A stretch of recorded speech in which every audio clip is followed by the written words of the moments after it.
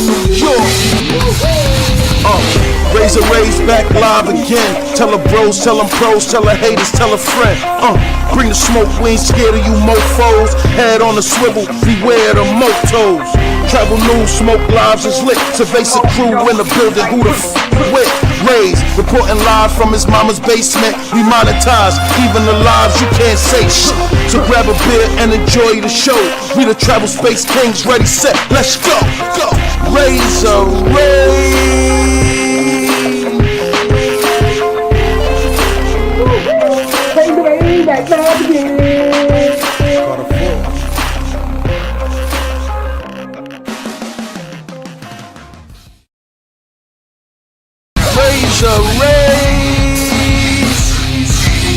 Brooklyn, New York. Raze back live again. Tell her bros, tell them pros, tell her haters, tell a friend. Bring the smoke, we ain't scared of you mofos. Head on the swivel, beware the motos. Travel news, smoke lives is lit. Survey's a crew in the building, who the f with? Raze, reporting live from his mama's basement. We monetize, even the lives you can't say shit. So grab a beer and enjoy the show. We the travel space kings, ready, set, let's go, go. Raze.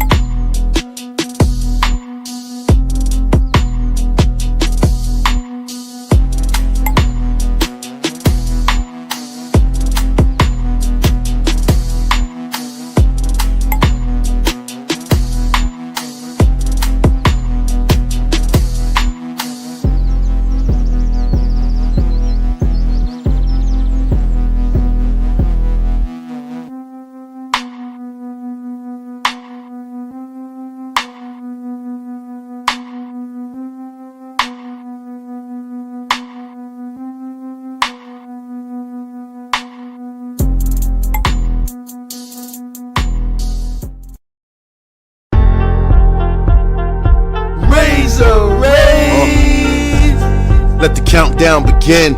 Raze back live again. Pop culture, entertainment, of course, the hot topics. Traveling somewhere in the tropics. Usually for Zerb, for smoke show panels, $1 million plays. We expanding the channel, they say opinions like assholes. Watch your mouth at all times, and don't mess up the cash flow, we live. Hey, you be with Raze? Yeah, I know. Raze on here right now. What up? You on with what's up, my boy? We on with the gangster lifestyle. Yeah. Yeah. Hey, my friend, we watching shit at y'all, bro. Y'all famous to us, bro. That's all we watch in the States, bro. That's all we watch, bro. Okay. So you know what it is then. I'm gonna catch y'all, man. Put us on YouTube with your. Okay, you subscribe to Chicago. Chi-Town. All time. Yeah, you subscribe to the channel? Yep. Okay, the gangster lifestyle. That's what it is. Yeah, y'all. All right. I already know you, bro. Okay. I'll catch you next time. All right. What's up, brother? Yeah. 1 2. Mic check. What's good in the hood? Salute to everybody in the building. Salute to everybody in the building, man. It's your host, Metal World Smoke. We back at it. Good fella year in review. You know what I'm saying? Happy New Year, my man. Also got Carlito in the building. Ray Family Travels. What up?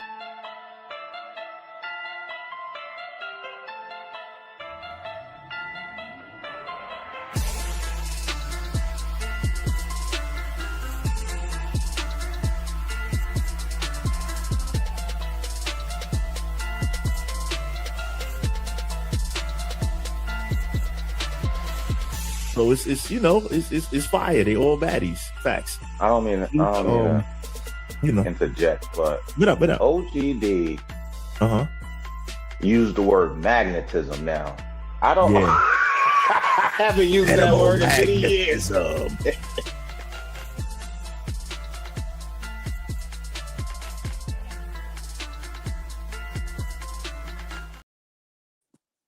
His detention was at a downtown hotel. He described himself on social media profiles as a sex tourist. The text then includes a series of excerpts from a video. As soon as they entered the room, the American, identified as Floyd Wallace Jr., 29, was arrested in the Liberdade neighborhood in downtown Sao Paulo for delinquent eating game. He threw himself to the ground and was handcuffed.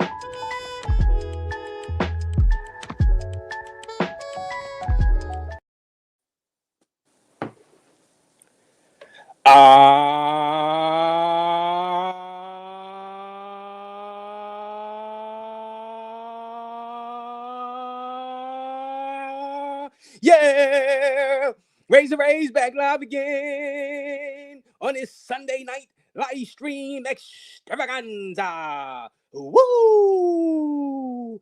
Man, oh man, oh man, oh man. Hit that like button as you guys come in because there's an update on Floyd Wallace Jr. Yes, the man that was arrested a few months ago out there inside Brazil for what? Messing with the little kitties out there, guys. Hit that like button. Man. Because many people have been asking what the hell is going on. Is he alive? Is he still alive? There's no proof of life. So we have the latest. I have the latest over here on Raze. Like I said, hit that like button, guys. Hit that like button. Hit the PayPal. I will be dropping a link tonight. I will be dropping a link on this Sunday night live stream. And of course, also, we have Medellin, guys. Yes, Medellin.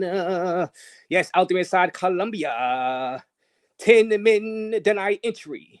10 men not let in inside Medellin, trying to get to the beauties. So 10 men in one day, and you see on the thumbnail, we're going to get to that also. And just, the travel space news in general. It's good to be back. I got my beers on tap. Let me know if you guys can hear me. Let me see. Oh man, let me turn this camera on because I got some beers, guys. Hit the like button, guys. Hit the like button. I got some beers. Let me do this. All right, I gotta click that. What else I gotta do? All right, I gotta click this. I'll be getting kind of rusty with the StreamYard, but let me see. And once again, a bunch of toys involved too, guys. Once again, a bunch of toys involved. I'm gonna show y'all that what toys and craziness. But hit the like button though, guys. Let me bring my beer. I see. All right. Before I turn the camera on, let me see who's in a room first. So let me put that back up there. Right there. Yes, Floyd Wallace, guys. Floyd Wallace. Is he alive? Is Floyd Wallace alive? Is he dead, guys? Out there inside of Brazil.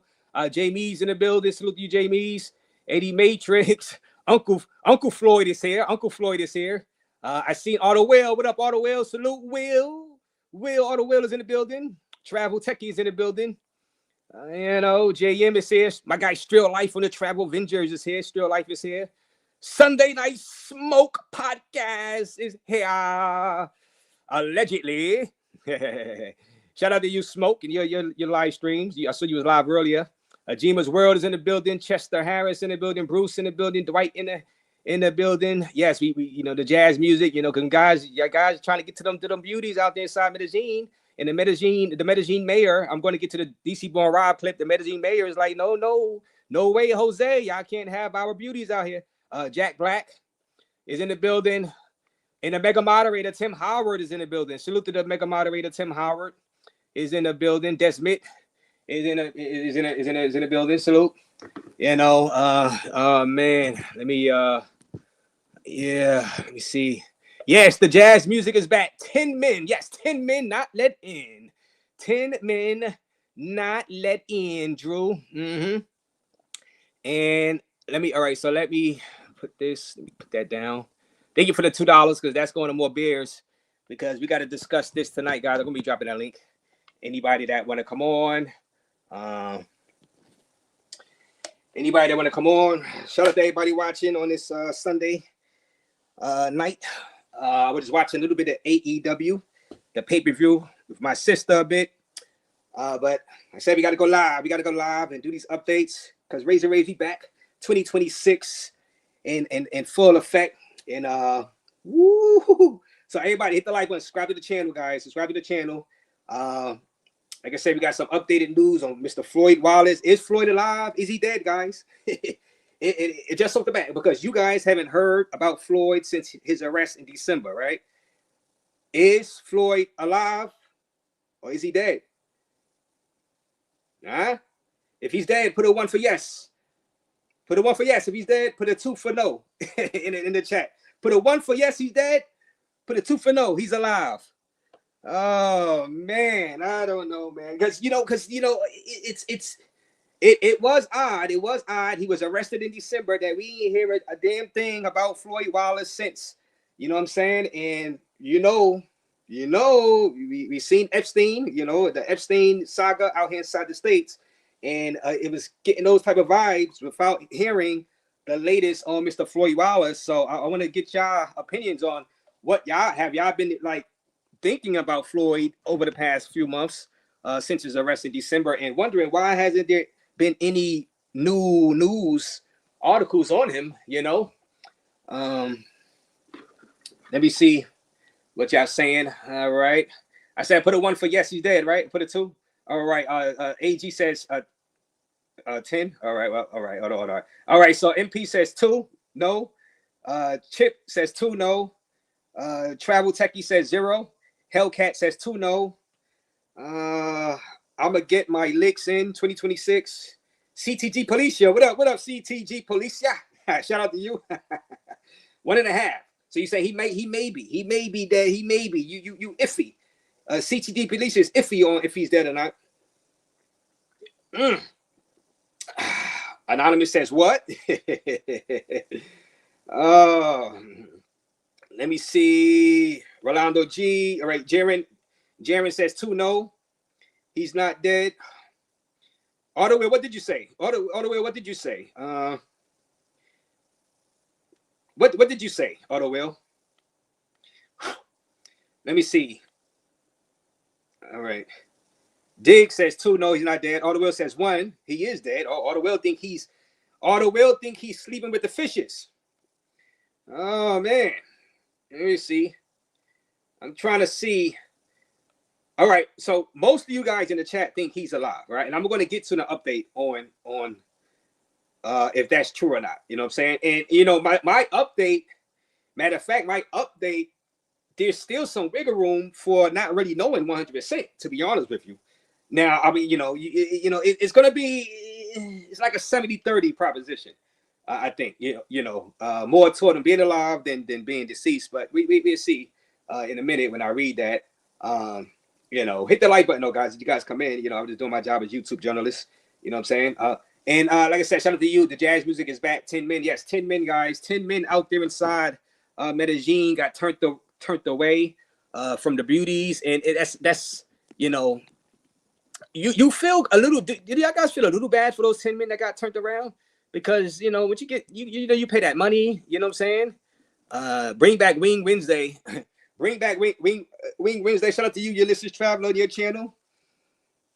Shout out to you, Wing. You miss Wing Wednesdays? Oh man, those are the good old days. Raze. Shout out to Flip Flop. The good old days, man. That was fun. That was fun times. But shout out to him, and congratulations on Flip for raising the money for his mother to get the surgery. He's still a ways to go as far as all the money they're gonna need. So go over to his channel, and he has a post to hit his GoFundMe for that. So shout out to Mr. Flip Flop out there inside Sasua, the Sioux.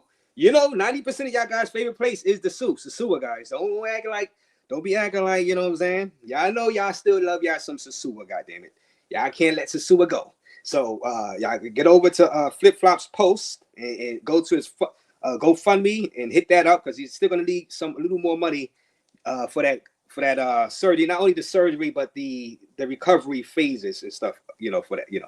That's why you gotta have that travel insurance, guys. You gotta have that travel insurance, guys. Yeah. But like I said, and shout out to you, and Brooklyn GQ. Shout out to you, Brooklyn GQ, a member for 32 freaking months. Woo! That's like 3 years. 3 years. Jason Slater is next to be locked up next to Floyd. Jason Slater. You know what? So I might have to see exactly who's that one. Jason Slater. I heard the name. I seemed like I was reading the article. Who's Jason Slater again, guys? I should know who that is. Brooklyn GQ, and shout out to you for being a member. I should know who this is. I should know. People in the chat. Who is Jason Slater? Refresh my memory. Who is Jason Slater? Exactly. I don't want to say who, Oh, man. But like I said, do y'all feel sorry for the men that wasn't let in? Do y'all feel sorry for the men that wasn't let in out there inside Medellin, guys?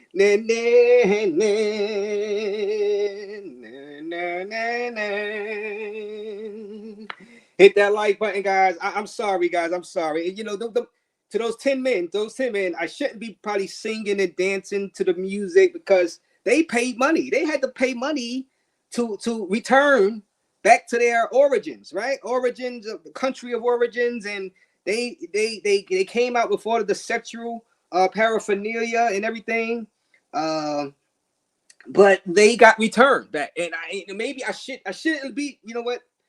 I'm gonna stop. I'm gonna stop being immature up here, and I should be more, let's say, sympathetic. I should be a little more sympathetic, guys. What y'all think? Should I be a little more sympathetic You know, guys keep getting stopped out there inside Medellin airport with the dildos and the condoms. And I'm up here, you know, having a great time drinking my beer on a Sunday night. You know what I'm saying? In the comfort of my mother's basement. Shout out to you, Mom. You know, and they, you know, they was there with the lubricant and everything for the beauties out there in Parque Yeris, and they didn't even get to leave the airport. Man, I'm not good, guys. I'm not good. I'm not good. I apologize for my unprofessionalism when alive. I'm sorry. Man, hit that like button, guys. We're gonna get to that Floyd update, you know, because like the Floyd, we're gonna get to that Floyd update. It's like 70-30. I don't know. I can't really tell if he's alive or not, to be honest with you. Still from the new update, but there is an update. There is an update. You know, and shout out to all 250 people in the building watching Raze live on this Sunday night. Yeah, but the guys out there, you know, with the condoms and everything. Let me load up. All right, let me load up that photo with the condoms. And I mean, y'all want to see that? Do y'all want to even see that? I mean, maybe you're like, we don't want to see that. But I upload it anyway, so y'all can see the reason why they got turned away. Now, this is right here, right there. And I'm gonna get to the DC Born Rob video in a few minutes. So, right there. So that was on the table between those 10 men. Obviously those cell phones, right? What's that? Some lubricant, right? Lubricant in the back. Is that lubricant, guys? I don't know. I mean, I don't know. you know. Now, now the cell phones. Now they said. Now somebody hit me up. Somebody hit me up through Instagram. It was like they got stopped, right? And all right, you know what? That was in the Miami airport. In Miami, coming back from Colombia in general. Yeah, they got stopped and inside the Miami airport, and they went all through their phone. My guy Stacks 82 sent me that. Stacks didn't get stopped, but he sent me a post from somebody that did get stopped about, you know, and they searched his phone inside the Miami airport, and they found messages and stuff, sexual stuff, I think, for minors also. Yeah, I think that was the article. So yeah, but you know, I think the Medellin airport would go to your phone too. I think they would go to your phone in extreme cases, guys. Anybody had their phone checked inside Medellin airport, guys?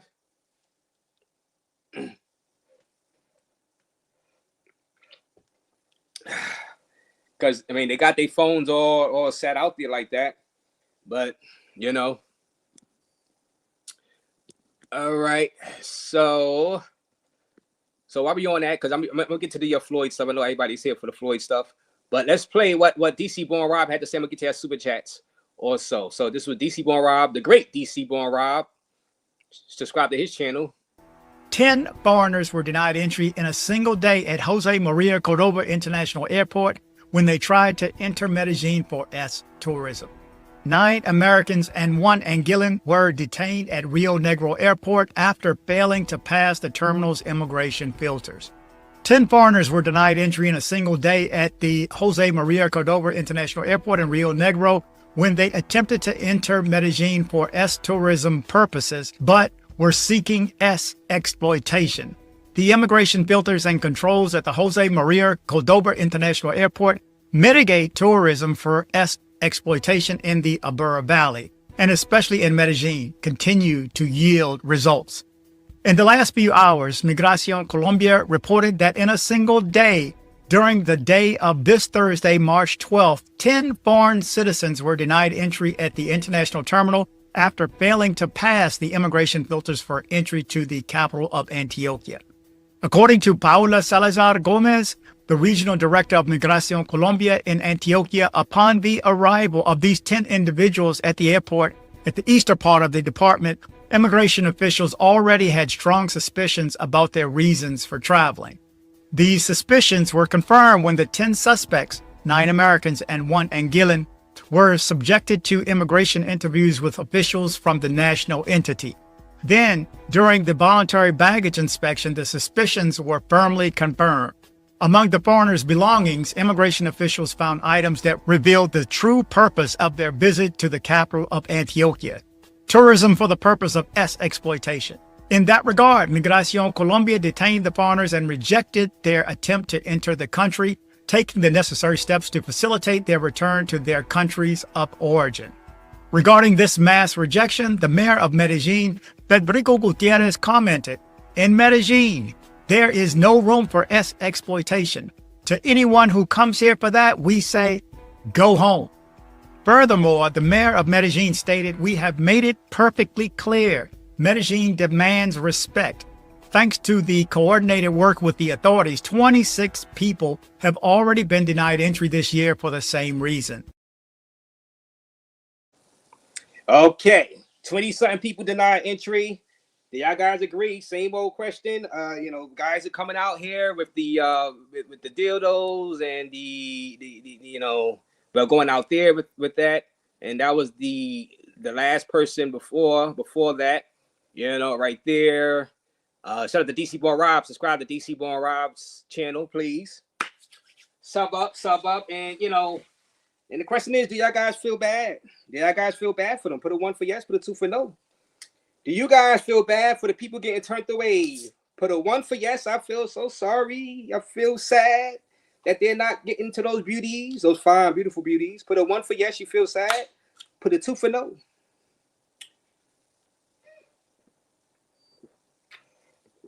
I think, like I said, the last live, I said, you'll be better off trying to get inside Medellin, trying to maybe bring in some pink cocaine, because they ask you what you here for. Don't tell them I'm here for your fine, beautiful woman.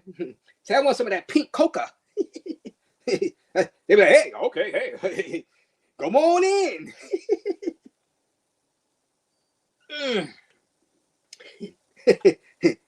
Hey, hit that like button, guys. Hit that like button. But guys, yeah, I mean, it kind of point, it's not whether or not we really agree with what Medellin is doing. It's about common sense about the guys that's continuing to go out there with that stuff inside their bags and stuff. You're wasting money. You're wasting the trip. You're getting put on the Summer Jam screen. You're getting embarrassed. You know what I'm saying? So it doesn't matter if people agree with the actions of Medellin or not. You know what I'm saying? Now, I think we all would agree about the Angel Watch list, about, the guys that have a background of being with minors inside the States or in Europe, wherever, right? And they get flagged. We can all agree with that. But some people might not agree with Medellin stopping normal people, even though they might be perverted. They love women, whatever. I guess all men love women, right? Well, I can't say all now these days, right? But some men are going out there and they have the condoms. Doesn't necessarily mean that they're criminals. They just means they want to be protected when they get with them chicks out there in park age areas, right? Or whatever. And if you have too many of those in your bag, you might get sent back, right? Now, some people might not agree with that.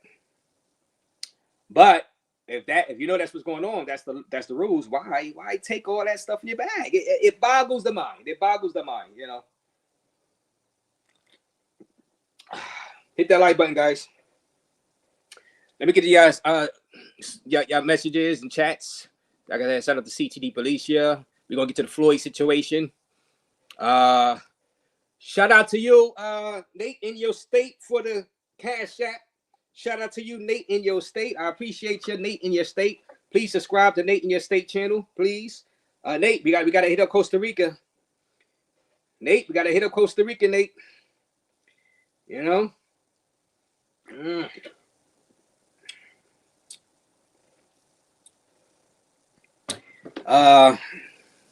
me see. Like I said, shout out to Ulysses, Brooklyn GQ, shout out to you.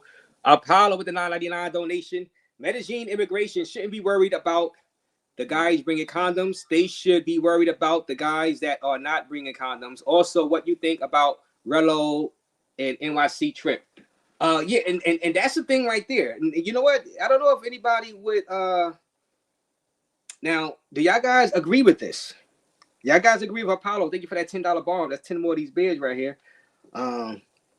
They seeing people see now. You could switch it around. You can say, well, seeing people bring in the protection, condoms, whatever. You can say at least they practicing safe sex. You know what I'm saying? Like, you know. But Apollo, to be honest with you, you can buy protection. You can buy condoms in Medellin. You could buy condoms in Medellin, right? So you don't have to carry them with you, knowing that you might get turned away. You could buy them out there. They are out there in Medellin. That might not be the exact brand you like, but hey, tomato, whatever, you know, it is what it is, you know. But that is a way to look at it, and that's the way you can tell the authorities in the airport if you do have the guy. But they ain't going for it. They ain't going for it. So you might as well not take them. You know what I'm saying? You know, but yeah, I mean, but you, like I said, people are going to agree with Apollo and have his same sentiments, you know. And of course, as far as the J Rello and Future trip coming up, I know they were doing some fundraising for the trip, and like I said, that's going to be a real show, 100%. I know Rello was talking about not getting into no craziness and not getting into no crash out moments, but that, you know, from his lips to God's ears, you know what I'm saying? I cannot see a trip where J Rello specifically does not have a insane crash out moment. I just don't see it, you know, especially going all the way out there to Thailand. I don't think he could control himself. I don't think he could control himself. I think there's going to be some shenanigans going on, and with you said Future too. So yeah. It's going to be a pure show. Let me keep say that. Mm-hmm. Thank you for that, Apollo. $9.99 though. I seen the big gains in the building. What are big gains? The Gangsta Lifestyle. Mid-Tuition Network is in the building with the $5 donation. Salute the Raze. Yes, I seen y'all talking about going on another trip already, right? Mid-Tuition. Alan, Steve, they about to go on another trip. I think. Oh, what they said they was trying to get to. Oh, Cartagena. Y'all doing a Cartagena party, right? Cartagena party. Yeah. Shout out to you, my guy, Bandana Travels. Yeah. Shout out to these guys, Mid-Tuition. These guys got that high quality. I need a person to film for you guys. They were just with Check and Effect in Brazil. I need, and of course, Don Banks and of King 68 the Great. These you guys, if you need cameramen for you, you know, high quality.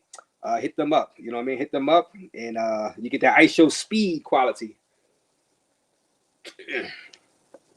Hit that like button, though, guys. I'm gonna be dropping that link, and we gotta get to the Floyd situation. You know what I'm saying? Is Floyd alive? Or is he? No, most of y'all said he's alive.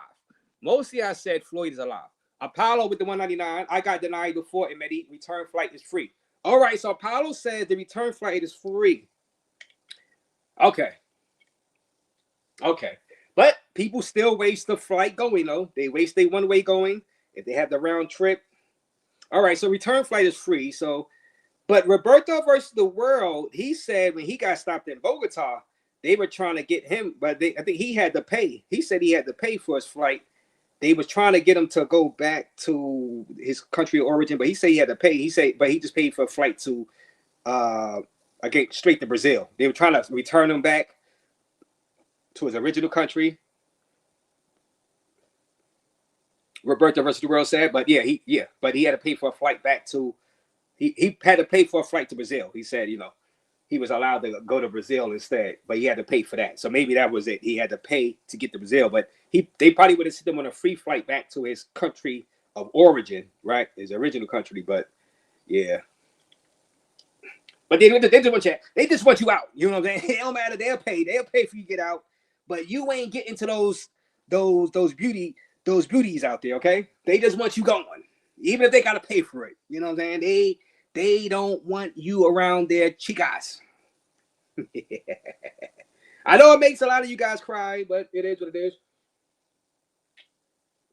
It is what it is, guys. I'm sorry. Like I said, shout out to Nate in the State once again for that Cash App donation. And we got $2. Jesse says Floyd is screwed. Watch the documentary Bus 174. Shout out to you. Shout out to you. And all 280 people in the building watching Raze live. Thank you for that $2. 2 more beers, Jesse. So he says Floyd is screwed. Yes, Floyd is screwed. Brandon Clark stocks passport with a $5 donation. So Floyd is a PDF, and other guys are getting stopped at the airport because of toys in their luggage. These guys are an embarrassment to the travel space. Guys, is this all these guys? Well, all right. Well, you know what? Well, now the travel space is so huge, right? The travel space is so huge. Now you can say it is an embarrassment specifically for Colombia. Colombia and Brazil, that was an embarrassing time for men, and you could say black men because, you know, with the Floyd situation in Brazil. You can't necessarily say black men for Colombia and Medellin because they do stop more than just black men out there. And in Brazil also, but Brazil, Floyd was a black guy. But in Medellin, they are stopping all types of different people and different ethnicities, you know, foreign backgrounds, white, you know, Indian, whatever, Hispanic. So yeah, but to the travel space, I mean, yeah, you can look at it that way. That, you know, it is like I say. I mean, now I know a lot of people do have some trips coming up to like Colombia or whatever. Anybody watching this show in DC Born Rob, for the love of God, if you see this episode,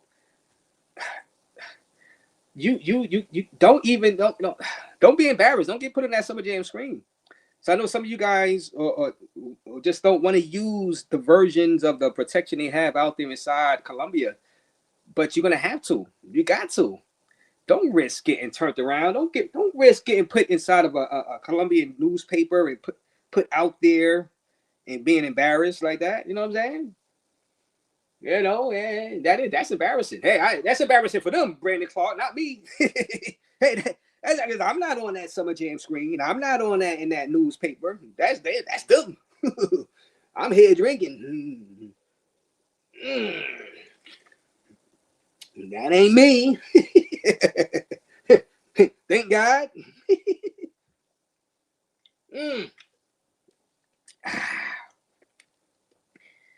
Yeah, hit that like button though, guys. We're gonna get to that Floyd situation. Let's see. This my guy Darnell. This is Soldier. This my guy Darnell with a $10 donation. Yes. 2. No, I don't feel sad for these men. I warned them this would happen almost 3 years ago on your channel, Raze. You play stupid games, win stupid prizes. Bros need to stop playing victim. All right. That's the problem. People need to start watching my channel. And so they can see when Darnell comes up here and give warnings. You know what I'm saying? They can see when all the guys come up here and tell what happened to them. You know, and you know, they need to watch DC Born Rob. You need to go subscribe to my guy DC Born Rob channel. You know what I'm saying? You should at least know not to bring a dildo inside the bag in the airport. You know, that's the least you can. That's the least you can not do, right? That's the least you can not do. Do not bring a dildo inside your bag trying to get into Colombia in general.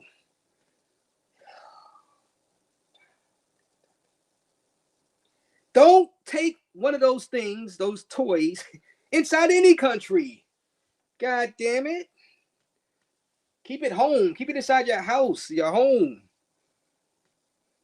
Because even if they wasn't stopping you in the airport in Medellin, why even embarrass yourself by having a dildo inside your bag, going through TSA, going through the scanners and detectors? They can see it.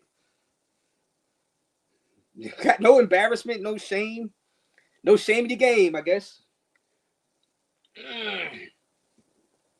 Hit the like button though, guys. Oh, man. Let's see what y'all saying in the chat, guys. All right, so let me bring them up on the screen. Let me bring y'all chats up on the screen. Dwight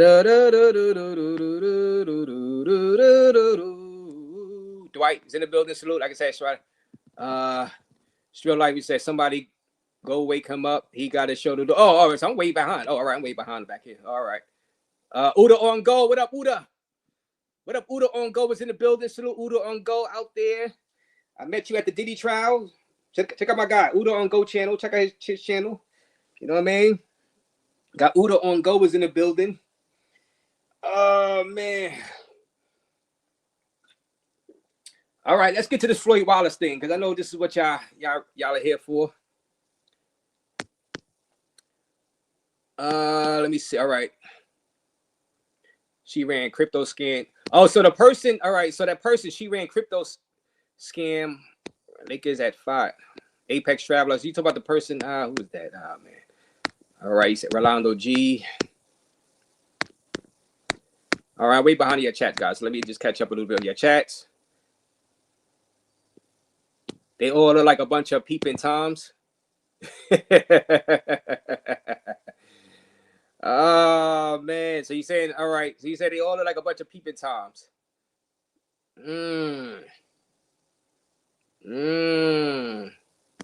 So now, all right, so that was another incident right there, that one. So let me remove that. Let me bring up the, let me add, all right, let me add a file. Hit the like button, guys. All right, so these are guys right here. They're kind of blurred out though, so you can't really tell 100%. Let me see. Right there, that's them. 10. All right, 10 men not let in. Right there, that's them. Right there. The face is kind of blurred out. And like I said, guys, you don't want to get embarrassed and put on this Summer Jam screen like this. You know what I'm saying? Now, this Mitch said they look like a bunch of peeping toms, which I'm not gonna, go there with that. But but you don't want to be embarrassed, because you will. I mean, you're gonna be all on social media. You know what I'm saying? You're gonna be all on social media, and it's gonna be embarrassing. I mean, I know you're just going out for the chicks, but all right. You see their American passports, but they are Indian. Yeah, probably Indian American. They move around. You know what I'm saying? Like I said, shout out to you, Darnell. Apollo once again comes out with $199. There's a toy shop up the street, Park Aries. Yeah, you see, guys. That's what you did. You get the information here on Raze. You see, Apollo says there's a toy shop over there, Park Aries. Oh man, hit that like button, guys. So because Apollo walked by. See, Apollo didn't go inside the toy shop. He just walking by. He's walking by, and he remembers there was a shop, a shop, down on that block. You know what I'm saying? Now he didn't go in there, but he remembered the toys that were hanging out the window. You know what I'm saying? And now he didn't go in there to buy nothing, but he remembered that. It was like the old days in the 80s and the early 90s in Times Square, New York City. You know what I'm saying? All those peep shows and sex shops out there. I walked by. I didn't go in. You know what I'm saying? I was too young to get in, but you know what I'm saying? But we walked by, and you know what I'm saying?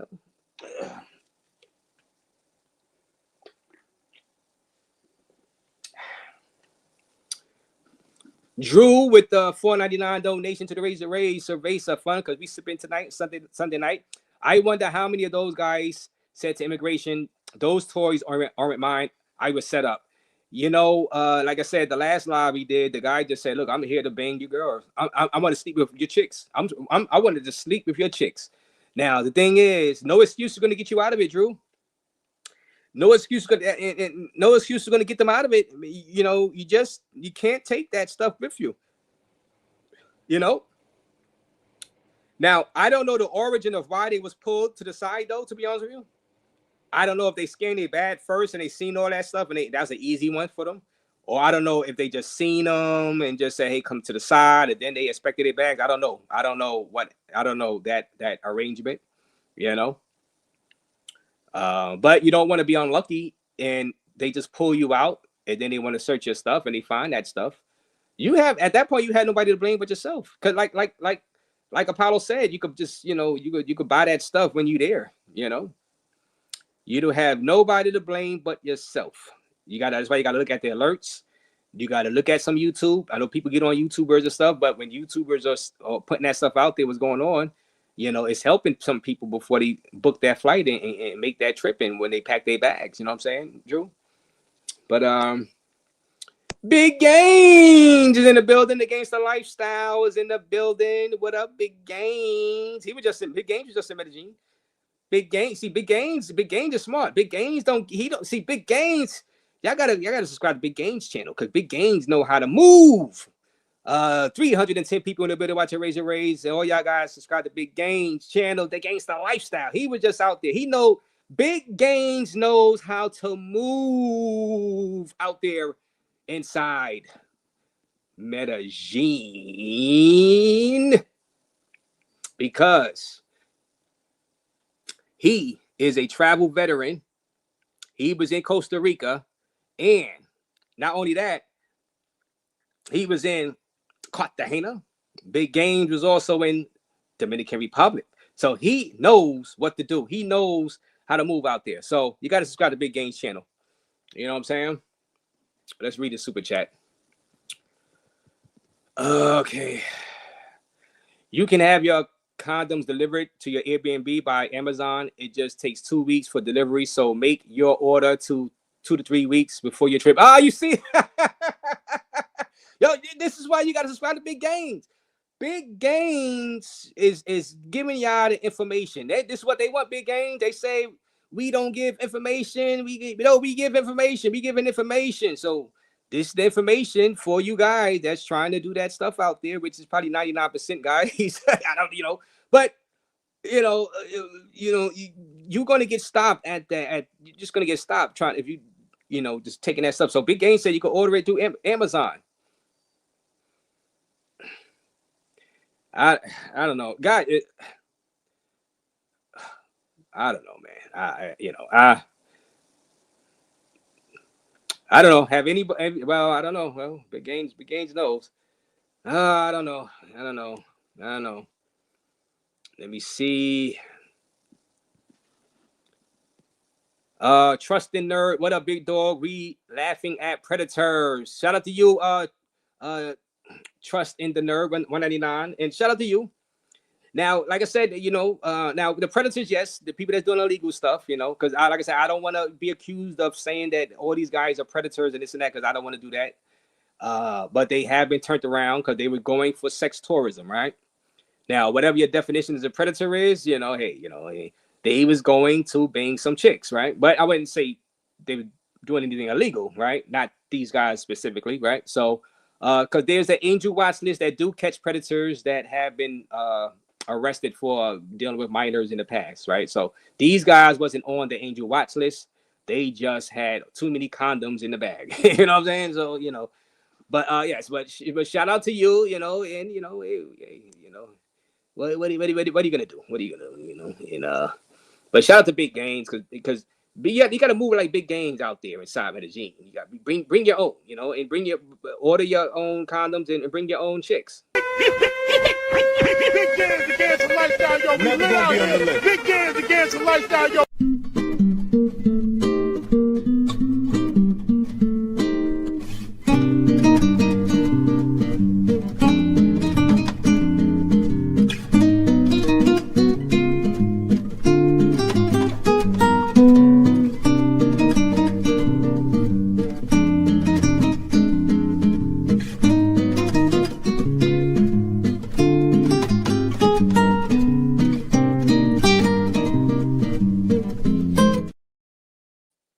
Yeah, and like I said, shout out to Big Gaines, Oh man, but that's why. But Big Gaines, he said if he said he could do the Amazon thing, do the Amazon thing, man. Do the Amazon thing. And subscribe to Big Gaines channel, the Gangsta Lifestyle. Drop your channel link, Big Gaines. And bring your own chick too. That was another. We had a conversation about bringing your own chick abroad. Also. To bringing it from one place to another place, But what we're gonna do now, we're gonna get to the Floyd situation. As y'all guys know, Floyd was arrested out there inside Brazil in December, right? For crimes against humanity, crimes against the kids out there. We all knew Floyd was a little quirky. We all knew he was a little weird.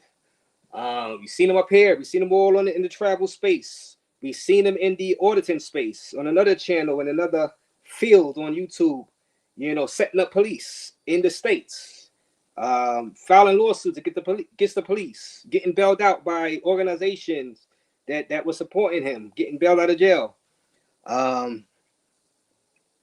We all know he was weird. He was weird. We didn't know that he was dealing with the minors like that. And now getting reports now with the latest article that this was going on for quite a minute. I'm going to read to you the newest update, the newest article, the newest report from the courts out there inside Brazil. Hit that like button, guys. Hit that like button.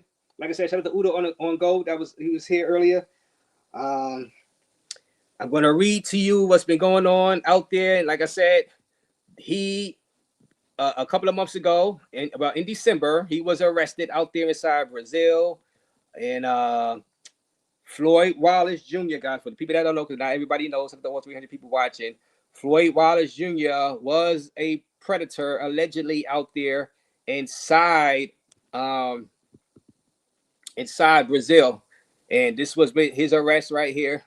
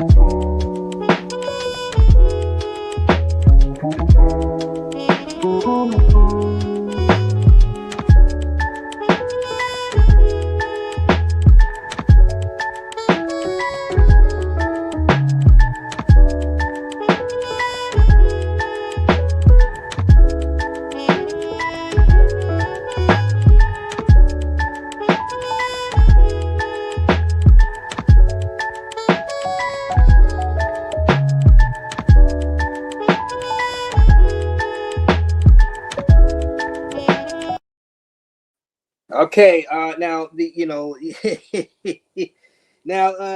we've seen the Muppets and the puppets in that video. Now that's embarrassing for him, not for me, because I ain't there. But so we know, and shout out to my guy, Coach John, the Dominican route.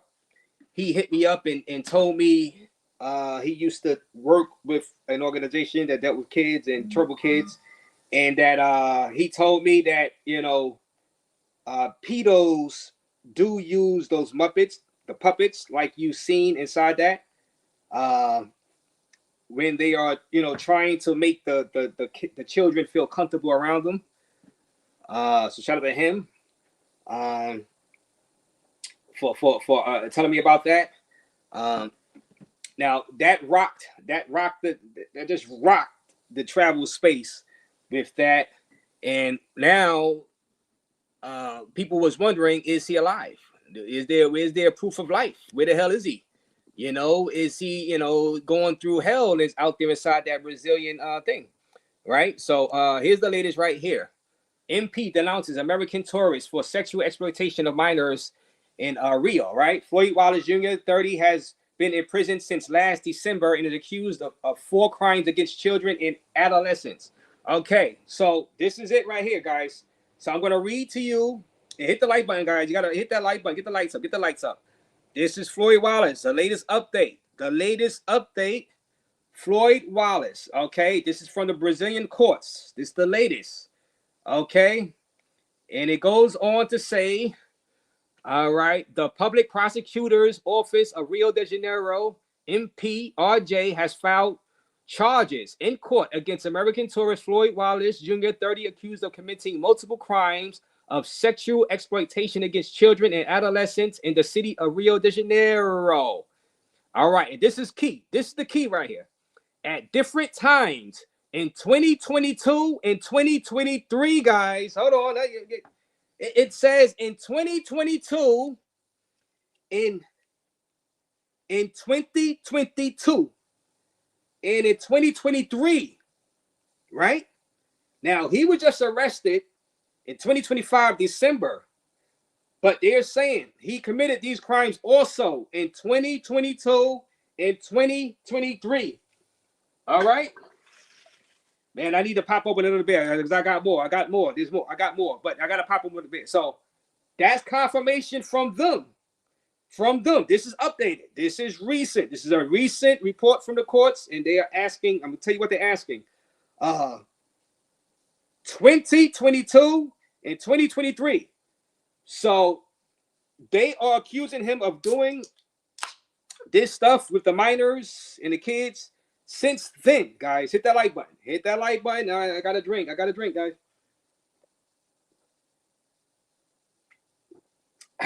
All right. Let me see. All right.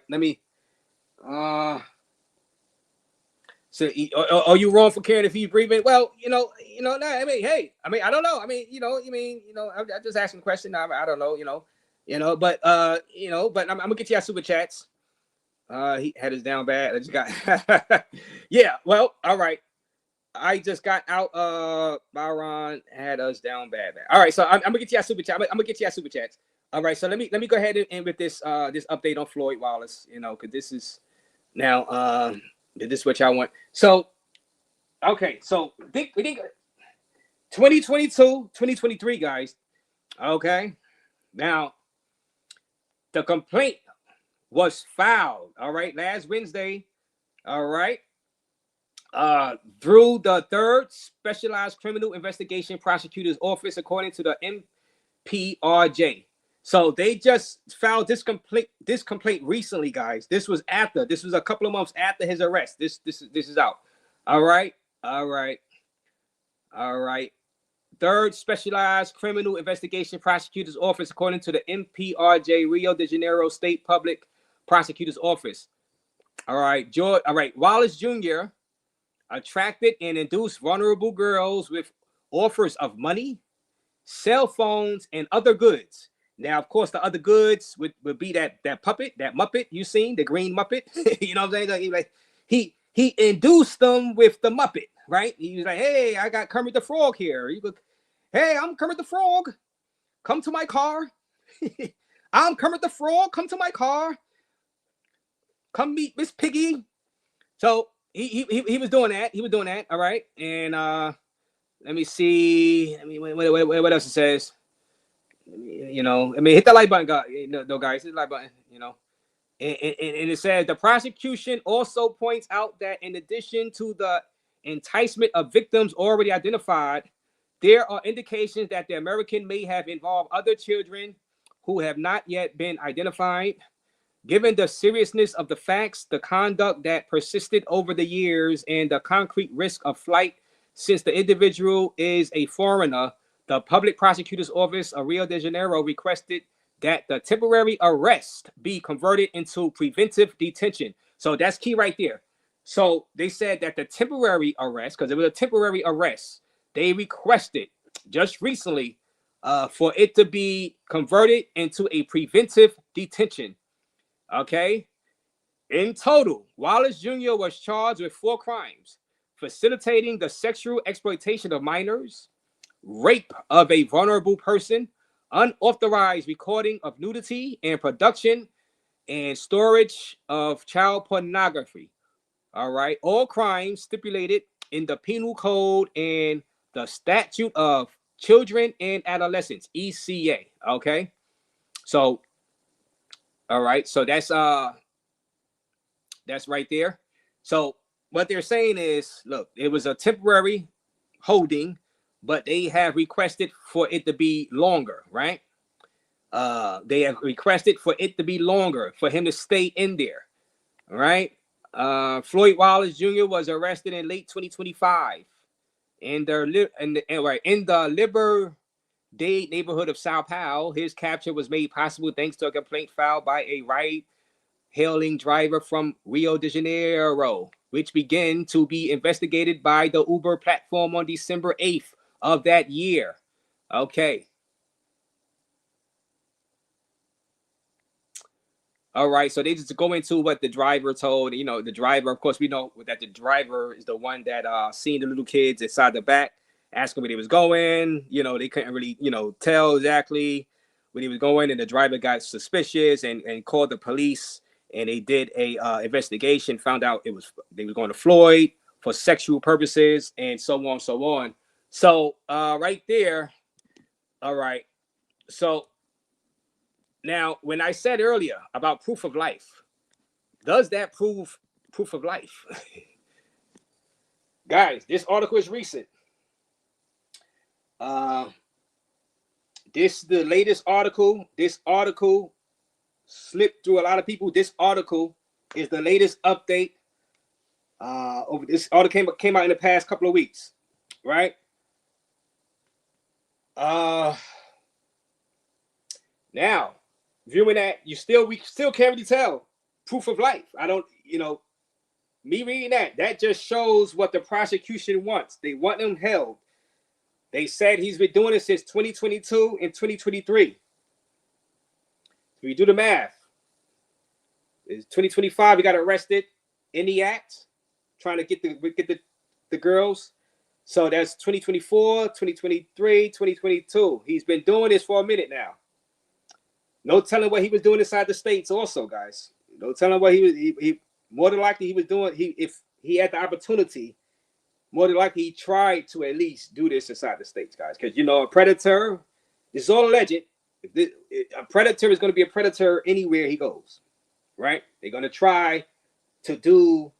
I just seen a documentary on the Golden Gate killer.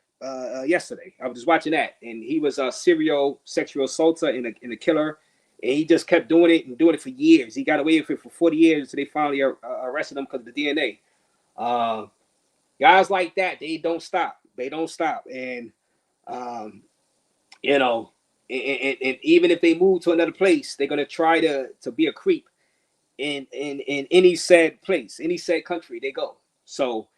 It wasn't just him doing that. Even if he never had a passport, he would have been doing that stuff in the USA, which I suspect he probably was. But you know what? I guess I don't, I'm just doing my job as a YouTube journalist. I don't know 100%, but you put two and two together. You put two and two together, and you come up with educated guess, right?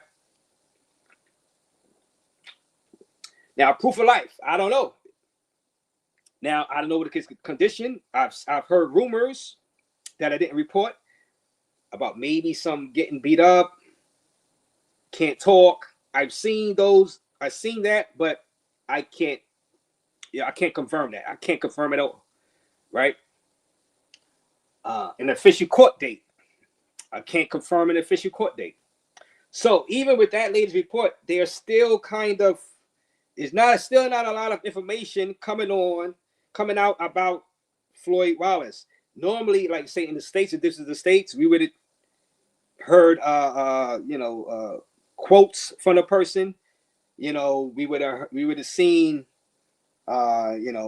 news coverage on a person. Like I was covering the Diddy trial, he was in jail, and it was an update all the time, every week. It was an update while he was in jail. You know what I'm saying? This one is very secretive, but that is the very last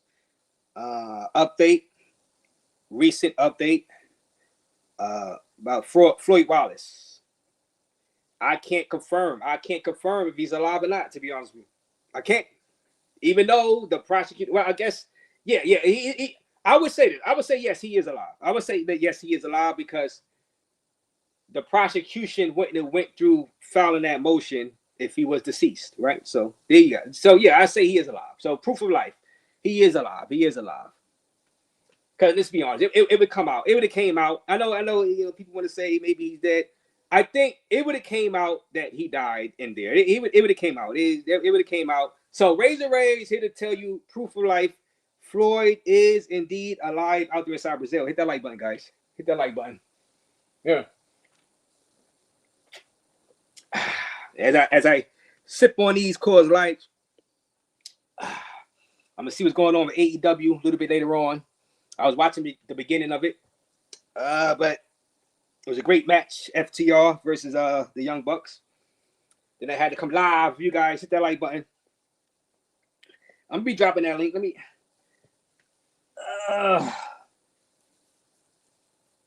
I'm gonna be dropping that link though, guys. But like I said, it's Floyd doomed because they are looking. This is what they. It seems like they are looking to nail Floyd to the wall, right?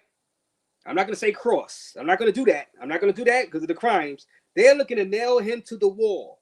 Well, I guess you could say, well, I'm not gonna get into that. So they can nail him to the wall, right? For what he's accused of. 2022, 2023. That's the key, though. He's been doing it for that long. And like I said, with the Golden State Killer. If y'all Google that dude, been doing that for years and years. Nobody knew he was a former police officer, and he was getting away with that. He wouldn't tell nobody nothing. Nobody really suspected it. And some people are good with those type of crimes. Some people are just good with those type of crimes. I'm telling you guys. You know, his own family didn't know. The Golden State Killer, yeah. That Golden State Killer, boy, they said he killed 13 people and he sexually assaulted 50, you know, at least 50, you know. All right, I get to your super chats. All right, I just got out of Bahrain, had us locked down bad. Bahrain. So you just got out there. So you was locked down out there? Well, I'm glad you're okay right now, though. Hit that like button with 199. I'm glad you're okay now. Thank you for that, trusted nerd. You know, Drew with the 499. Wait till the YouTube chat gang detectives look back who he was hanging out with back in 2022 and 2023. Some YouTubers about have that PDF jacket. Now, I see where you trying to go there. Listen. Hey, hit that like, you know. Oh, God damn it. All right. Listen. Now, he got to hit that like button, though, guys. 3:30 in the building, watching Raze live, giving y'all an update on the Floyd Wallace arrest. Let me put this up here now, because, listen, now, thank you for that $5, Drew, and $10 or together, whatever, even more. I appreciate you, Drew. Now, like I said, with the Golden State Killer, his own family didn't know what he was doing. If you want to believe them, his friends didn't know what he was doing. They used to go fishing together. His fellow coworkers didn't know what he was doing. So some predators are able to hide stuff, even if you are hanging out with them. You know, they are able to hide it from the person they're hanging out with, right? You know, now, I like to believe that, certain people wouldn't do certain things, but you just never know. You never know people, off the camera, right? Behind the camera, off the camera, behind the curtain. We don't know what goes on, right? 100%, because they're not gonna really let that out. They're not gonna, because they know they're gonna go to jail if they do, right? So they're gonna do their best to hide that. So, but it is interesting that it's 2022 and 2023. It is, and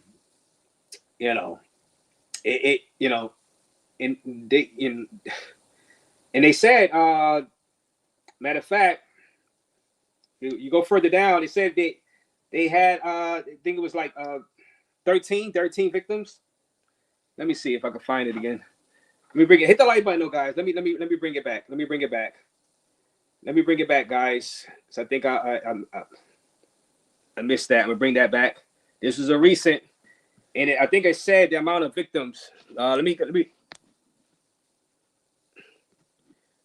All right, Trusting the Nerd 199. Shout out to you, Trusting the Nerd. I appreciate you. We sipping on this Sunday night, guys. We sipping. Wait until the Floyd files drop. Get Young too. Shout out to you with the 199. Now let me see, guys.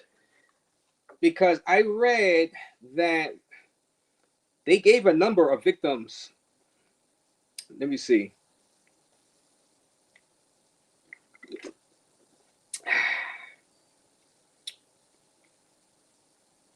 Hit the like button. Bear with me, guys. Yeah, because I was reading about the driver who caught them. You know.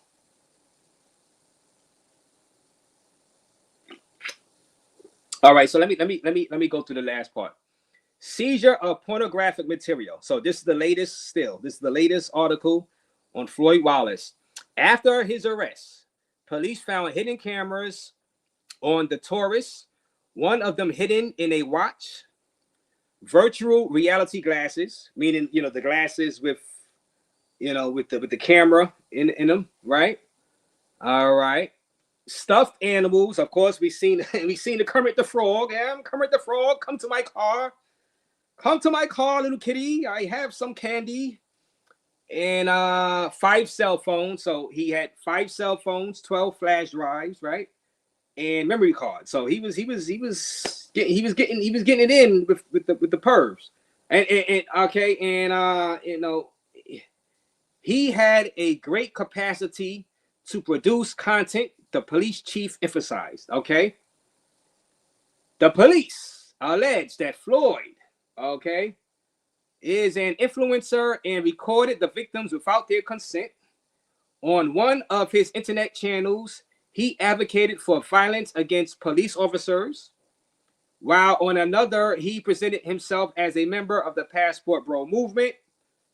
The movement is known for encouraging American and European men to seek sexual relations in countries considered to be third world. Okay, we all know about that. According to authorities, he already had a criminal record for assault, robbery, and making terrorist threats in the U.S. of A. All right. Police also indicate that he is suspected of having between 8 and 12 children. All right. He is suspected. The translation is off. So he is suspected of exploiting between 8 and 12 children in Rio. So they are suspecting him of exploiting between 8 to 12 children in Rio. So that's the update. That's the latest update. So 8 to 12 children, guys, hit the like button. 8 to 12 children. That's the official number they're given of victims of the kids, the minors, of Floyd from 2022 to current 2025 and to his arrest, and they want him held. There is no official court date set. I haven't seen an official court date set. The news is coming out very slow and methodical out there on that, and the process is going. Now, I don't know his physical condition. I just heard the rumors. Maybe beat up, maybe, but I cannot confirm it. There's no interviews. Sometimes you can get a jailhouse interview with a person. Sometimes, but I don't know.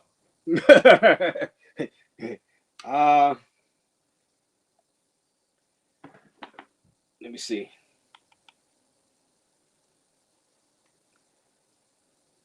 Yeah, so I don't know. What are y'all thinking? Is Floyd a goner? Like I said, I don't know his condition. I don't know his physical condition. I don't know. A lot of you guys don't care. Y'all like, hey, bury him. I don't care. Bury him. Bury Floyd. You know what I'm saying? So, but like I said, I'm doing my job as a YouTube journalist, trying to give y'all the updates on what's going on. That was a huge story. So, you know what I'm saying? I'm just running drinking and this and that.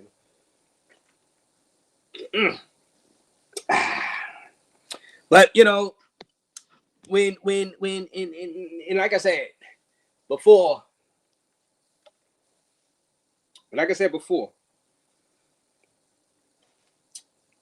it doesn't mean just because you go to Brazil, right, and you deal with the beauty, that don't mean you are into what Floyd was into, right? So I'm gonna get that out there. So I don't want anybody to think that I'm just reading an article. I'm just showing. So Just doing my job as a YouTube journalist.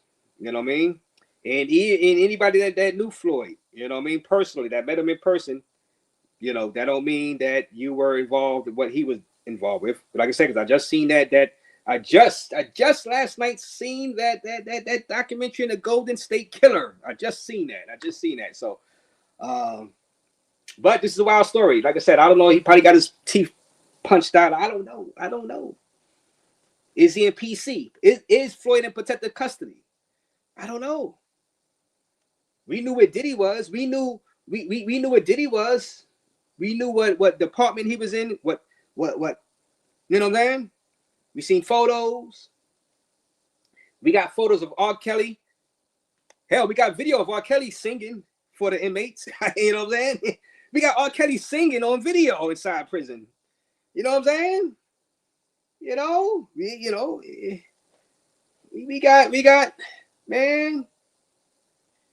But nothing of Floyd. So this is the latest update of Floyd. I don't.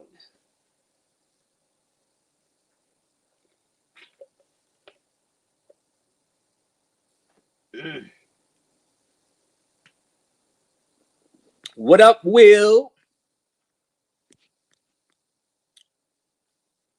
The Brazilian news say Black American. Yeah, and like I said, I mean, listen. Let me drop this link. Let me drop it. All right. Let me see. Anybody want to come up? I mean, that was the update. Thank you for that. Thank you for your donation. I appreciate the Cash App and the PayPal. Appreciate your PayPal also, guys. Let me see. Let me drop this. Hey, if anybody want to come up here. Anybody got some information on Floyd? Maybe one of you guys got some information I don't have on Floyd. But that was the latest update on Floyd. Right? And now y'all can also talk about the Medellin situation, or any of y'all guys nervous about going out to the Medellin and being embarrassed at the airport, and getting on DC born robbed. You know what I'm saying? Any of you guys scared? Go to Medellin, get in that Summer Jam screen. You know what I'm saying?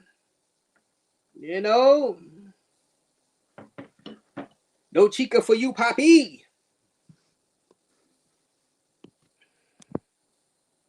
Listen, got no funny business on the panel, guys. God damn it. I will kick you off the panel, god damn it. No funny business on the panel, god damn it. Hopefully StreamYard get their act right, because we might have a little audio issue once I bring somebody up. I might have to go down and this, and I don't know. This StreamYard, once they started doing all these updates, the StreamYard started going to hell. I don't know. Yeah.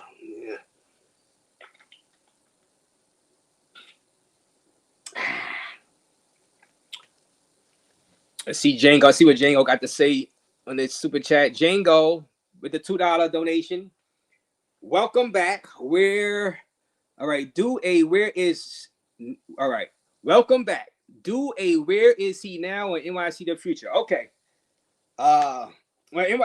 Future, according to report, he's in New York City right now. He's in Queens.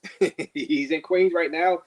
He's about to go on that trip with Rello to Thailand, right? And get into, you know what I'm saying? Let's be honest, now,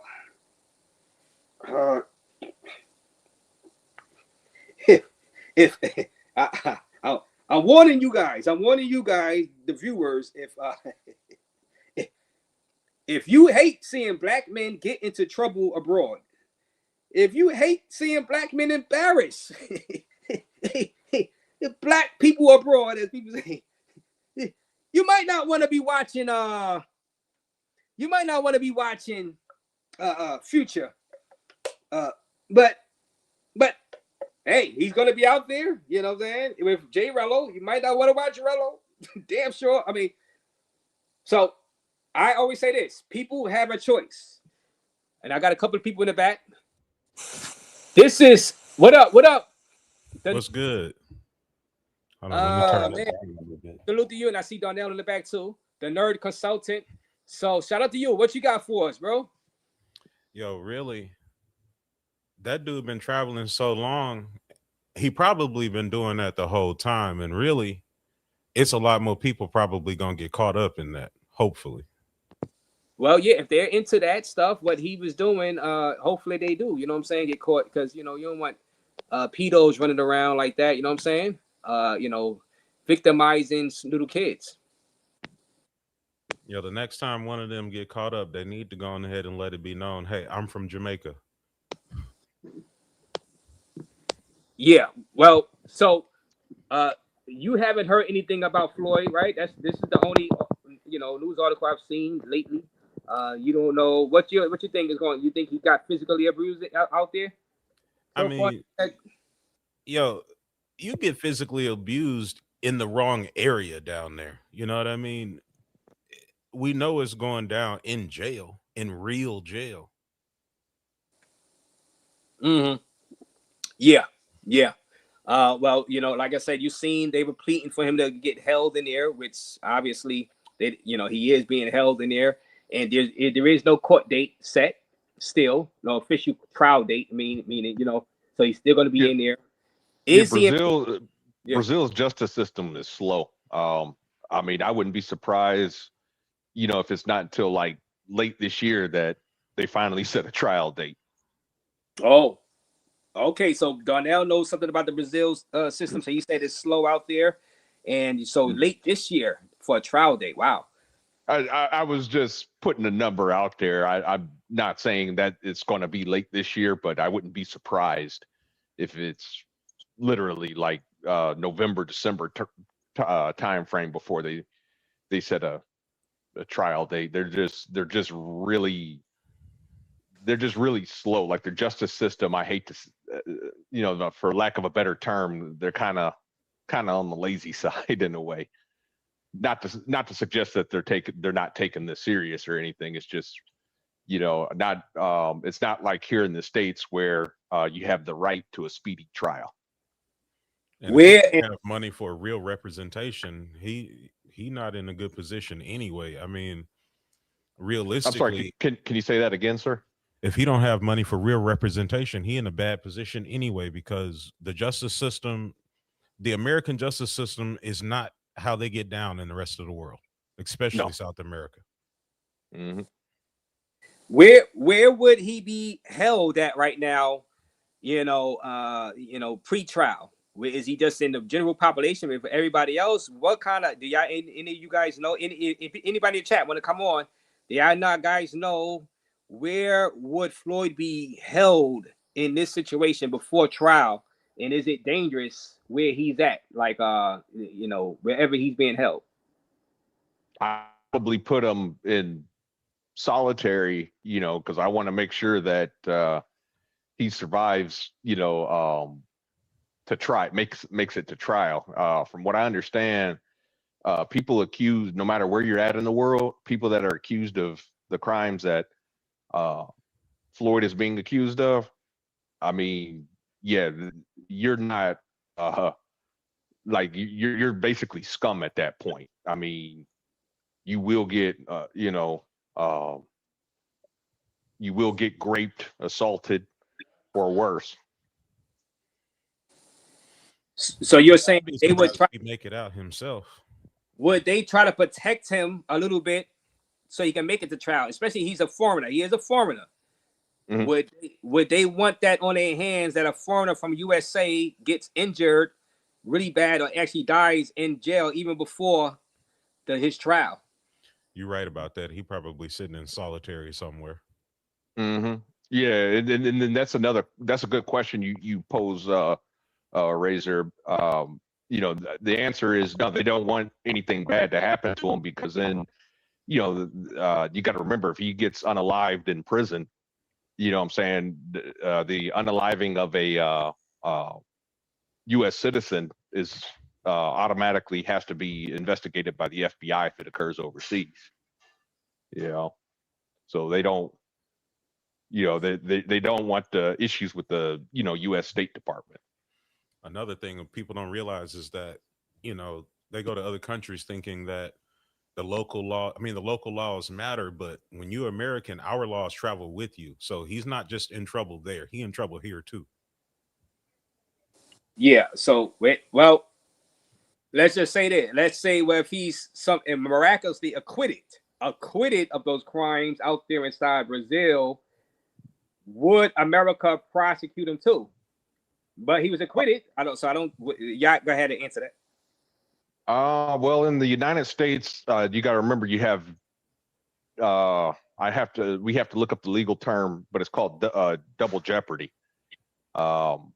Basically, you can't be tried for this. If you're, acquitted, you can't be tried for the same crime. Our system can't try you twice. That doesn't mean that. So, like, let's say he go out there and they don't find nothing, but he's investigated by our FBI.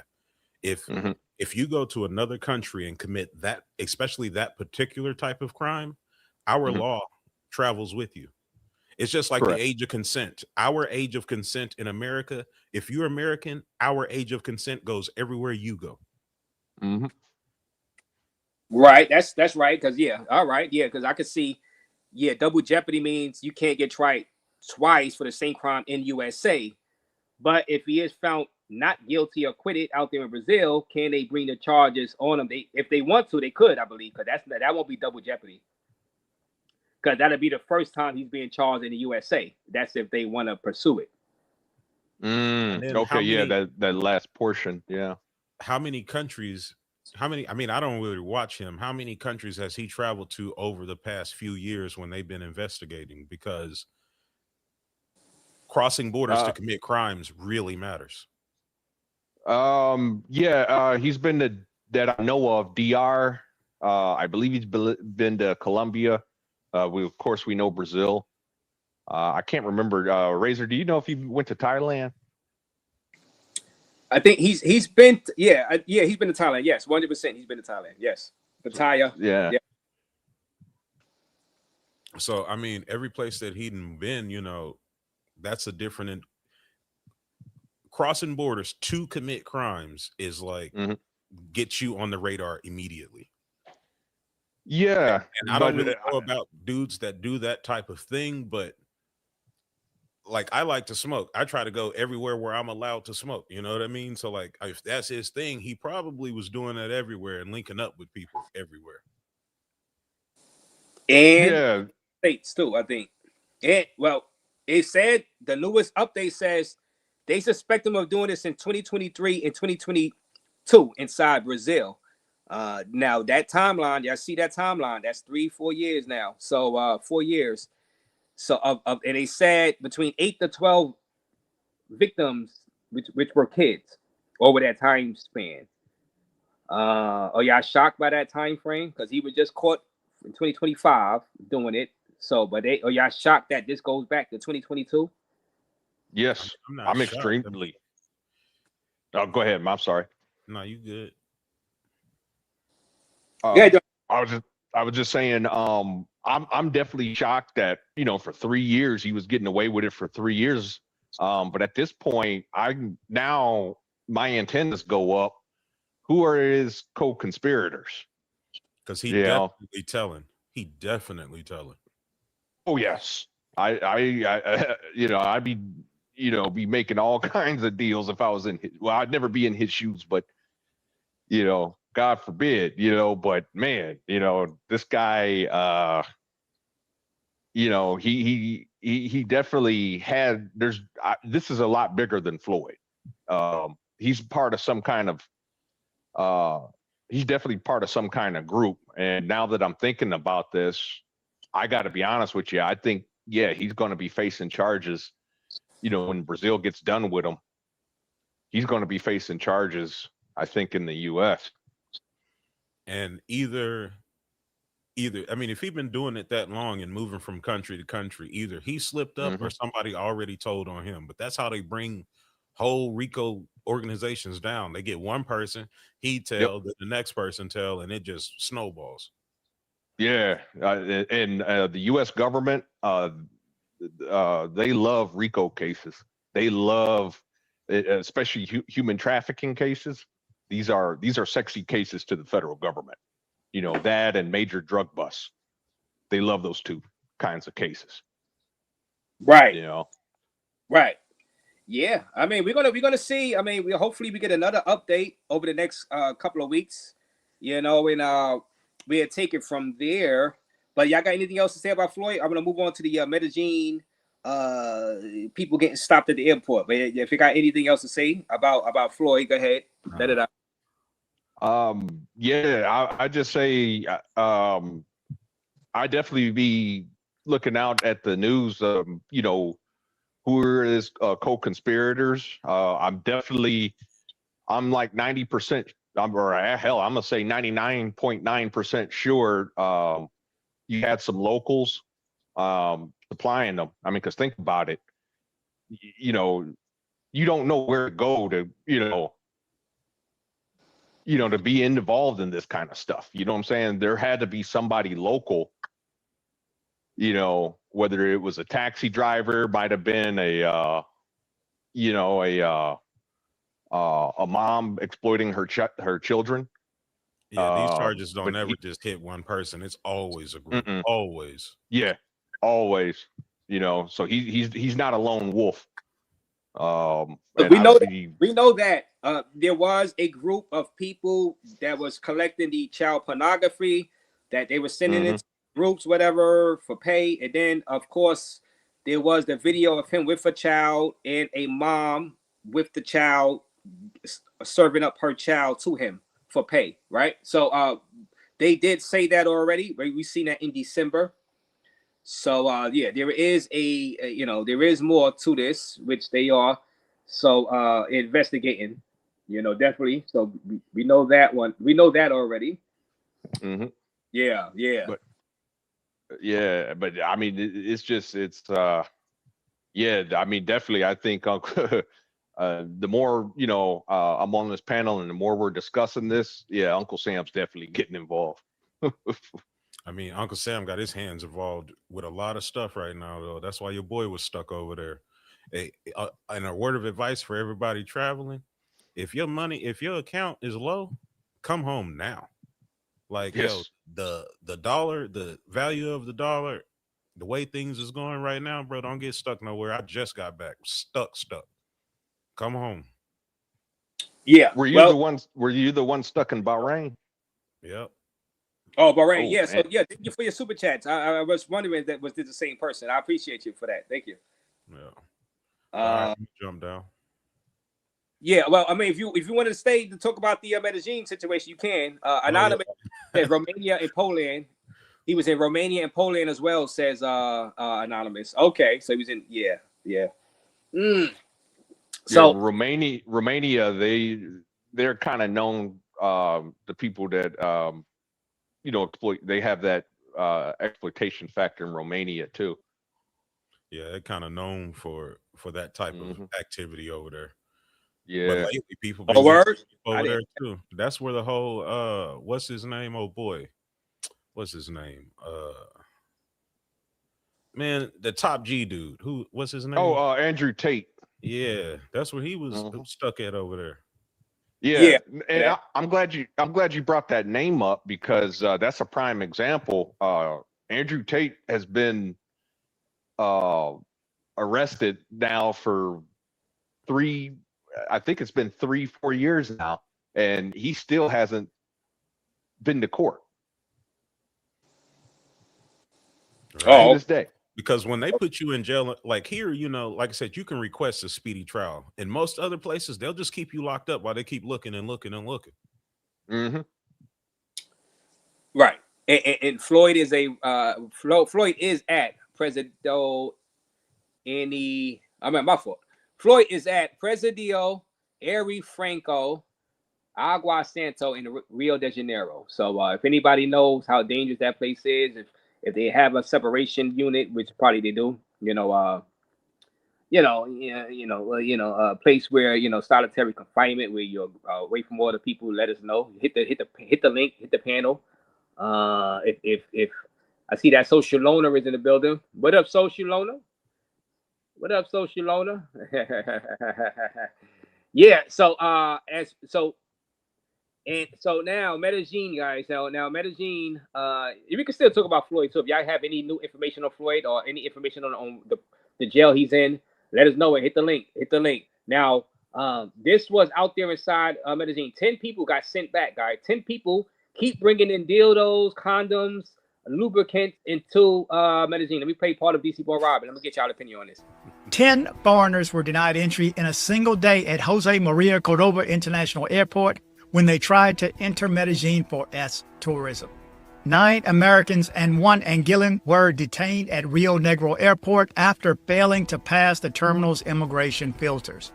10 foreigners were denied entry in a single day at the Jose Maria Cordoba International Airport in Rio Negro when they attempted to enter Medellin for tourism purposes, but were seeking exploitation. The immigration filters and controls at the Jose Maria Cordoba International Airport mitigate tourism for exploitation in the Abura Valley, and especially in Medellin, continue to yield results. In the last few hours, Migración Colombia reported that in a single day, during the day of this Thursday, March 12th, 10 foreign citizens were denied entry at the international terminal after failing to pass the immigration filters for entry to the capital of Antioquia. According to Paula Salazar Gomez, the regional director of Migración Colombia in Antioquia, upon the arrival of these 10 individuals at the airport at the eastern part of the department, immigration officials already had strong suspicions about their reasons for traveling. These suspicions were confirmed when the 10 suspects, 9 Americans and 1 Anguillan, were subjected to immigration interviews with officials from the national entity. Then, during the voluntary baggage inspection, the suspicions were firmly confirmed. Among the foreigners' belongings, immigration officials found items that revealed the true purpose of their visit to the capital of Antioquia: tourism for the purpose of exploitation. In that regard, Migración Colombia detained the foreigners and rejected their attempt to enter the country, taking the necessary steps to facilitate their return to their countries of origin. Regarding this mass rejection, the mayor of Medellin, Federico Gutierrez, commented, "In Medellin, there is no room for exploitation. To anyone who comes here for that, we say, go home." Furthermore, the mayor of Medellin stated, "We have made it perfectly clear. Medellin demands respect. Thanks to the coordinated work with the authorities, 26 people have already been denied entry this year for the same reason." All right. Shout out to DC Boy Rob. Subscribe to DC Boy Rob's channel. Thank you for that update, DC Boy Rob. Now, do y'all guys believe? I know what you're gonna say, because you sent the super chat, Donnell. Do you believe, the nerd consultant, that it's fair to deny people coming into Medellin for activities that's supposedly legal out there, right? For the most part, tolerated, and they are not on the minors, Angel Watch list. They just, trying to get some girls out there inside Park Age area. Do you believe it's fair for them to get denied?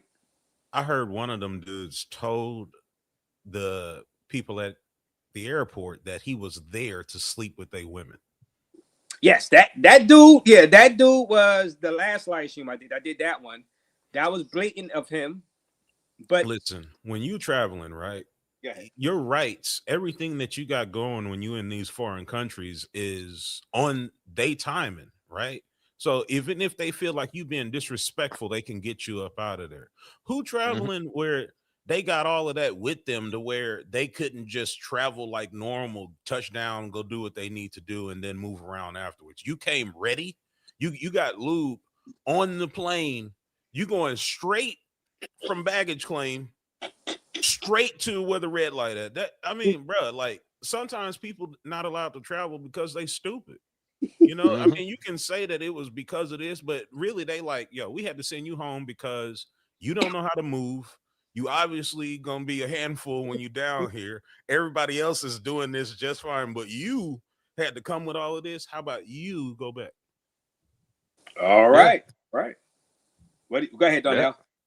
Yeah, I was just gonna say, man, just like my super chat said, nah, man, you play stupid games, you're gonna win stupid prizes, and you can't cry victim every time, every time this happens. Like, oh, and I've been, I haven't heard it lately, but after,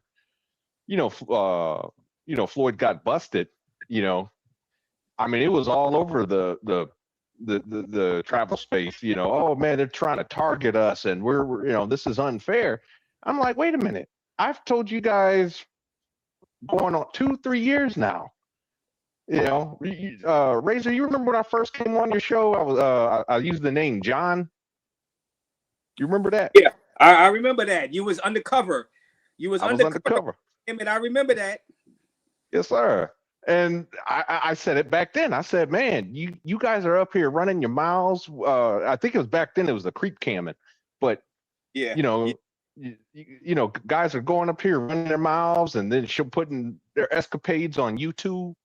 You know, I'm like, you don't want to do that. You know, these governments are going to eventually take action. You know, nobody, even though prostitution is legal down there, no government wants to be their country disrespected. They don't want their country to be known as a sex capital. A lot of y'all probably been put to Pattaya, right? And y'all know it ain't legal, but it's it's you know, it's allowed. But if you get 10, 20 people in a room and you trying to throw a big, you know, escapade, they'll come bust you. Like, be cool, move smart. Mm-hmm. Yeah. Some people ask, is it really legal out there? Now, I heard Andre from Andrea Love Crossing Borders once say that the brothels are legal, and in certain zones in Medellin, it's legal, but technically it's not legal. I don't know if anybody has any information on that, but shout out to him and this channel, Andrea Love Crossing Borders. But it's tolerated. So, yeah, I think I think Colombia uses the same model like Brazil and Mexico, where prostitution is legal, but pimping is not. So like you can't, like you know, if you or I'm sorry, what's your name sir, on the panel? The Nerd Consultant. The Nerd Consultant. Call me TNC. TNC. Okay, so if me or TNC were running a brothel and had, I don't know, 20 women or something, yeah, that's illegal, you know. But as far as women doing freelance work, to my knowledge, that's legal. You know, Russ, you don't the whole world, like, bro, the entirety of India would be in your country in a few days if too many people hearing about stuff going on. You know what I mean? Like, sometimes it's best to just buy the condoms after you arrive. So you just threw India under the bus, man. Oh man. So you saying India would be Hey man, when the last time you went to Thailand? When the last time you been to Bangkok or Pattaya? I've never been. I've just seen the videos from the Thailand and everybody. So yeah, but I've seen them in the airport, like going here. Yes. So there you say Pattaya has a Indian problem from India, like the Indians from India. Bro, everywhere that they at has an India problem. Wow. So man, do you have a channel yourself, the Nerd Consultant? Yeah, actually, I just got the channel up and going. I was literally editing video before I seen that you was live, and I said, let me jump in here real quick. And what's the name of the channel? The Nerd Consultant. Oh, okay. So, all right. So it's at the Nerd Consultant. That's your handle? It's actually at Trust in the Nerd. Trust in the Nerd. Okay. So all right. So I'm gonna post your channel link. Trust in the Nerd. All right. So go ahead, continue. But yeah, I mean, you know, it's like riffraff will start showing up, man. Things gonna start going bad because everybody don't know how to behave when they in somebody else's house. Have you ever like been to a house party where it was cool until it wasn't? I mean, that's what it is. People don't know how to act. The average person don't know how to act. Traveling used to only be for the people who kind of had some wherewithal about themselves. You know, you had to have money to travel. It's a lot cheaper now. Like, right. It was always cheap. Like, you know, the thing is, I mean, because I mean, for years, hell, even before I was born, you know, whites were they used to go to Costa Rica, you know, all the time.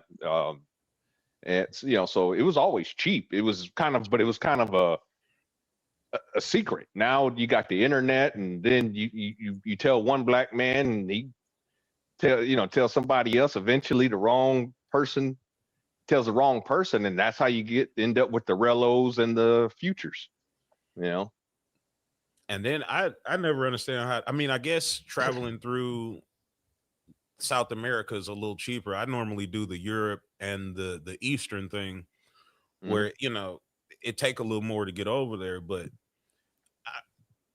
I feel like these dudes had to have been connected with people, because I can't see so many people's YouTube channels making them enough money to hop from place to place, especially when some places you have to show that you can financially afford to not need any help while you're there. Well, you know what? Some countries ask for your records of what you have for the duration of the stay, but it'd be so many people in the airport that they don't ask everybody. They don't ask a large percentage of how much money you have on you for the trip and prove how much money you have. So a lot of people just get in. I've seen a video from the Ashley show about this guy that went out to Pattaya with $100 in his name, but he had the flight booked already, and he had the hotel booked and paid for already. He only had $100 in his pocket, and they would have asked him, "Hey, how much money you have in your account, or how much money you have on you for the stay?" They wouldn't have let him in out there inside. Well, Bangkok, they wouldn't have let him in.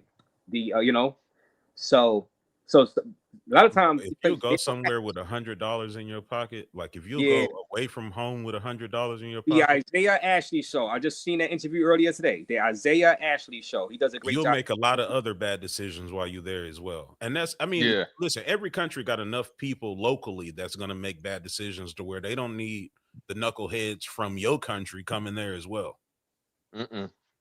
Well, this guy, NYC the Future, he flew into Sasua with only $50.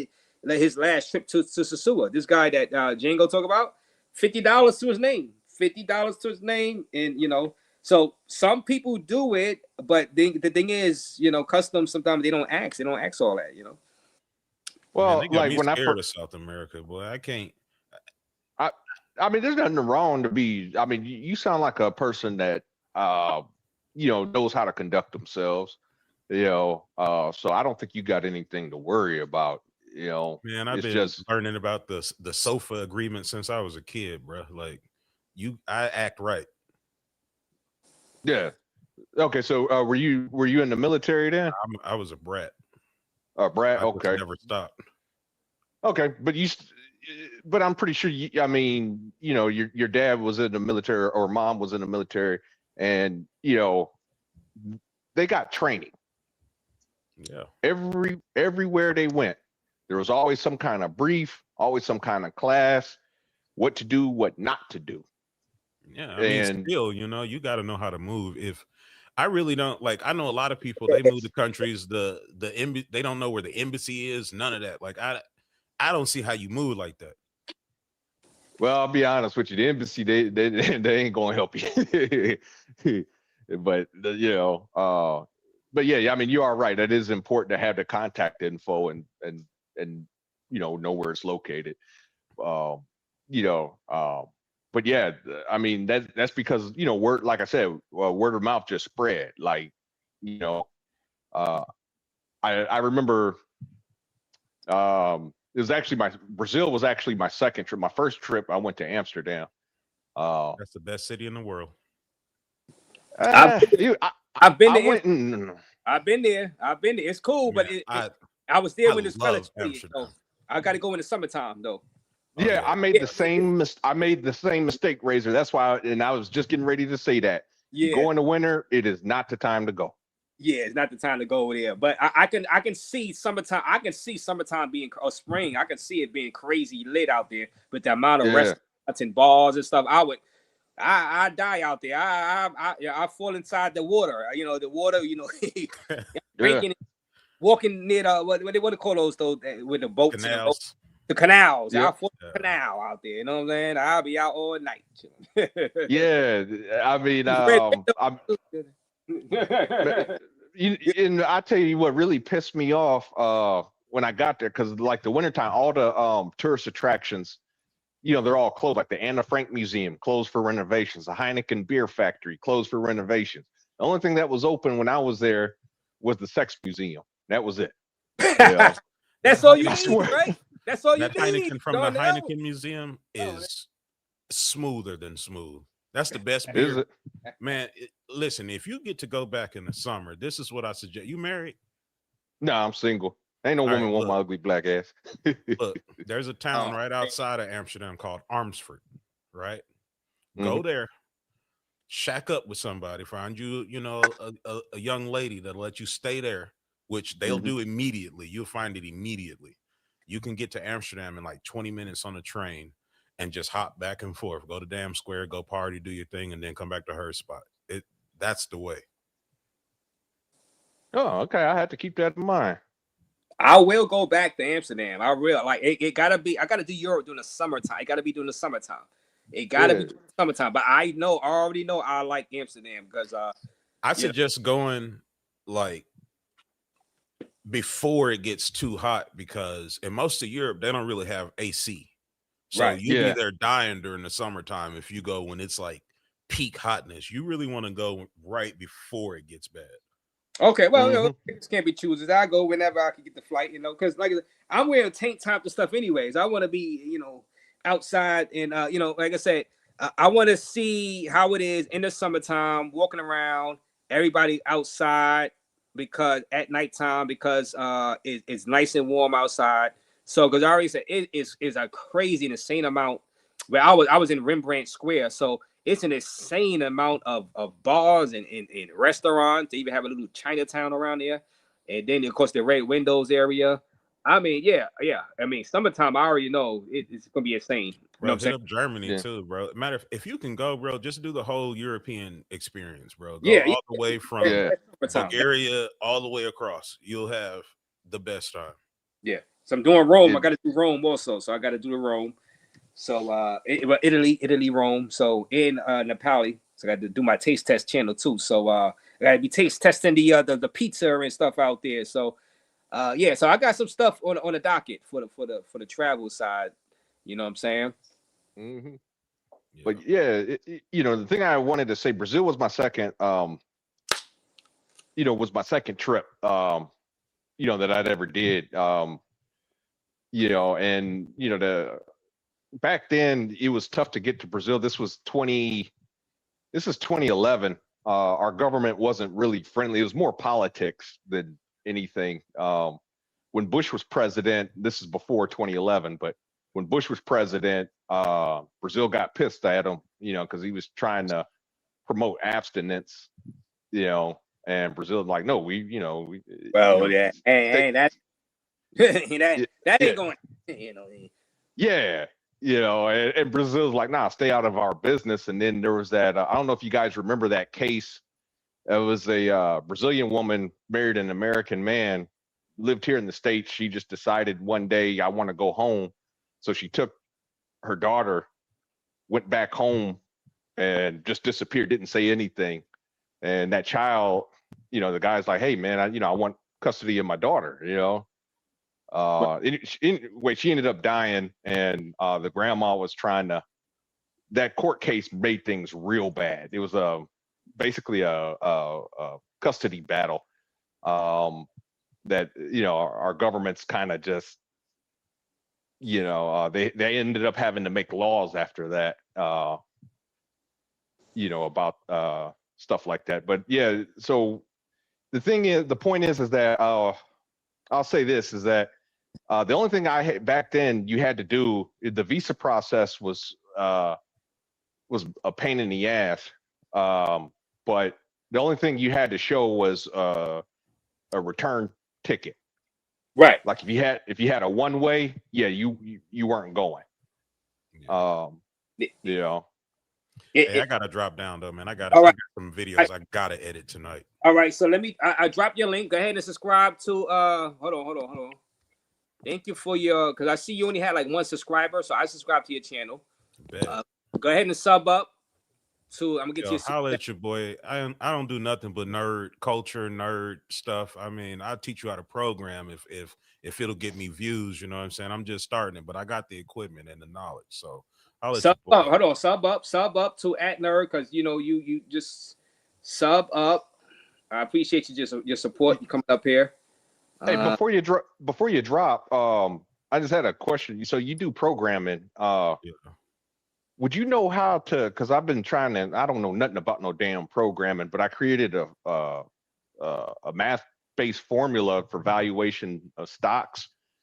I mean, it works, but my lack of programming knowledge, like the thing, what I'm saying, it forgets.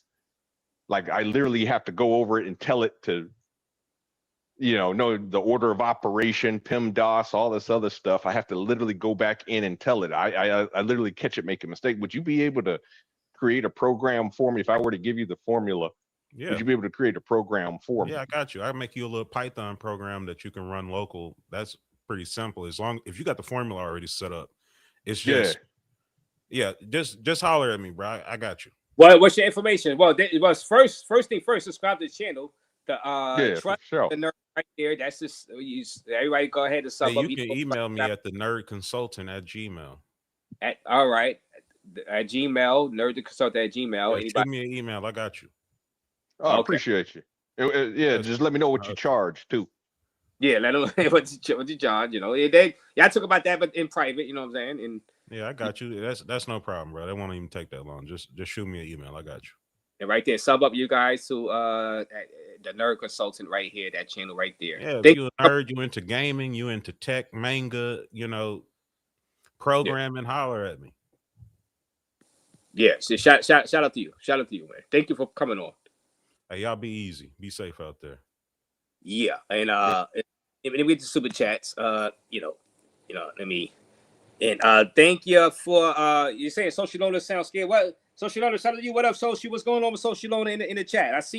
I've been seeing Social Loner doing live streams inside the Matrix, aka USA. He was in New Orleans, so shout out to him. He was out there in New Orleans. Papa Penguin pontificates with the $20 bomb. Yes, the $20 bomb. Shout out to you.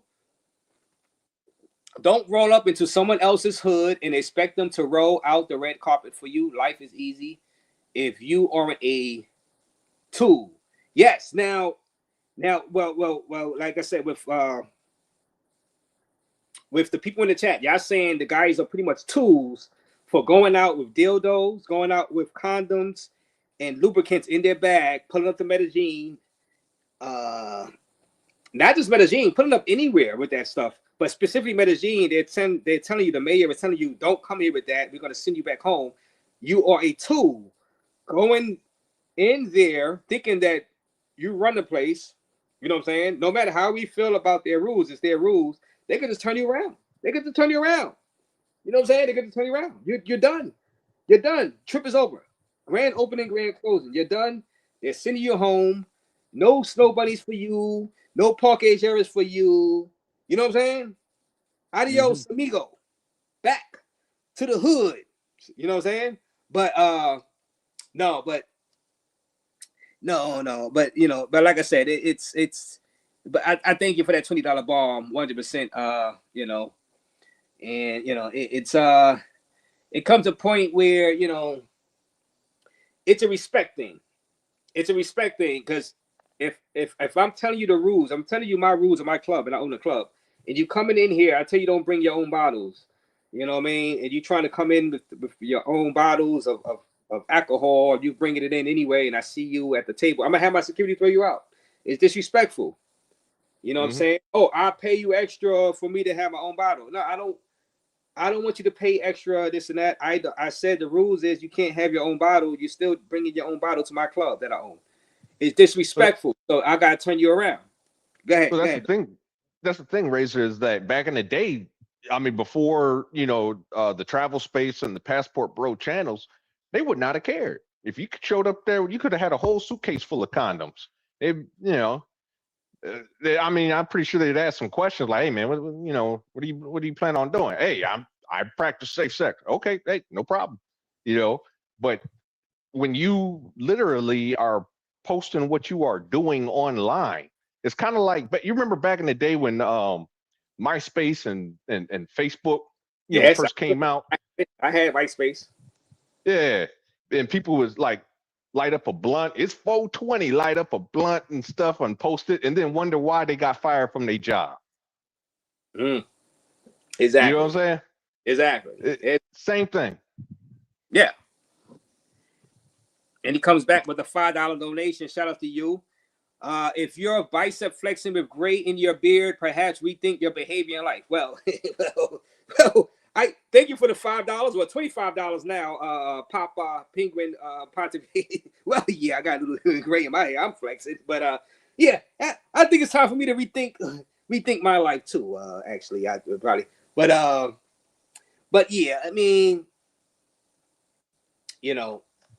You don't want to flex the dildos when you go inside Medellin, that's for sure. And really, you don't want to flex certain items in your bag, Darnell. Like going into, I would feel kind of like this with 2 condoms in my bag, going anywhere.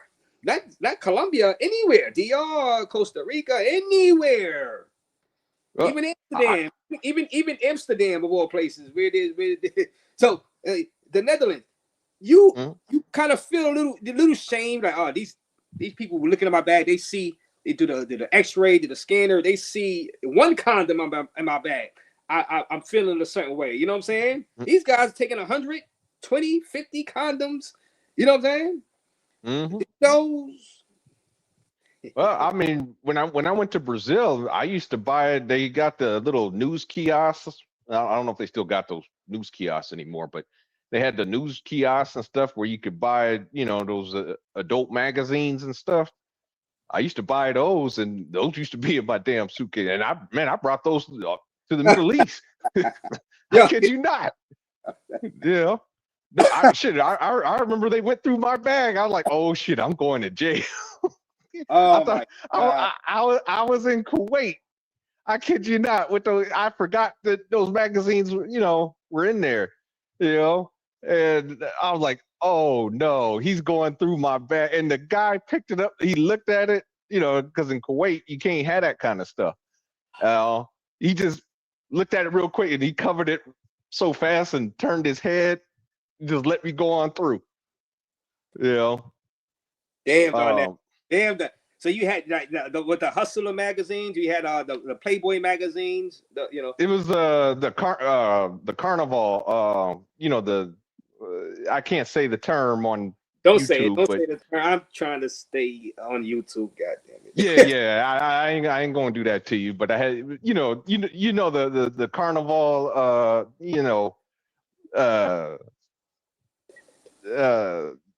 I know. Don't worry. Don't worry. Don't worry. Yeah, I used to collect those magazines. So every year, I used to collect those Carnival adult magazines, and but nobody said nothing. You know what I'm saying? So I mean, but back then, there was no travel space. There was no. YouTube was around, but I don't think you could do like these lives like you're doing now. I think you could only have like a 10-minute video or something back then. I can't remember. Imagine you trying to get a Medellin with that stuff. You know what I'm saying? With those magazines. Yeah. Now the situation has changed, but that's what I was trying to say when I first came on your channel. Was like, man, you guys got to be out of sight, out of mind, man. Stop advertising what you're doing. I mean, because like Brazil, one of the things too, I used to bring like stuff from Victoria's Secret into Brazil, because it was cheap. Like my ex-fiance, she used to like Victoria's Secret, but the thing is, they're real expensive down there in Brazil. Like that $20 bottle of lotion or whatever down there was like $150. I kid you not. Yeah. You definitely would have been turned away at the airport in Medellin if I would be now. You would have been banned for 10 years. Yeah. You would have been banned for a whole decade trying to get stuff in Medellin, Darnell. Yeah, man. You know what I'm saying? They'd probably throw me under the jail, now, But yeah, my ex-fiance, she used to like that Victoria's Secret and all that. So I used to bring that. Then her friends oh, can you bring me this, bring me that? I'll give you the money, and stuff like that. Because like it was just cheaper for me to buy it and bring it in. You would have been on a tweet by the mayor of Medellin. This guy, the mayor of Medellin would have had a field day with you, Darnell. Mm-hmm. No, but some people still say, look, even though you did that, you're not doing anything illegal. You know what I'm saying? You're not doing anything illegal. You're doing what men like to do. You're doing what men not like to do in a legal manner. Is not illegal, and you didn't mean no harm by it. So, yeah. I like somebody's comment there. Who was that? Zip Cats. Did you bring Diddy oils too? Yeah, when you in the oil, like what kind of oil you talking about? You know how Victoria's Secret, they got all the oils and scents and stuff that women like. I don't know if it's just still popular now. But yeah, they got I mean, they love down in Brazil. They used to love Victoria's Secret. Yeah. And now I don't know about Brazil now. When was the last time you've been out there? Last time I was down there was 2016. Oh, 2016. Okay, so you're clear of the Floyd stuff. That's good. That's good. Because these guys, that's why you gotta make it clear. These guys would say so you're clear of the Floyd stuff. I was engaged when I was going down there. Well, I wasn't always engaged, but I was dating, and I was actually engaged to a woman down there. Right. Okay. You would think. You're right. You were dating a woman. And shout out to Tim Howard, the mega moderator, by the way, CTD police here. All right. All right. So man, is Brazil still viable right now? Do you feel comfortable going out to Brazil as a black man? Right now. Now we seen Intuition, the guys out there. People are still going out there. Zoe, International Zoe out there, got him in an apartment out there. They're doing a raffle for anybody that want to stay. Maybe you should enter that raffle, the International Zoe raffle. You can get 4 free nights inside his apartment. If you win the raffle, $20.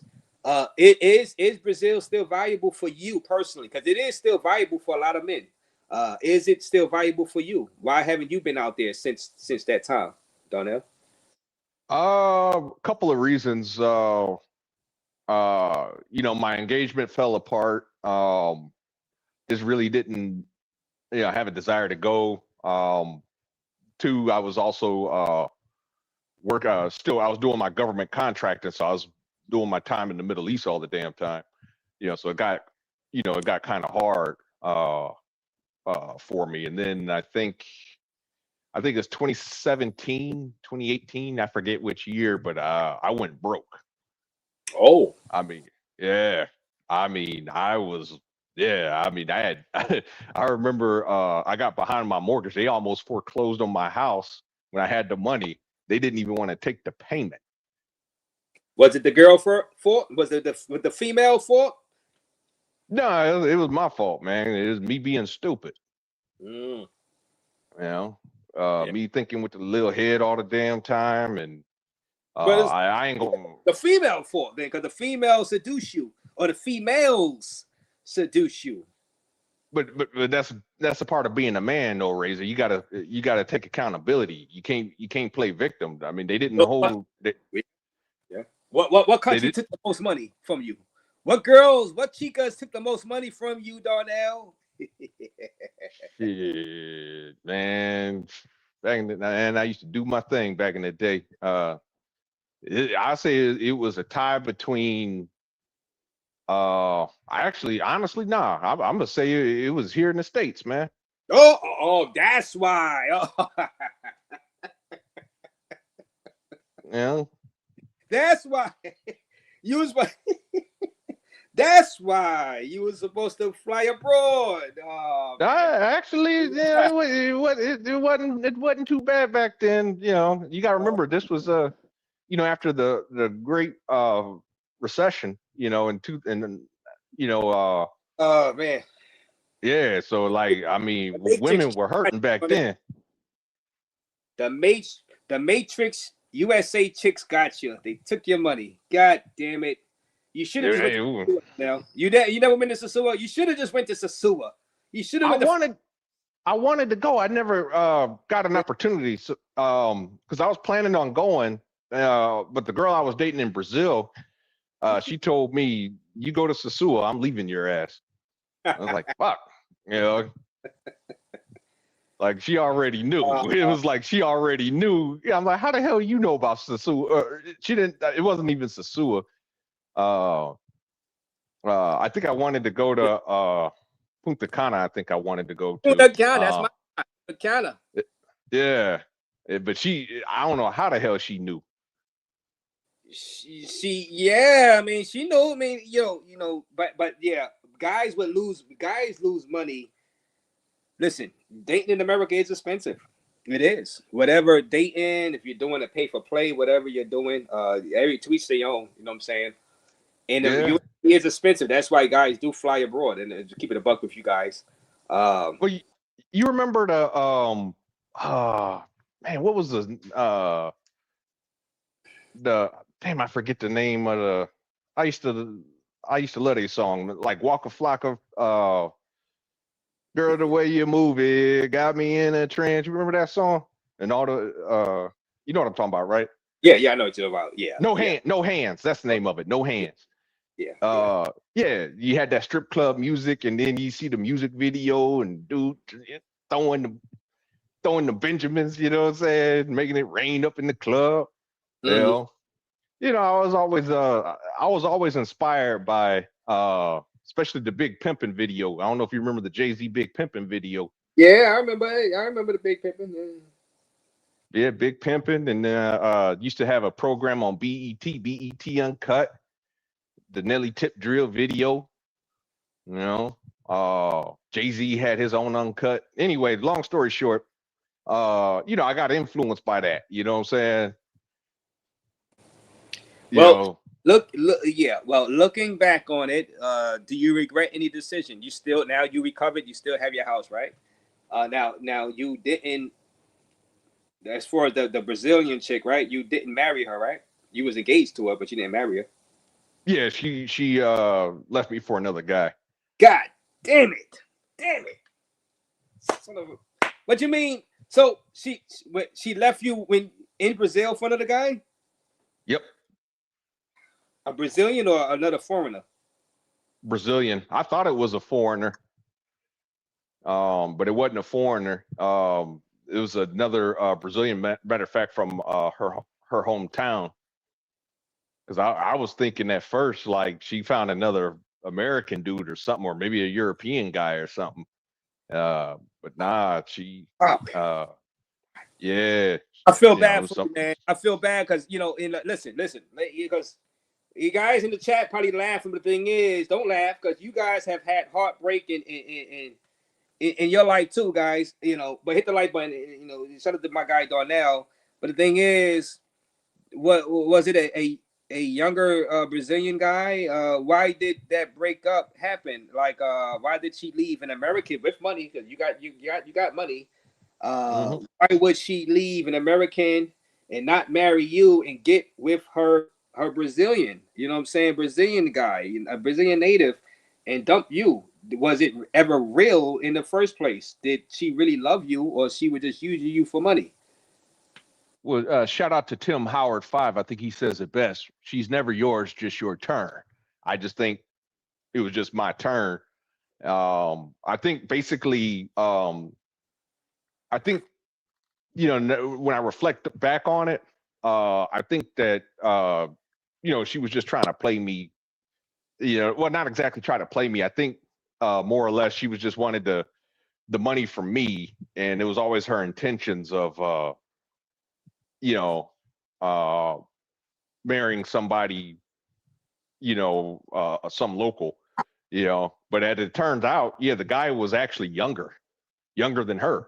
She was actually 10 years his senior. Couldn't believe it. This kid is fresh out of high school. Okay. Well, I mean, but all right. So so you recovered from that mentally, hopefully, and well, obviously it's been a while. Yeah, I'll tell you what really messed me up for Razor. It wasn't, because I got over her leaving, right? What really messed me up was when she was pregnant with his child, and then she tried to come back. Like for the money. I mean, that's nasty work. That's diabolical. Hit the like button. That's diabolical. Is nasty work, and you almost got caught up in that, bro. So you turned her down, like when she came back pregnant and came back to you, because she probably was still with him too, but still playing both of y'all and getting with you for the money, but still with him, pretending like she was. Yeah, she was with him off and on. And yeah, she was trying to pit us against each other. So how everything started, and I'll give you the Cliff Note version. But I guess so like I said, this kid was fresh out of high school. He didn't have a job. She was the breadwinner in their marriage, and so this kid didn't have a job, she got tired of it, Matter of fact, I think he told her to quit her job. So now they ain't got no money. So now she's getting all pissed off. And I guess she made a statement to him: if you don't get your act together, I'm gonna go back to my ex, meaning me. I'm gonna go back to the machine. Yeah. Man, I'm gonna go pretty back much to the machine. Yeah. So this dude wanted to unalive me and everything. I'm like, I don't even know this cat. Wow. I'm like, what does he want to unalive me for? Hell, I'm like, I lost. Man. After she told me that, and then she was like, all of a sudden she just started talking to me. I mean, we stayed in contact, but we'd only talk maybe once every 6 months, 6 to 9 months, something like that. Just, hey, how are you, kind of thing. But all of a sudden, it was like, how come you're not responding to my messages? I'm like, what are you talking about? You're married, Yeah. And that's when she revealed to me that things weren't working out with her husband, and she wanted to, try to get back with me. Wow, I was like, wow. She was pregnant, and you expect you to just take her back with open arms while she's pregnant. That's you can't do nothing before while she's pregnant. You know what I'm saying? Like, I mean, I don't know, man. I've seen it all, man. I've just seen it all. Well, Uda on go is said, like, I seen you earlier, Uda. I seen you earlier, shouted you earlier. Tell them I got Uda on go from the Diddy trial. Check out my guy Uda on go channel right there from the Diddy trial. That's nasty work, bro. Trying to get back with you, and shut up, my guy Tim Howard still here. Big Boss Real Talk he just came in. This is nasty work. Diabolical, Darnell. She wanted to get back with you once she get pregnant and for the money. Do you believe she was attracted to you physically, or no. she used you for the money altogether? It was just the money. She was like, again, and that's where when you have they say hindsight's always 20/20. You start remembering conversations, arguments, and stuff, because we used to all fight the whole time. Her and I were together was like off and on for like 5 years. 5 years. Yes. All in Brazil, right? She never came to the States. No, I wanted to move down there because I already knew, never ever bring a woman here to the States. I mean, that's just stupid. Yeah, you would have been screwed, really screwed if you did that, bro. I really, really screwed if you did that, bro. If you did that. Weak, bro. I'm telling you, because I could already tell what she was thinking. You know what I'm saying? I already tell what she was thinking if you'd have did that. So you were smart to not do that, bro. Yeah. Well, back in the day, they used to have the travel blogs, like Cuba Dave and all that other stuff, so that, but yeah, I mean, I used to read, and everybody said the same thing: never ever bring them back to the States. They change. Yeah. But in her case, I think she always wanted to stay in Brazil because she was definitely family oriented. So she always wanted to be around her family. So I don't think she would have wanted to move to the, States anyway, or at least not permanently, Yeah. Well, yeah. Well, so he wanted to unalive you and this and that. She was using you against him. Man, Yeah. I'm glad you didn't get back with that though. I'm glad you wasn't tempted. So you haven't been back since that whole relationship. And did you just gave up on dating abroad? Since that relationship. Well, it took what? So let's see, 2017, 2018, that time frame, I went broke. It took me about. It was right before COVID. When I had recovered, it took about, you know 2 to 3 years to recover. But then COVID happened, so I was like, I'm not getting on no damn plane. You know, um, the next thing I know, my mom, she calls me up. Her husband had passed away before COVID in 2019, so I helped move her from the Bay Area back home to Texas. And I just something always just seems to come up. And now I'm dealing with the damn brain issue. I'm Yeah, like, God we damn. praying for you for that. We praying for you for that issue. Cancer. Hopefully, it's not that bad with the cancer in your brain. So man, yeah. But what people were asking, what was the chick a mango, as we say in the space, this little space? Was she a mango? Did you know she was a mango, the one that got pregnant, or did she pretend to be not a mango? Or she probably wasn't a mango at all? No, I don't think so. Like, I met her family. I drove out to the village she was from, met her family. She came from a Christian background, although she did live in the city. She lived in Rio where I met her. Mm. Uh, but you know, she, uh, she had a job. I can't say if she was doing something on the side. Nowadays, you never know. You know. You never know. Uh, yeah. Yeah. So I can't say if she 100% that she wasn't the mango, but I don't think she was. Hey, see no evil, right? Hey, people in the chat, 250 in the building. Is see no evil. And like I said, shout out to Udo on the go. My guy Tim Howard, the mega moderator, still here. Big bosses in the building. It's see no evil. Well, if I don't see it, she ain't no mango, goddamn it. She making me happy. And that, the thing is, guys, I don't see anything wrong with it. Darnell. You fall in love with who you fall in love with. People need second chances, and like I'm in love with a stripper. Remember that song? You know, Mm-hmm. you Stupid know, song. they're human, and if you fall in love with one, hey, you fall in love with one. As long as you happy, you're not messing with me, you're not bothering me, you're not robbing me, you're not trying to scheme and scam me, raise a raise. As long as you happy in your personal life with a stripper or a mango, hey, who am I to say you are wrong? You know what I'm saying? As long as you're happy, as long as she's not trying to get over on you, you know what I'm saying? That's the problem, though, Raze. They're never happy. Like 9 out of 10 women that are in that kind of line of work that does that S work, 9 out of 10 of them are usually not happy. They're usually on some kind of drug, or they got a alcohol problem. If you see him drinking Hennessy, she's a lost cause. Hindor. In a Hindor. Yeah, she a lost cause. But you got to remember, because the game, what I'm saying, the game is kind of cruel. So a lot of times they come with a lot of baggage. Yeah. That you just don't want. I mean, during my army days, yeah, I made the mistake of dating a stripper once. And I tell you, man, you talk about baggage, and they project all their fucking problems on you. Everything becomes your fault. You become a punching bag. Well, yeah. So you haven't had a real relationship since then? That chick.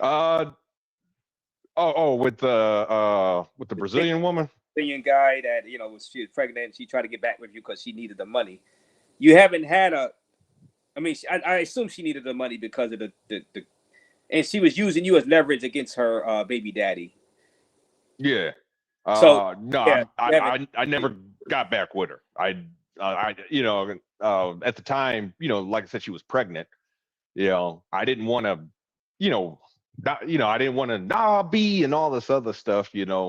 because I was kind of concerned because I remember she had told me the story how she miscarried before, before she had met me. Okay. Yeah. So Yeah. I didn't want to stress her out. I said, hey, right now, I just kind of would dodge the question and stuff like that, until I had no choice but to say, look, it's not going to happen. Yeah. Yeah. No. Yeah. Well, so have you lost faith in dating abroad since then? I mean, I think your chances are better. I'll say that, but yeah, I gotta admit, man, I think it definitely taught me female nature is female nature no matter where you go. Like the stuff you see here in the States, if you think the grass is greener over there because oh yeah, they're more their culture's different, they're more family oriented. Listen, her parents were constantly in the church. I met her pastor, I met her parents. Yeah. Yeah. I mean, I met everybody. Tia, Tio. I met everybody. Her grandmother. I got no indication that she was like, no different than an American woman, but she pretty much was. Yeah, and yeah. I mean, hey, you live and learn, you move on. Now, so these days, like I said, well, so you would still. So, what country would you go to for 250 people still watch? Like I said, shout out to Udo on the go, Abate, all these guys in the building. What country would you decide to go to? Are you looking for a real relationship, or you just want to play with some chicks? You know what I'm saying? What country would you try to go to? Because you already said that you almost lost your house doing that in the USA. You don't want to do that in the USA. So, yeah. What country are you eyeing 2026 to make you happy? If you are looking for a relationship, whatever, if it's long term or if we're just having some fun with some chicks. What country are you looking at? What country are you eyeing in 2026? Well, I would have said Mexico, but because due to proximity, I'm just a short drive away. But now that things have kind of changed, Trump's tariffs and then they just got that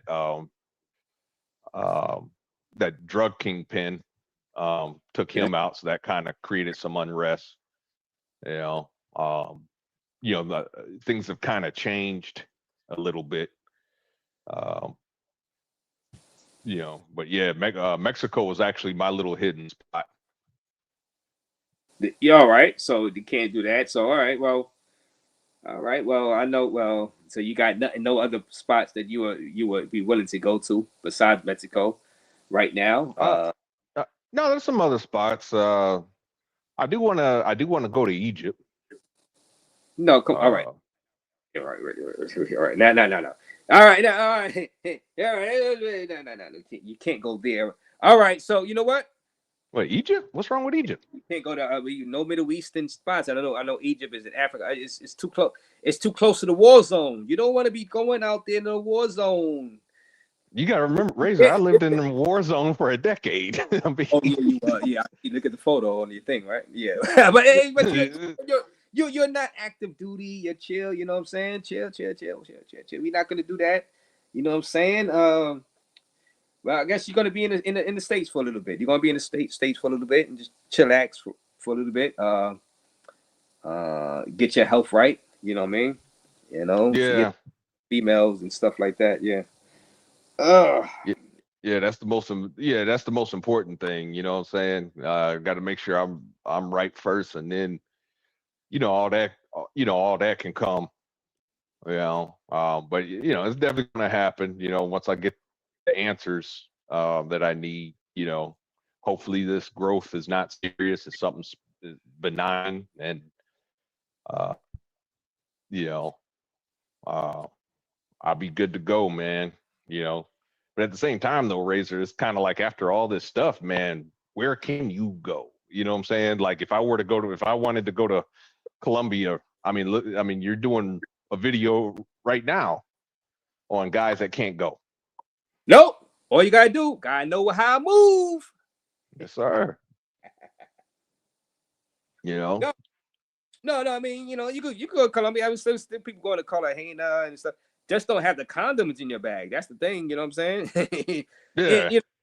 You can go there. Just don't have the condoms. Don't have the dildos and stuff in your bag. You know what I'm saying? You can go. I mean, you can look on the map. There's plenty of places on the map you can go. Mm-hmm. Central America, South America. Now you just gotta watch because there is this administration in there, and they got some beef with certain people. So you don't want to do Cuba right now, really. I think the Colombian president is cool with Trump a little bit right now, so they're good. So, but you just can't, like I say, you can't have the sexual paraphernalia inside your bags or whatever. And then you got and you still watch out for that scopolamine, but whatever, But you got Costa Rica, you got Panama, you got El Salvador, you got Nicaragua. Technically, now be careful with Nicaragua but I haven't heard any rifts between Trump and Nicaragua right now. But you never know, that can spice up. But so you got some places in South and Central America you could still go, and then you got the DR. When everything else fails, you got Mr. Old Reliable, Dominican Republic. Have you ever been to Dominican Republic? No, like I said, it's a spot I've always wanted to go. But down with the whole passport bro thing, man, I don't know, man. It's kind of like can you imagine, being on top of a chick and then Jay Rillo's face comes in your mind, tell your chick I said hello. You know what I'm saying? That would freak me the hell out, bro. Like, I can't do this. Well, yeah. Oh, yeah. Well, Jay Rillo, Sasua DR. Would you ever go to Sasua? Now you know about flip-flop wings. You could go for flip-flop wings, man. That food is delicious. You could go for that.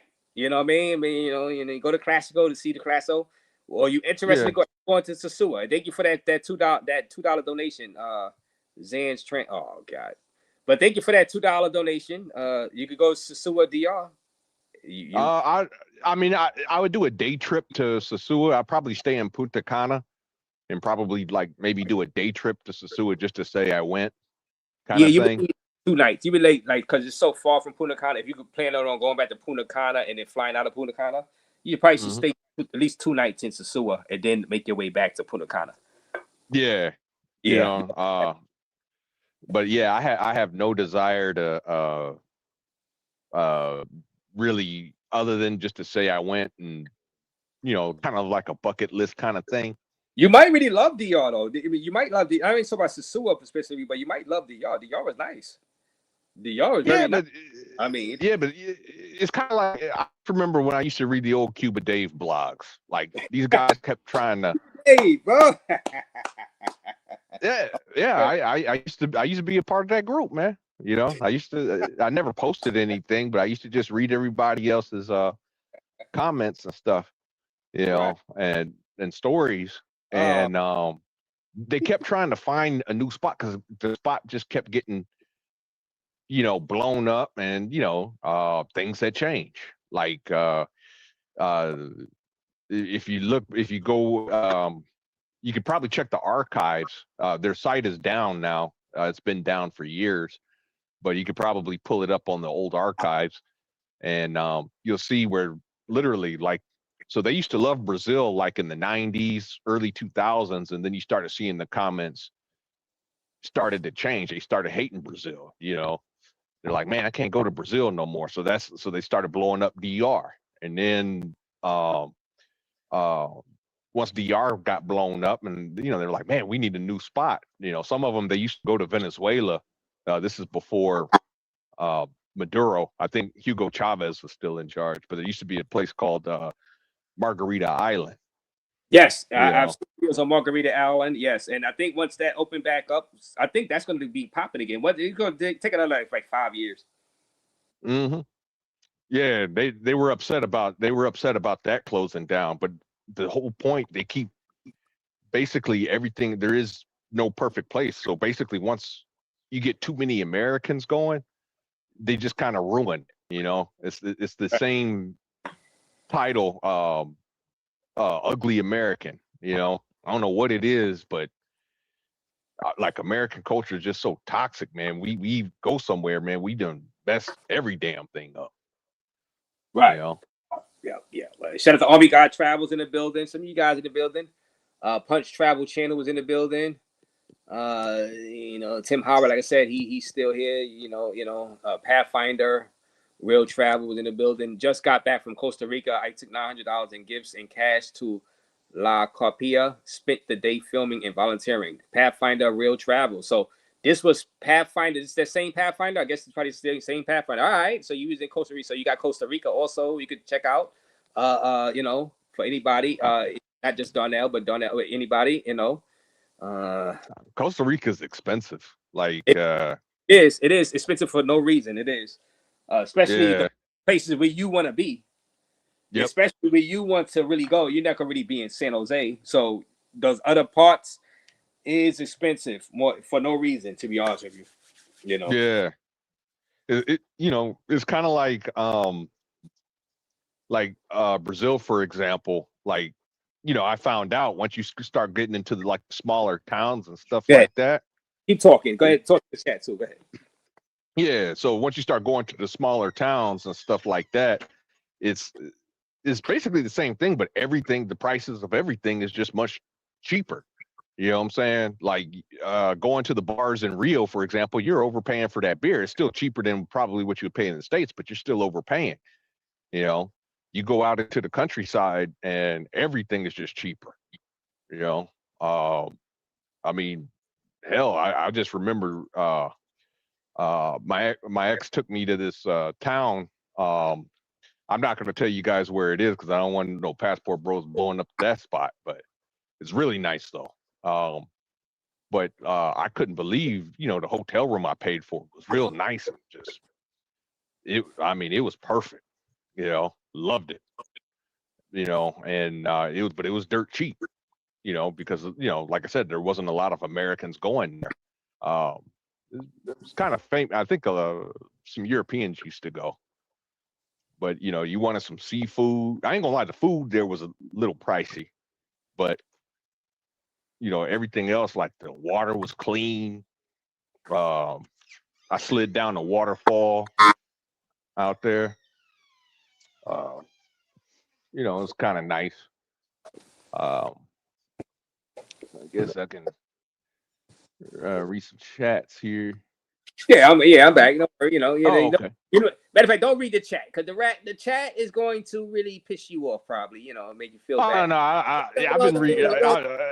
I'm cool. Like it's kind of some of it's kind of funny. I ain't gonna lie. Yeah, well, Big Boss says hell to the nah when you said you said you was the girl was pregnant and said she wanted you back and stuff like that. But it is what it is, man. You gotta live life. You know what I mean? And I say take risks, even with dating. Take risks. You know what I'm saying? Oh yeah. Yeah. Well, the only thing is, like you say, Razor, gotta know how to move, man. I move. Yeah. I mean, when you're in your 20s, balling and stuff like that, it's like, you got to be smart. You can't you can't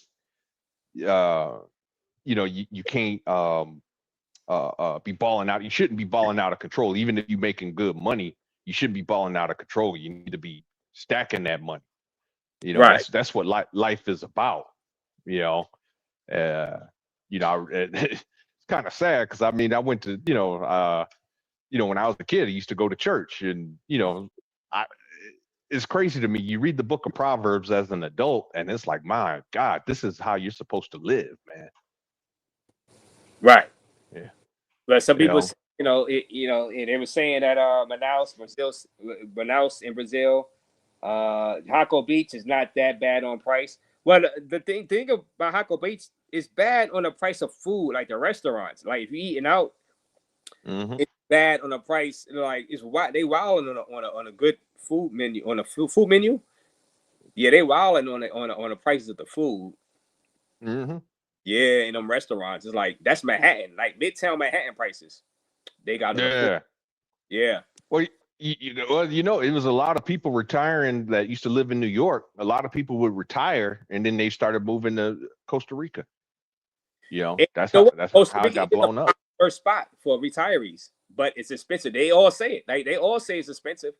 Like they, you know, and they would say, look, you got to be in this area to get your expenses down, and this and that. Certain areas probably you wouldn't really want to be in though. But they like it. It's just that you got to have your money up, or you got to really cook. Make sure you cook. You know, you ain't gonna be able to afford hanging out like going out to restaurants every day though. It's not like Thailand. When I hear about Thailand, you know, being able to get a meal for like $2, $2 or $3. It's not that. Yeah.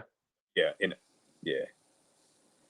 Yeah. I mean, that's what it's kind of like in Rio too. Like you're not gonna. I mean, if you know where to eat, you know, what I'm saying you can find good deals. But like if you're trying to be where, like in Copacabana or Ipanema, where all the tourists always go to, yeah, you're going to pay American prices, right? You know, but you start venturing out into the different neighborhoods in Rio, the prices start to go down. Right. Before the respect, I don't travel to travel cheap. Well, some people got no choice, you know what I mean? And we wouldn't say cheap, but affordable, because not everybody is rich. So, you know, you got some middle class people that spend so much money on bills and mortgages or rent inside the States that they make a good living in the States, but they don't have much left over for their travel. So they have to travel cheap and spend more money in the States on their stuff with kids or whatever they got. Now, it's expensive out here in the States. So that's why some people can't afford to travel to expensive places. So they say, all right, I'm gonna go to a cheap place, you know, or affordable place, you know, where the hotel is cheap or cost of food, especially if they staying out there longer than a week, or you know what I mean. Now you could do, like I always tell people, if you're gonna do Jaco, Costa Rica, or Costa Rica in general, probably work an extra week and make more money before you book that trip. You know what I mean? Make sure you get an extra week of pay before you take that vacation. You know, save up another, because it's gonna cost more. It just costs more. You know, for everything and just for everything in general. You know, I've been there twice, so I know. Yeah. So yeah. Mm-hmm. Now, Yeah, of course, yeah. you can find certain places where there's local spots and this and that. You can find that, but you know, it's few and far in between. You know what I'm saying? So, you know. Yeah.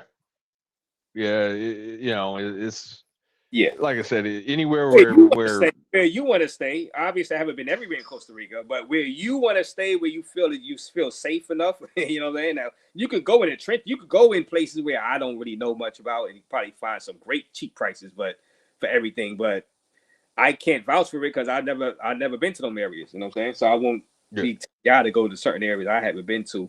You know, that's kind of that's off the grid. You know what I mean? That might be very very cheap. From what I understand, though, Razor, I think Costa Rica generally is safe no matter where you go. I mean, I understand there's going to be crime everywhere, you know, but for the most part, I would imagine Costa Rica, I've been told, is pretty safe. I will be careful with that because I've seen an uptick in stuff going on. I ain't even get into that on this live, but from all reports, if you Google, just y'all do your research, Google certain areas and certain stuff that's going on. So there is some stuff going on out there. So you always keep your head on the swivel. Don't think everything is all sweet. You know what I mean? So I still would stay to do the same. I won't wear the jewelry. I won't wear the expensive watches, and try to limit your cell phones usage outside. Same thing. Same as DR, same as Colombia, same as Brazil. I would still play by the same rules. I won't get too laxed anywhere out there inside Costa Rica. You know, you just brought up a good point, Razor, about the cell when you said, the cell phone. Like, what if, like nowadays, your bank accounts are all tied to your cell phone. You can't even call your bank. You know what I'm saying? They have to send you that verification to your phone or whatever before they'll even talk to you.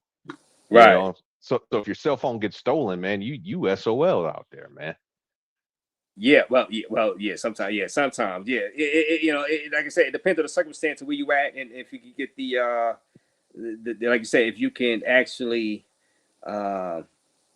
contact an authority to help you out in that. And Nate say he heard Costa Rica, so Nate, you say you heard Costa Rica. Yeah, we talking to Costa Rica too. Because I went whitewater rafting at Pacar River. Class 3 and 4 rapids. Oh wow, that's cool. I mean, I die. I drown. But hey, like I said, gotta know how to move. Hey, I probably drown doing that. But hey, but that's something you can do out there. You know what I'm saying? I'm not doing whitewater rafting, but hey, if people into action sports like that, that's an option for you guys. Especially if you're a strong swimmer, and just in case you fall out. You know what I mean? Yeah. Got that rush, that dopamine, energy. Yeah, I'm kind of like you. That's something I don't think I could do, the whitewater rafting, man. I mean, that's I like to take some risks, but I don't know about that one. I mean, if the river's calm, oh yeah, all day long, man. Ray, do you prefer Costa Rica or DR? Well, it's I said I'm so used to Dominicans in New York City, so when I go to DR, I feel comfortable because I feel like I'm a part of the Dominican Republic culture. They music, they play playlists, Anthony Santos and all that, all the other people they be playing. I feel like I'm a part of it, so I feel at home when I'm in DR. Right now, I feel at home, and I've been to DR so many times, and I've trained Dominicans, in the gym over the past years, 10 years, 15 years. I've been in the areas, ate their food a lot. It's like it seemed like a second home, a home. So I do feel more comfortable in DR overall than Costa Rica. But the more you go to Costa Rica, the more you like it. And the more you get used to their culture and this and that. It's just that I don't run into a lot of Costa Ricans out here in New York City that I'm around. But it seems like I feel just more comfortable in DR since I've been just around Dominican people all my life, whether in school or whether just in the neighborhood when I go to restaurants. So I feel more comfortable in DR. But I love my Costa. I go back to Costa Rica. I need Nate. Me and Nate need to take another trip to Costa Rica. You know what I'm saying? So I could get very used to Costa Rica too. So Yeah, but Yeah. I would imagine, because like you said, like New York has a huge Dominican population. So for you, I would see no difference between going to DR and just staying in New York. They probably brought DR with them. Yeah, that's that why. makes sense. That's why I don't really go to Santo Domingo much at all, because I still want the beach life and the beach thing. We got beach diet like Coney Island and stuff like that, Fort Rockaway, but it's not the same. So but so it's still seen different, but still I feel comfortable around. Like I said, the music is familiar, just the mannerisms I'm used to. You know what I'm saying? It just feels like I'm used to that. So that's what. So I just feel more comfortable around it. But I've been there way more than in Costa Rica. I've been to Costa Rica only twice too. So I got to get more trips to Costa Rica and move around and get comfortable. Yeah, that's understandable. And nice 2.5 traveling from San Jose. Yeah, 2.5 hours. Yeah, from San Jose to Tahoe Beach. Yeah, about that. It's about that. What's up, Ulysses Traveler? Yo, so we want to know, is Wing Wednesday ever going to come back? Ulysses, what up? Can you hear me? Yeah, I can hear you. I was asking Razor Raze, when is he going to bring back Wing Wednesday? I can hear you. I was asking. Hey, I think you got a close YouTube in the background, Ulysses. I'm getting feedback. No, this probably made. Let me. All right, so you know what? Because the StreamYard acting up again. All right, god damn it. So let me leave. I've got to leave.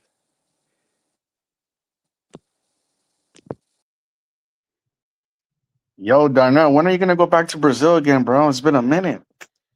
Yeah, I mean, I was trying to make some plans to go, man. And just man, it always seems like something just keeps getting in the way. It's kind of like that Nirvana song, "Something in the Way." You know, um, they found I started having balancing problems and getting headaches and things. Started like late 23, got worse in 24, and just last year they found a growth in the brain. So Yeah. like, Damn. yeah. I'm here right now in Rio, bro. I've been here for like 2 weeks, enjoying life, bro. Yeah, I mean, so how's things been since the whole Floyd situation broke out for you? No. I mean, I don't know. I really don't care about it. But I just like me personally, I don't rock with foreigners anymore. I just stick to like local people and shit. Dude. But that's just my preference.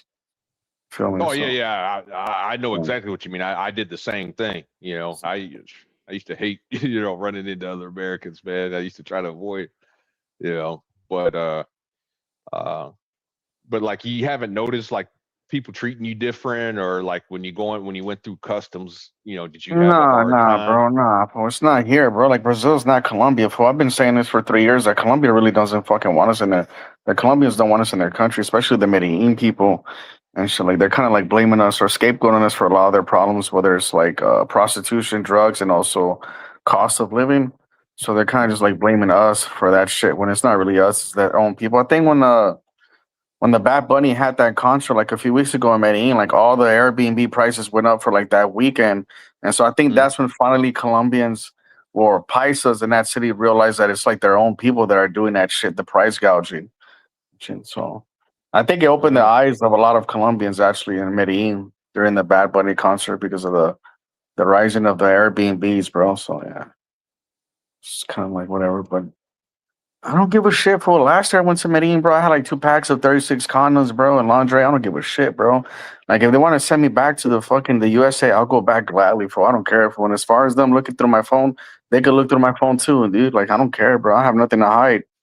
But I wouldn't let them you know what? I wouldn't let them look through my phone. If they got to that point, I would just leave the country because I'm good, bro. Like I'll go to Brazil, I'll go to Mexico, PR, DR, or Europe, hell. But I'm not gonna go through that shit, bro. Like but I think what's going on with these guys that are getting sent back, they're giving them questions and they're not answering correctly. Like, you know what I'm saying? So they're kind of just like suspicious, maybe nervous, shaking. I don't know. And shit, dude, something's off. Because when I gone through that line, for it's like normal, dude. They just ask me how long I'm gonna be there, and that's it. When I just go right through and shit, dude. Yeah. Yeah, a lot of times, like, I mean, you are right. If you seem to be sweating or something seems to be off, yeah, you're gonna go through extra scrutiny, but like I'll just be honest with you, like a lot of these guys, like I mean, and hell, Razor did an episode on it, but a guy allegedly said, "I'm just down here to bang your women." Like, come on. It's true though, bro. Like, I mean, I just go to Colombia for that, dog. Like, I'm not going over there for like the culture anymore, like to make friends. Like, I know people that have been there for many years and they don't have any friends, dude. So it's really hard to make friends in that country. You really want to make genuine friendships, go to Brazil, go to Mexico, Puerto Rico, or anywhere else in Latin America. But Colombia is really difficult, dude. And shit, dude. I would say Colombia. Yeah. It might be true, but it's just one of those things you just don't say it. Just because something's true doesn't mean you have to volunteer. I know, but you also have the mayor, bro. For the last 3 years, the mayor has been going around and putting the blame on like all the stuff that's going on with like the child exploitation and shit like that on the Americans. And so he's making it seem like it's a gringo problem when it's really the local people that are doing that fuck shit. I think recently, like a few months ago, they finally passed a law that ended like child marriage finally in Colombia. Congratulations. But look how long it took to change that law and shit. It's been on their books forever. And so now, I mean, the Colombians have to do a lot of work. But it doesn't make any sense because, okay, they're going to send 10 people back for sexual exploitation, but yet they have like a dozen police officers at the park, protecting the prostitutes or whatever. I don't know what they're doing at the park, but they're there. So it's kind of like accountability issues that the Colombians have, bro. Like they have a lot of accountability issues, dog. Like I've been saying that for a long time. Like if you ask a Colombian why there's so much crime in their country, they're gonna turn around. They're gonna say it's the Venezuelans. Do I believe the Venezuelans are doing fuck shit? Yes, of course. But it's them. They're the ones that created a new drug called Tutsi. They're the ones that exploit their women. And so, but there's also something called jealousy as well. Like local barrio guys are getting priced out of the prostitutes, bro. They can't afford them anymore because the girls are charging a lot of money now. So that's another thing that's going into it. Jealousy that the local guys, the barrio guys, can't afford it. I'm talking about the older barrio guys. The younger barrio guys are banging these girls like you see at the park for free. I could promise you that. But I'm talking about the older dudes like in their 50s and 60s and 70s. They've been priced out. They can't afford these girls anymore, bro. So that's another thing that's going on, jealousy. So they're kind of like pretending like they care about the women. They don't give a shit, bro. They just want the prices to go back down like they used to be. But those days are like long gone, bro. Like it just it's not coming back, bro. Like Yeah. you know. But you know, you bring up something interesting. You know, when you talk about accountability and stuff like that, you're saying, okay, they're the ones that do this, they do that, et cetera, et cetera. And it kind of reminds me of when I lived in Detroit. Right. And Detroit, we had an issue with liquor stores. There's a liquor store on every corner. There was no major grocery chain. The only one you had was Farmer Jack's, and they were so few and far between, it was ridiculous. You know, assuming they even had much of a selection. But man, there's a liquor store on every corner. You know, and there was a city council meeting where the residents and the business owners all got together. And, you know, the people of Detroit were complaining, hey, man, how come you guys are selling this liquor? I mean, because, you know, the liquor stores are all owned by typically Arabs. And, you know, like our argument was, well, you can't even sell this in your own country. Why are you selling it here, poisoning everybody here? And one of those shop owners allegedly said, we're only here because you buy it. You consume it. There's a demand. If you guys stop buying our product, we go out of business. We go find somewhere else to set up shop where we're going to have customers. So when you bring up accountability, like, wouldn't you say that the problem is the passport bros? Bro, what the fuck are you talking about, Darnell? Fucking Medellin has a fucking narco culture, bro. It's Pablo Escobar's fucking city still, dude. Don't let the fucking people in that city fool you. They talk a lot of shit about him, but they behave just like him, and they can't let go of his ways, bro. But when I tell you, like half of the women, what created Pablo Escobar? I don't know what created Pablo Escobar. The drug shit, demand. I guess. It was the demand. Yeah, but he brought a certain like a culture to the city that changed the city forever. Like the culture of interés, like the interest. What can you do for me? You know, like if I'm your friends because you're doing this for me. Like people over there are very grimy in that city, dog. It's like I know, like I said, like it's very damn near almost impossible to meet genuine people in that city unless you get introduced to their friends because they're very tribal as well. Those circles are very hard to get into, and then now anybody that goes to that city looking for a relationship, you're just a damn fool, bro. Because it's even if you find a good woman in that city, it's an embarrassment to go out with a foreigner. You understand me? No Colombian women that's from like a higher stratus, like 4 or 5, that has her shit together is gonna go out with no passport, bro, or anything like that.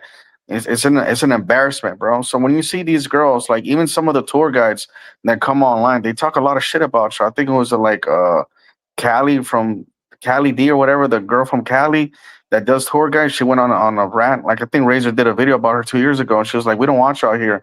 That's exactly how they feel about us, bro. Super fake people, dog. You could be a tour guide and then make a video and then talk about we don't want you out here. Like, then why the fuck are you a tour guide? And shit, dude. And same thing with Paula, dude. Like she went on fucking Vice Special and said gringos always pay. Ha ha ha. Like if she was really genuine person, she'd be like, oh, they're very like, you know, Americans are very genuine to us. They're very like, you know, compassionate. They take us out to go eat. They take care of us. They give us money. But the demeanor of the women over there in Medellin has changed drastically, bro. Where they're like the same women that a lot of the passport bros left in America to avoid are becoming like these women. They're giving them brand new iPhones, taking them to 5-star resorts, paying their rent, buying them a motor or a fucking car in some cases, helping them start a business, etc., etc. You get the point, bro. So a lot of these dudes have poisoned these women's minds, bro. Like I've seen the changes in the last 5 years, bro. I mean, if you want a good Did you Colombian woman, just go to did, Bogota or Barranquilla, did you dude. But just hear Medellin is not it. did you hear the words that you just said though? These guys are poisoning the women down there. Who are those guys? The The passport Americans bros, that are right? going are the foreigners, bro. Boom, right there. So again, getting back to what you had said earlier, it is the passport bros' fault because who's doing the spoiling? Mm. You I'm not know, doing the that's spoiling, bro. I don't give a shit, bro. Like, yeah. that's like, I'm bro, not I saying don't. you are. I'm not saying you are. Okay, but I'm just saying, just in general, I'm the just saying, bro, passport bros. don't go to that city with a good heart, fool. Just go over there. It's like going to a nice restaurant, steak dinner, enjoy your food, and get the fuck out, bro. And shit. As a matter of fact, when I leave that city, I don't even text people when I'm leaving. Like I've been times where I'm leaving, and they'll message me like, "Oh, you didn't tell me you were leaving." Well, I'll see you when I see you, bro. And shit. Like I said, like I have really made better friends over here in Brazil and also in Mexico and other places and other countries. But Colombia has been really difficult. Like I just say, like because I see the way that people behave there. The local Colombians, how they fuck each other over, they steal from each other, they bend each other over. I was talking to one of my boys today, actually, who just been there for 7 years. He's like, bro, I don't have not one friend here. Like, I just go here to have fun. And that's what it is, dog. Like, anybody that's been in Medellin for years will tell you just a place to have fun. But you do have some dumbasses that go over there and they lose their mind. They party like they're 19-year-old kids, even though they're 50, 60. They're doing fucking alcohol, drugs, etc., and they lose their mind, bro. And shit. Medellin is definitely a place where some people lose their shit, bro. I seen it, bro. They lose their mind and shit, bro. But it's become really expensive, even if you're a monger over there, because the good-looking women ain't charging cheap anymore. They're super expensive now. So if you're into that, you have the budget, then I guess that's cool for you, bro. But the foreigners already have definitely changed the image of they're giving us a bad image, bro. Pretty much. They're like anytime you go over there, like people are not gonna really want to fuck with you unless you get introduced by somebody like, hey, I know this guy, I could vouch for him. He's not this type of dude. Then you have a good chance of like meeting some decent people. But if you go as a rookie to Medellin or even now try to meet people, that's a tough cookie to crack, bro. Because like people are gonna just look at you and assume that you're there for that reason, even though you're not. You may be a chill dude that's doing fucking jujitsu or some shit, whatever. You know, not everybody that goes to meetings is doing that fuck shit, right? You got guys that are just going over there just enjoying life.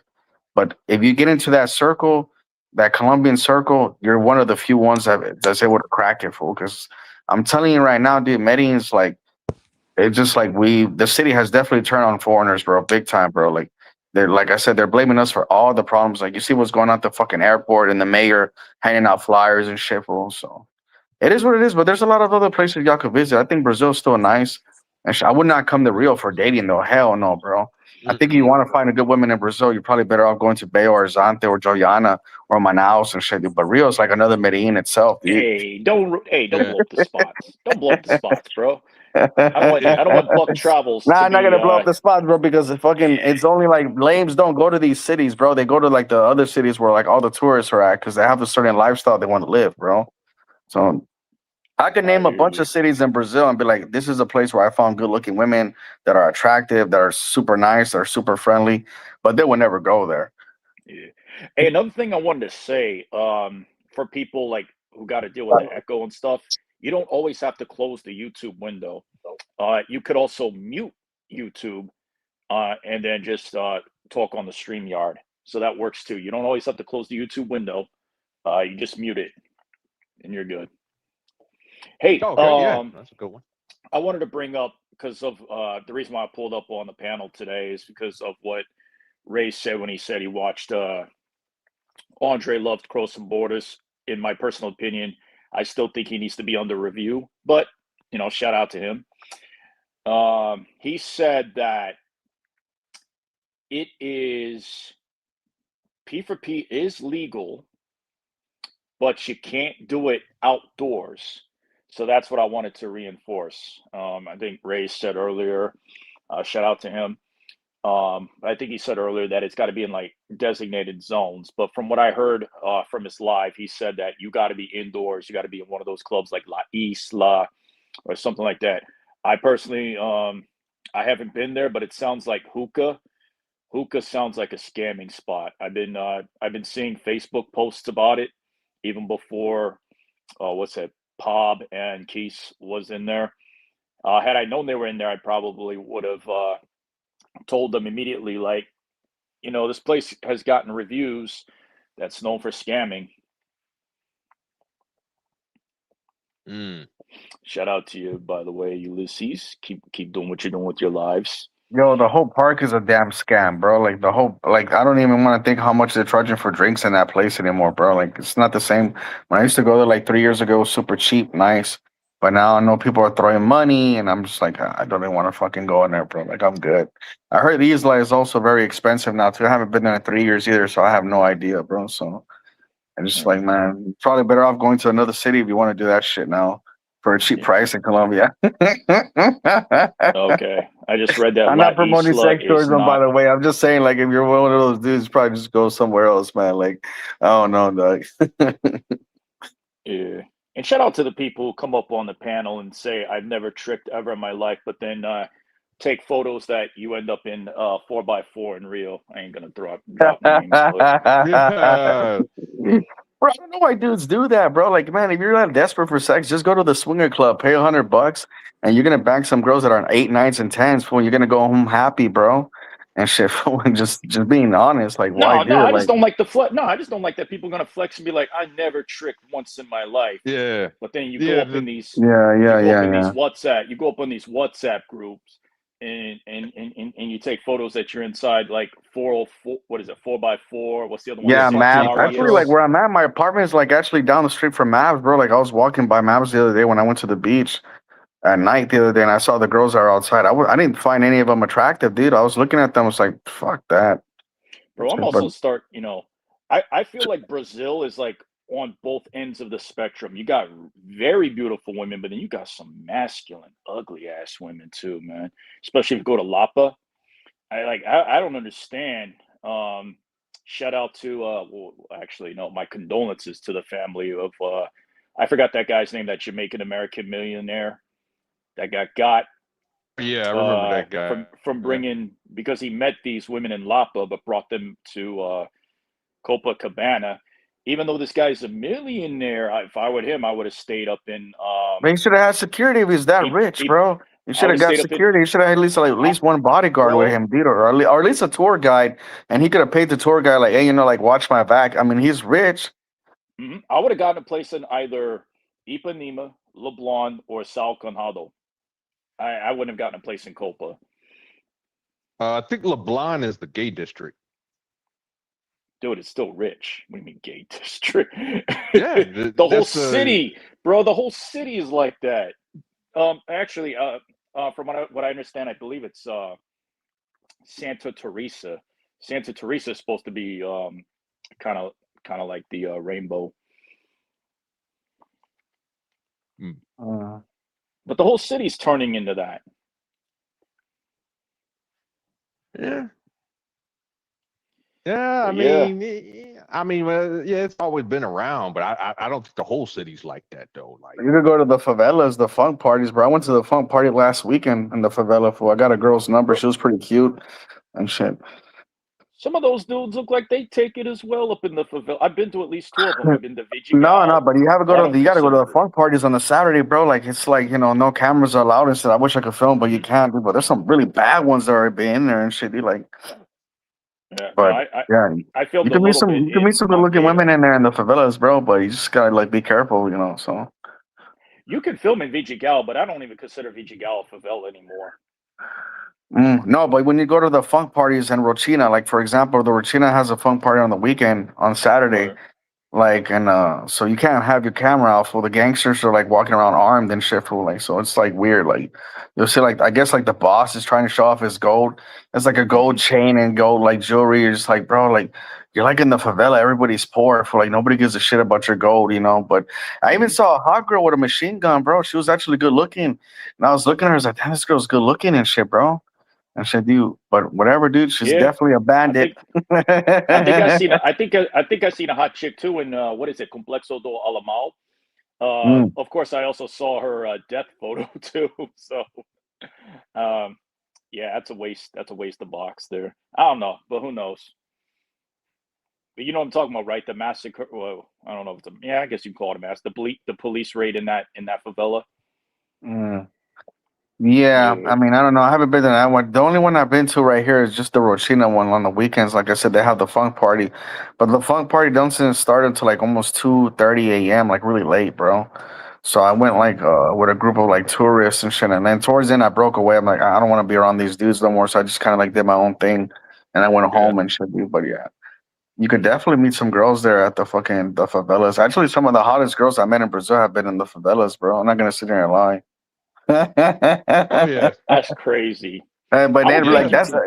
but I think like bro, I think Rio's not a good place for dating though. Fool. I think it's just like they're just like Nah. You nah, may as well fool. date in New York or L.A. at Nah, that bro. I point. think it's just like almost dating in damn the states trying to get a date here for like I found like way better like results in other cities, bro. Like anytime I went to, as a matter of fact, any other city that I went to besides Rio and Sao Paulo, like I always got girls' numbers, and I went out with them, where I would just like fuck around with them that night. But fucking for Mhm. sure, like Rio is just like I don't know, it's so weird.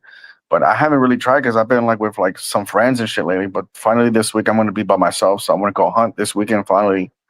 So Yeah, I mean, well, that's just because hey, man, like I said earlier, female nature is female nature, no matter where you go. In Rio, like I said, it's kind of the pseudo sex capital of the world. You know what I'm saying? So they got options. That's just mm, the way it is. So anytime you go to a large city like that, and they always got options. I mean, yeah, yeah, but it's oh not for gonna, sure, fool. I agree. Fool. I think yeah. Sao Paulo and fucking Rio like really hard to go on dates, bro. Like it's just like, bro, I had a bunch. I'm not gonna sit here and lie. I had like a whole like squad lined up, and none of them came through. I'm like, ah, fuck. And so I have to like start back to the drawing board. But I'm telling myself I want to just go to other cities now because I know I meet girls like anytime I go to a city where it's like either this Aracaju, Natal, or fucking Pipa, any other city, for Crochiva, any city that I've been to in Brazil that's in the south or the north and shit, like you go to a bar for within 1 hour, you're meeting a nice girl, dog. And over here in Rio, Mhm. it's like, I don't know, it's like it's changed, fool. Like I guess they don't have the same excitement to meet foreigners like they used to maybe like 10 years ago, because there's so many of them here now and shit. Mhm. Do. But yeah, you go to other cities, bro. Like you'll be the only foreigner there, bro. A hundred Yeah. percent, bro. Like 100%. You'll be like the first one they ever met. And over here in Rio, it's just like they probably already met like 4 or 5, or probably had a bunch of them try to talk to them on Tinder and shit, dude. So, Yeah, like the city my ex was from, it's a little small town out in the outskirts. It's in the mm, state of Rio de Janeiro, but it's not mm. in the city. Yeah, you could go And to other cities outside of Rio too. Like there's some bad ones. You Go talking to about Baja da Tijuca? no, fuck that, bro. Fuck that no, Oh, place. okay. You got to go Just to checking. Campo gosh, Grande. Campo Grande has some bad looking girls. It's like only an hour away from Rio, bro. Campo Grande mhm. for sure, bro. And then I forgot the other city too, Iwas something and shit, dude. But there's like 2 cities that I've been to. Actually, 2 girls that I dated in Rio. They're both from Campo Grande and shit. Like I found them like very, very receptive. Anyways, I'm not trying to go on a rant, but like if you want to meet Brazilian women, dude, get the fuck out of Rio and Sao Paulo. As a matter Yeah, of fact, I want to give y'all a hint. If y'all meet women from Brazil and other cities, especially the interior, fool, you could bring them to Rio, because Rio is like their Miami. They've never been to Rio, or many of them haven't even been on the fucking plane, dude. So if you do meet like a chick in Bayo or some other city and you become cool with her, just fly her out to Rio. That's what I did last time I was here. I flew like 2 girls out and just had fun, bro. And shit. So that's the way to do it but here, bro. Because dating in Rio is gonna be a bitch, bro. yeah, but let me ask you this: Yeah, yeah. when you brought them out there and stuff, I don't know, like, I mean, did you notice like things start, or how long do you still maintain contact with these women, and like have you noticed them start to change? Because No, like it's no. Well, kind of like, the one I met, the first girl I met her actually in Rio the first time I came here 5 years ago. She was herself on vacation, and so when I came the second time, she asked if she could come for a few days. She did, and so you hmm feel me. And so, hmm but now I don't talk to her no more. She got married recently. Actually, last year she hit me up. She's like, "Oh, I'm married, just so you know." I'm like, "Oh, fuck." And shit. So fucking. But you could definitely meet a lot of women over here, bro. Like, just you don't have to fly them out too. You could just stay in the city where you're at, bro. But I'm just saying, like, that's like a hint that I told guys. Like, Rio's like a Miami to the Brazilian women. Dude, you could just fly her out for like a week and have fun here, dog. And shit, you feel me? Or not, you could just yeah, stay in the city. You can stay in Bayo, Joyana, whatever the fuck. Manaus has some really good looking women. Like if you're into like the Pocahontas look, Manaus has those type of girls and shit, dude. yeah. I hadn't been up there. But yeah, like it was kind of crazy. Like when I went out into the small town, I was kind of like a almost like a rock star down there, in a way, Yeah. And I Yeah. mean, I'm an average dude. Yeah, so there's some guy left a comment. How am I struggling? It's not that you're struggling. It's just that you're more like you're seen more as a celebrity outside of these two cities, Sao Paulo and Rio, because there's so many foreigners there, dude. So if you go to Yeah. like, let's say for example, Natal, or you go to I want to say not, I would say Natal, Maceo, and shit. For like, bro, you just go to, even if you go to like a small bar, for not even a club, like you'll get attention, fool. You go to the area, like where I meet women at, fool? The smoking. I don't even fucking smoke. And I go outside and shit when I'm just drinking my fucking caparina. And sooner or later, you have a girl ask you for a lighter. You say, no, follow portugués. Oh, what's americano? Like, bro, it's too easy, bro. But Rio's not like that, for He real. being disrespectful, saying speak for yourself. Yeah, I mean, he just don't get it. Like he don't. I don't think his IQ is there, man. Like saying he doesn't understand like what you're saying, Ulysses. I think we understand what you're saying. It's like, look, Rio is just not for dating, period. If you're trying to actually date, you can hook up. You know what I'm saying? Now, But with all due respect, Tim Howard, it's Don Banks. He's the Brazil king. With all due respect. Yeah, I mean, if you're trying to hook up, like, I'll be honest with you, the thing is with Rio, I mean, this whole thing about, oh, I'm gonna just go to Rio and I'm gonna get all these women, man, that's a damn lie. Just like I you did said, hear Ulysses. that if you go, I did hear it. Correct me if I'm wrong, Ulysses. I did hear that if you hang around at MABS, that's where the high value people congregate. You can network, with high value people. I mean, I don't know. The only time am I wrong? The only time I ever went to Mavs was just like to watch the football games, bro. But I haven't been there like in a year or 2 years and shit, dude. Like it's down the street from where I'm at, my apartment, fool. Like I see it every time when I go to the beach and shit, dude. But I don't know how it is right now. They do have actually good food there, so I'm not gonna sit here and lie, bro. Dude, he wasn't. God, people just don't. Wow, the IQ in the chat. You didn't say anything about Brazil when you said the ones in Rio. Like they're coming off saying that it's all, well, at least Pathfinder's saying that you're saying that it's all about Brazil women, but really it's you're just mainly mentioning even what's his name, Casey Redbeard even said the same thing. He echoed the same thing and said, yeah, you're better off going to the smaller cities, the smaller towns outside of Rio, outside of Sao Paulo, and even outside of what's that other Fortaleza. Yeah, I mean, hell, I mean, it's been common knowledge since the Cuba Dave days, man. Like, when during the block, I mean, they used to talk about that. Never ever wife up a chick from Rio. Don't bring her ass to the States. Yeah, but Don Boggs doesn't he mess with like pros, like the girls he has on his channel, like they're all like pros, aren't they? Honey did say, hey, she did say if you only bring $100, to pay to smash, you're a brokey. She did say that. All right. Yeah. I think he has like nothing but pros though, and shit. Yeah, man, like you gotta bring more. You gotta bring more than a C note to prove that you're not a brokey. Man, they saying that in Rio now. Man. They're saying that in Rio now. She said that on the live. Oh shit. Live. Oh, yeah, but that's a pro though, fool. That's a pro, dude. Like, bro, that's bullshit, fool. Like, if you meet a girl here in Rio that likes you, fool, you could just take her to the beach, buy her a coconut, and she'll be happy, bro. That you're just like he's just messing around with like high end pros, fool. You know what she's saying about y'all? She's saying y'all paying more money to get with fat chicks in the U.S. Nah, bro, that's bullshit, bro. I was like, where you could actually meet nice women too in Rio and in Sao Paulo, the language exchanges. You'll meet girls that are fucking educated, that have their shit together, fool, that have been to the U.S., that have visas, I hope you're U.S. not saying visa stamps on their fucking. You're not saying Mundo lingo. I hope to God you're not saying that place. Bro, yeah, dude, I went to it on a Thursday, fool, and I met women that are fucking super good looking and I have their shit together. They have careers, bro. And what I'm talking about is like these women are from like different states. They come over here to Rio for vacation and they go to this place on a Thursday, Bar Brusque, I think, right?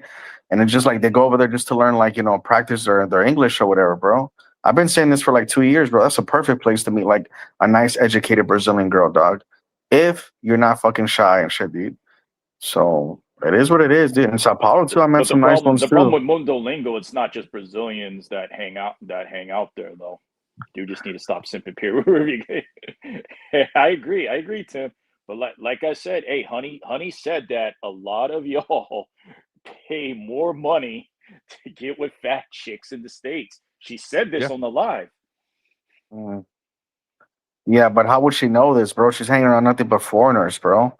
So that's what I'm saying. Like your average Brazilian girl that you meet, like outside of Rio's, never been with a gringo. So how the fuck she gonna know that, dude? She was in Germany and filmed a little bit of content when she was in Germany.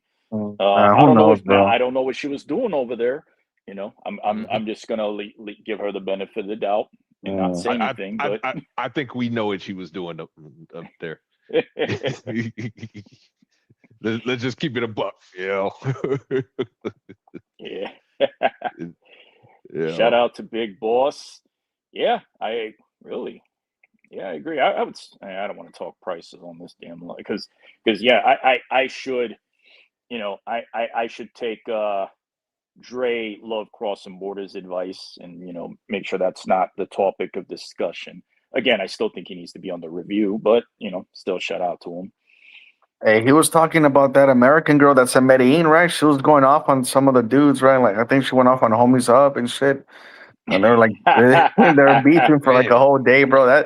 That girl lost her shit, bro. And when I saw I never trash American women, but when I saw her talking, fool, it made my pee go down and made me remind me why I haven't gone out with an American girl like in 10 years, bro. I'm so good, bro. Like fuck that, dude. Like bro, working with them in the office and in the corporate world, man, yeah.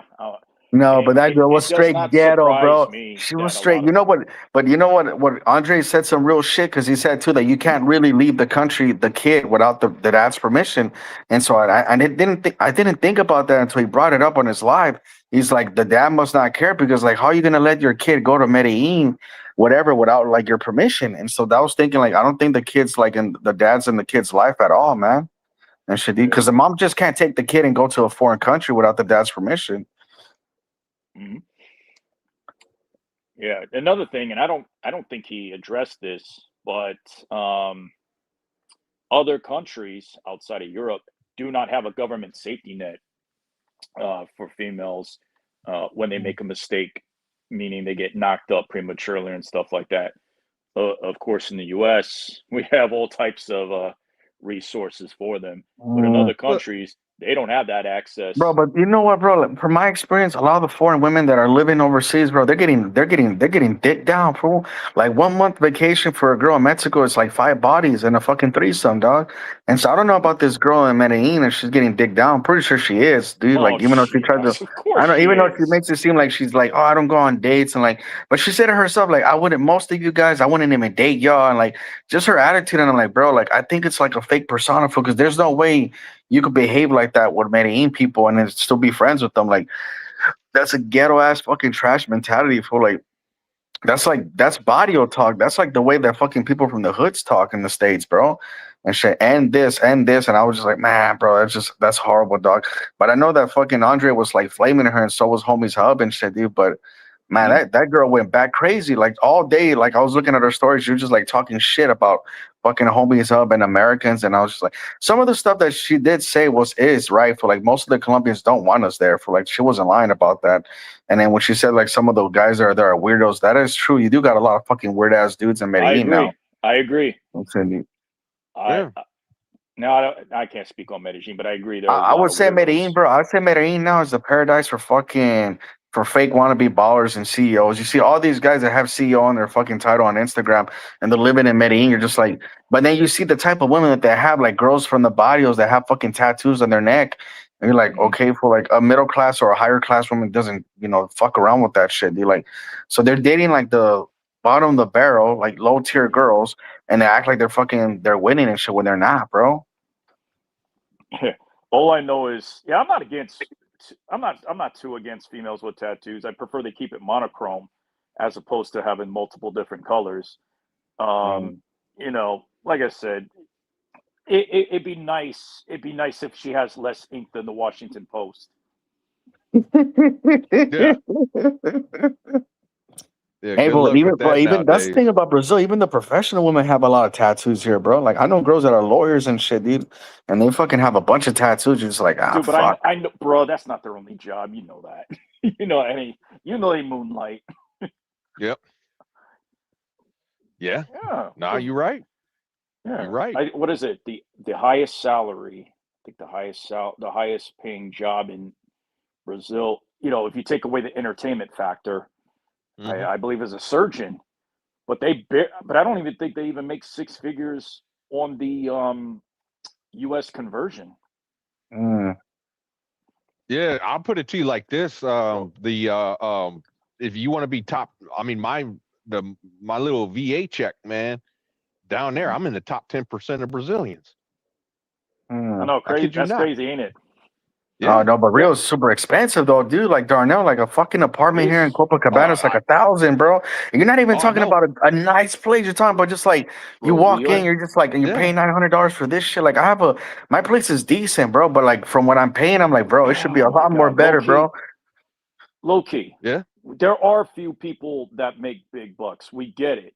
The ones that live in like Sal Conrado and the ones that live in Leblon and even Ipanema. I know some people say Ipanema is a rainbow district, but it's still expensive. It's still more expensive to live in than Yeah, it Copa. is. And then you Bro, have you still seen the also apartments in have Ipanema, bro? An apartment in Ipanema is like running you the same price as a US apartment, like 13, 15, 1,700. I'm like, what? And it's not even that nice. You're looking at it like, what? I'm paying $1,700 for this shit? Yep. Come on, Is that bro. wait a one bedroom? A one bedroom? Yeah, one bedroom in Yeah. Ipanema's expensive, dude. Yeah. Wait, but now is that the one that has the beach view or Yeah, doesn't I even mean have a beach beach view, view? yes, but still, it's still a lot of money, bro. Because You know what? there's other No. cities in That's right. Brazil That's that right. They have did it beach right. views, and they're like way cheaper. They're like $500, $700. Wow. Hey, speaking of It's that, not a few. There are many that make great money, bro. yeah, The average speaking. salary in Rio, the average Mhm. salary in Rio is like, okay, the average salary in Brazil is like $300 to $400, but in Rio, I believe it's like It's five 600. to 600 per month. Yep. And that's not even take home pay. That's before take home pay. That's gross income. Yeah, So Molano so says when rookies stay in Rio. Bro, I don't know about you, bro, but I've been to like 11 different states in Brazil, and I'm about to go to rookies, more states this year too. I'm about to hit like 4 or 5 more states. Milano, And stop shit. shaming people for going to Rio. Rio is going to be the first city that almost everybody's going to hit up that's never been to Yeah. Brazil Yeah. before. That's Yeah. the You got first to city start I hit up. somewhere.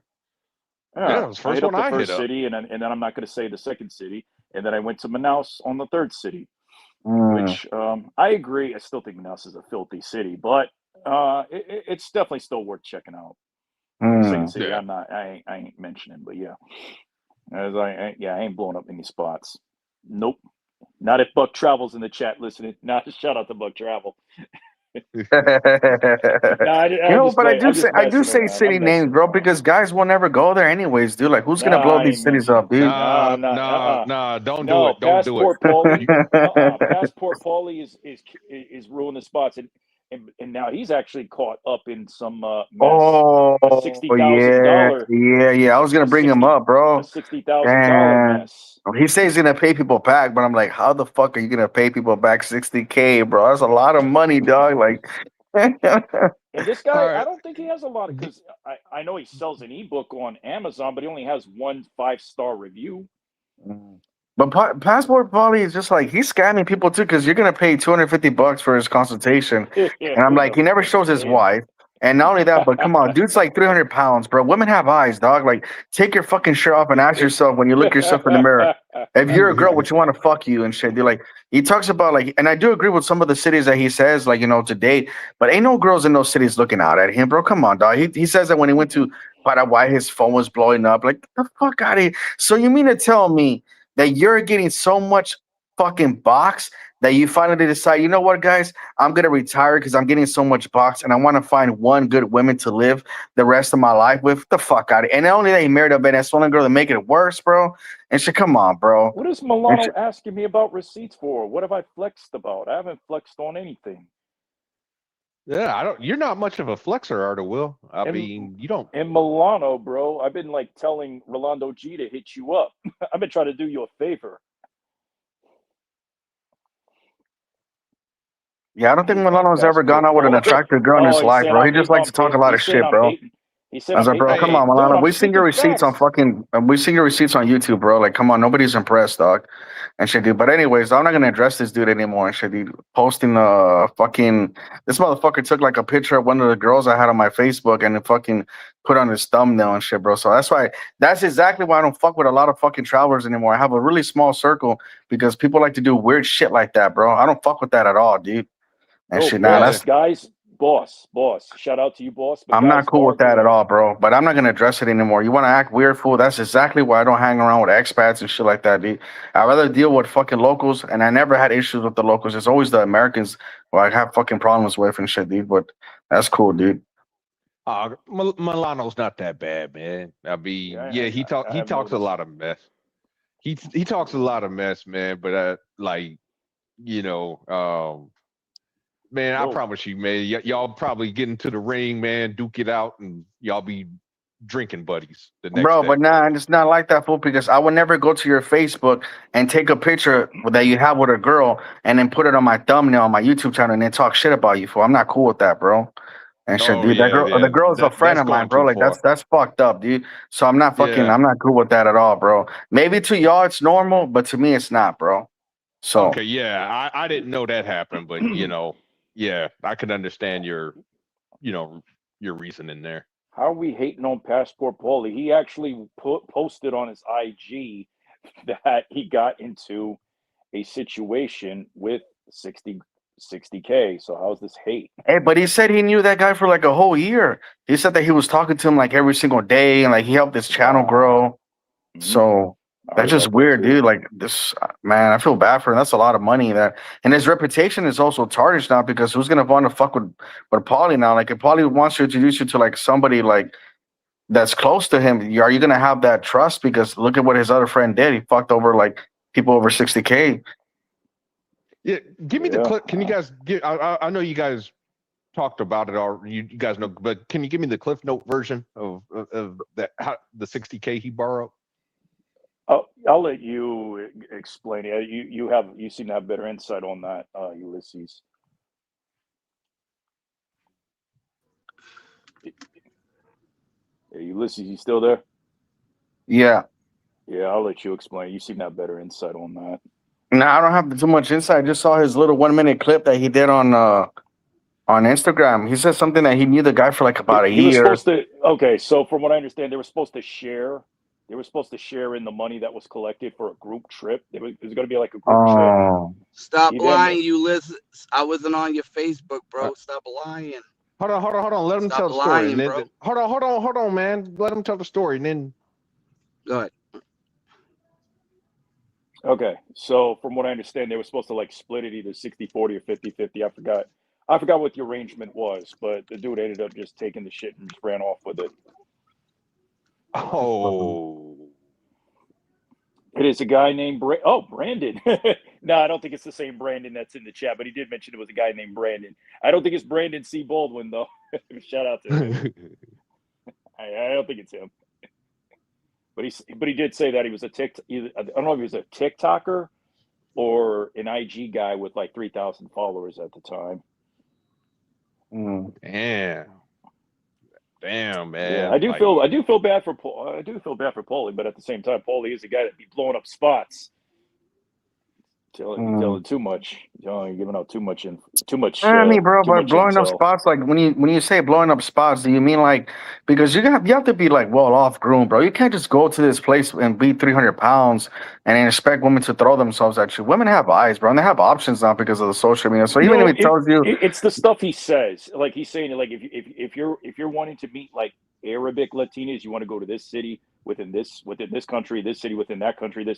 He's like, bro, but there's a bunch of spots over outside of Latin America too. I could tell you like some of the best women that I've met have been in the Middle East. I could tell you I've met some really cool women that are from Lebanon, Algeria. Dudes ain't gonna go over there. It's a lot of places, dude. There's a lot of places. Belgrade has beautiful women, dude. Croatia has beautiful women, dog. I don't think he's blowing up the spots, man. I just think he's helping people out. Nah.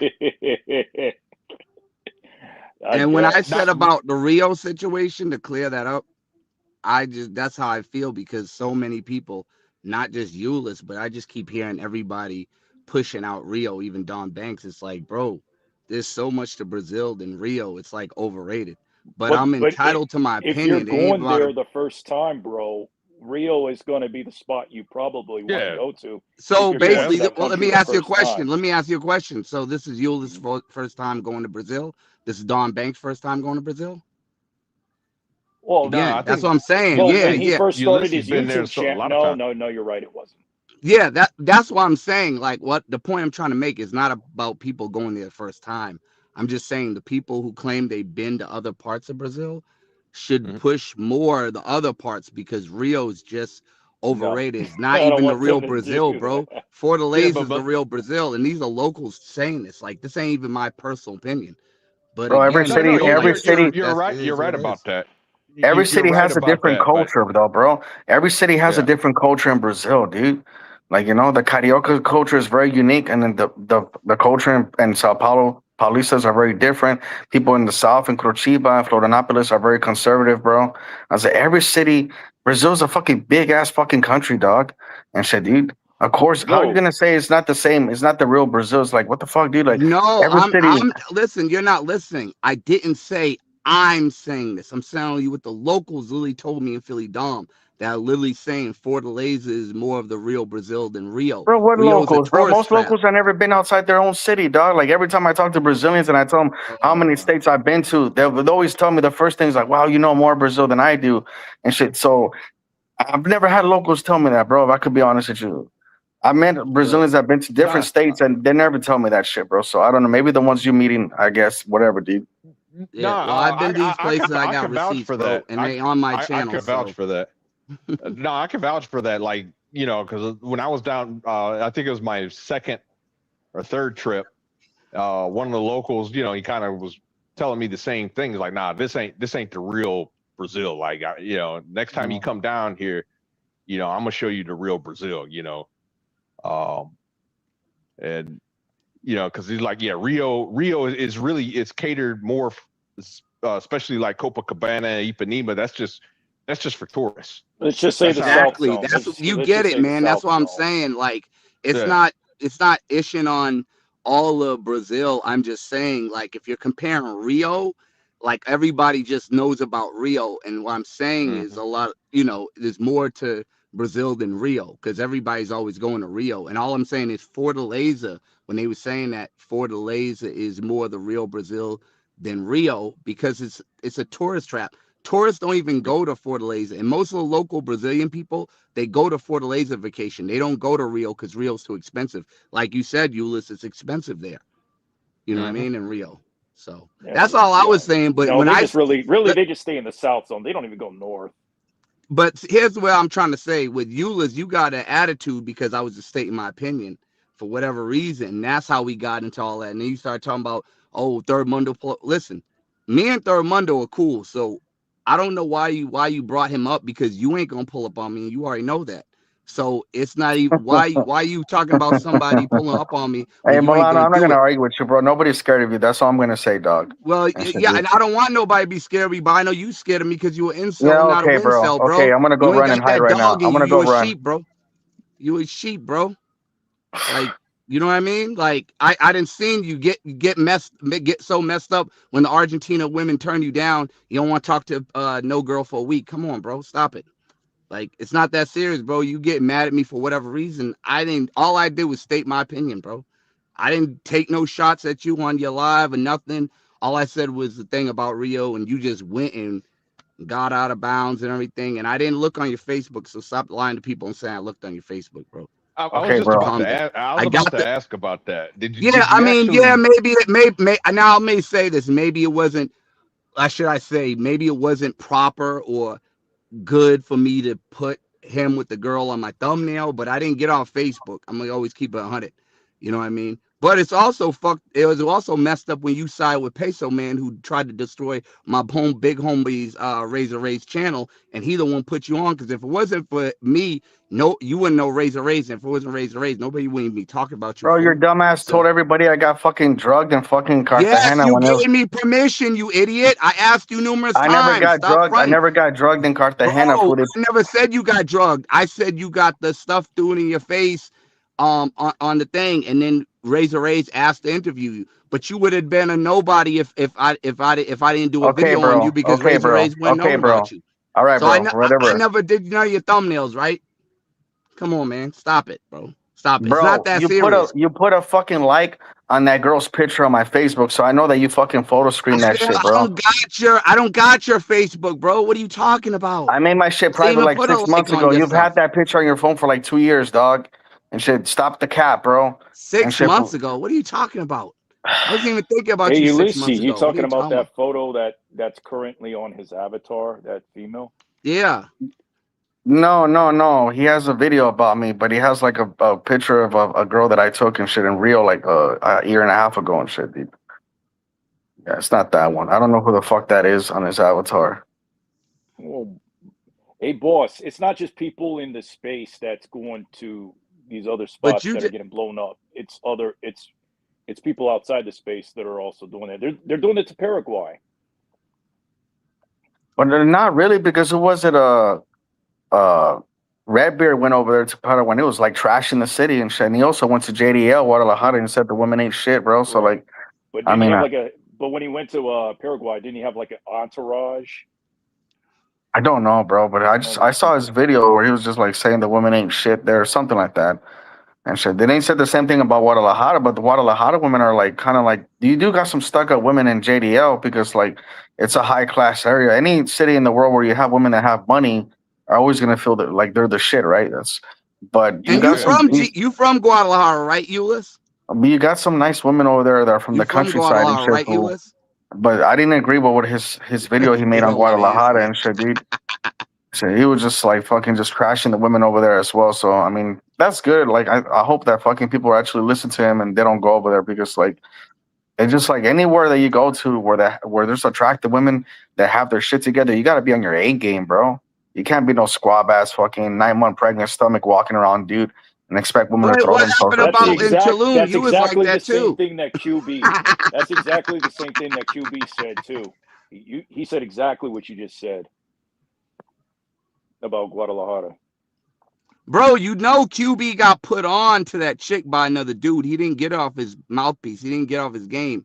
You guys gotta listen to the real, man. I'm like the young Jeezy of this, man. Like, y'all be listening to these guys that be lying to y'all. That's like a slap in the face. I gotta be honest with you, Mulatto. They're just about I would say 8, maybe 9 out of 10 passport bros are lying and full of shit. Dude, there's nothing wrong with getting put on if someone's put. There ain't nothing wrong with No, listen, Artie Will. I never said it's nothing wrong with it, but when you're putting it in guys' head that you're all this in a bag of chips and you can get women because of all your looks, you shouldn't need to get put on. You shouldn't need for people to put you on. You should be able to put yourself on. You know what I mean? Do you have evidence? Put people As on. a social construct, do you have like evidence though that somebody introduced QB Nigga, to he his fucking told girl? me, bro. He told me. I wouldn't be lying on him, bro. He told me this. Bro. I known this guy for 3 years, bro. Like, that's why. Let me tell you something. And I know, Ulyss, you probably gonna throw it in my face. Oh yeah, you got beat up in the ring, whatever. I don't even care about that, bro. Fighting QB was like fighting one of my cousins, bro. I knew that guy for 3 years. I'm actually the guy that motivated him to start his YouTube channel, bro. Like, the thing about it is I've known this guy longer than you guys. You know what I mean? And there's nothing shade against him. Like, I see where he's going with it, and I do agree with certain stuff. You should work out for yourself. It does help your self-esteem, because I'm like on a 1,000 at work with my positive attitude. And a lot of these guys ain't even working out or doing nothing. But, it's also good for your health, too. Yeah. Shout out to my doctor. He said he don't want to see me for another year. I'm so good. They actually gave me $200 for my health insurance too, just to blow it, but on a card. But here's the thing, right? You're supposed to do it like you said for your health and your self-esteem. but you shouldn't try to do it just to impress other guys and other women. And I think that's the message QB pushes to guys, and I think that's why they get mad or whatever. You should be doing it for yourself, not for the women or the guys. And the reason why I say this is because if you do it for the women, when you finally get that woman, you will fall off. I was like 15 at the time, and my stepfather had me lifting weights and everything. Everything. And then once I got a girlfriend, I fell off because I already got what I needed. So you got to do it for yourself, man. You know what I mean? And Euless, don't even front. Don't even front. When we were doing Tulum, and I used to talk to you, and I was talking to Kenny Ken, I was doing them push-ups and burpees. So don't act like I don't be trying to get it in. The only thing about it is I'll keep it 100. I do have a drinking problem, and when I mean a drinking problem, that shit blows me up and has me eating like Pac-Man. Yeah, I noticed you have a drinking problem. I remember you did a live, and you was because you didn't do a live. You pulled up on the panel, and you was drinking while you were driving. Yeah, I know. I'm still fighting that. Bruh. I got lawyers to watch lawyers so I don't go broke. But no, I mean, the thing about it is while I was driving, I probably was sitting in the car, bro. I wasn't doing that. You were in your car when you pulled up on a panel. And you had a can of beer in your hand. Yeah, I might have been living with the Mexican family. I might have been in my car just drinking because I didn't want to be loud on the porch because I respect them. You know what I mean? They're from Guerrero, Mexico. They go to bed early. So I didn't want to be loud and wake them up. So sometimes I'll go in my car so they can't hear me. You know what I mean? That's why they call me Young Holla. You know what I mean? But now shout out to them. You know what I mean? Before I left, though, to go to Brazil, I gave the kids like my Xbox 360. I got to buy them another when they end up breaking. But yeah, man. The thing I'll say about this is I'm glad that I took the jump and went long-term travel. Now I'm going to probably hate this in the morning saying this, but this is the nice guy in me. I will say Euless has, as far as long-term travel, more experience than me. I will give him that. So I will say that he does. I see where he comes from as far as being a long-term travel and how he thinks. That he doesn't like the short-term passport bros, because when you do long-term travel, you get to know the people, the culture. It's a fresher breath air. You know what I mean? When I did Brazil for 3 months, man, that was a game changer. Dominican Republic for 4 months. Like, that's another thing I never understood is people taking consultations for doing short-term travel. Like if you're gonna pay for a consultation, that should be something to do a long-term travel. So I do agree with you on that. What I'm about to tell you is gonna blow your mind. I had people paying me just to hook them up with fat chicks that I got from Tinder. Hey, baby, I gotta make the money. YouTube wasn't paying. I gotta hustle. You know what I mean? So I'm just being honest. I'm the realest. I'm the realest in this space, bro. These ugly ass fat sewer chicks, man. Man, you just admitted to scamming your people, man. How am I scamming if you're asking for it? This is business, supply and demand. So you mean to tell me if you're selling rocks outside and people asking for it, the dealer is the bad person? No, you asked it. He's just supplying it. These people said, "Yo, I want to get a fat chick. I like these BBWs. I don't want to have to pay for a pro. I want a regular girl, but I like the BBWs. The BBWs in the States suck, but the ones in overseas are good. You got any connections?" I said, "I got you," because some of the girls, I got their number, chill with them, whatever. And I said, "Yo, I'll sling you this. You throw me some money for a Cash App." They threw me a couple of dollars, and I was making my money. And all I'm doing is hustling. They're paying you to purposely hook up with BBWs. Yes, I can't make this up. No, they're probably not BBWs. I think they're BBWs in Milano's eyes, but they're baddies probably in the customer's eyes. That's what I think it is. Hey, they said BBWs. They told me this. We love. Okay. They literally told me this, bro. Listen, when I tell you something, I tell you verbatim, word for word. I'm not just making this off my opinion, because I would never disrespect my customers. But I'm just telling you what they're telling me. For verbatim. I'm not going like, oh, they're fat, so this is what they're telling me. I like big girls. My boys clown me for it. Yo, don't tell nobody. Let me get the info. And one dude, he threw me some money, and he came back and threw me some extra money for being a real ninja, and was like, "Yo, you went by your word, and the chick was cooking clean for me and all that. Yo, here's another couple of dollars." You know what I mean? Yeah, I never saw you as someone like that. But I was going to say this, and I never asked you this, but CC seems to really not like you because he's done a couple lives about your situation. I don't know how much of that was true, but it is some pretty messed up things. And I know what's the other guy, NYC King or something Yeah, like that. And yeah. he did an upload about you too. But you Like know what's how funny much about of that is true? let me tell you, right, Art. Mhm. NYC King gave me a shout out on Andrew's show on recent live. He gave a couple of recent Okay. lives. He gave me a shout out. He's up and down. One day he'll diss me. One day he'll be cool with me. We even with CC when I fought, and I think you remember this, Arthur Will. I'm just making sure your memory's correct.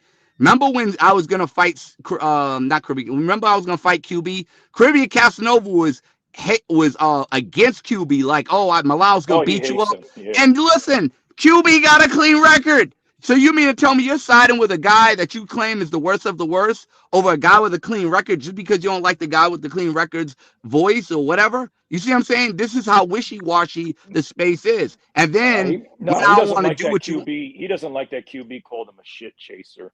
But but that's it's probably still wrong. it's the same. It's all principle. If you a type of guy that's all principle, you can't stand next to S offender, all these stuff. If this is what you claim I am, not you, him, then why would you go against a clean record guy type of guy for a guy that's the scum of the earth? You got to make it make sense. Again, he's not that freaking smart. It's just a lot of these people in space are so freaking stupid and getting Hey, easily but manipulated by we him. know that someone who has a clean record is a lame though.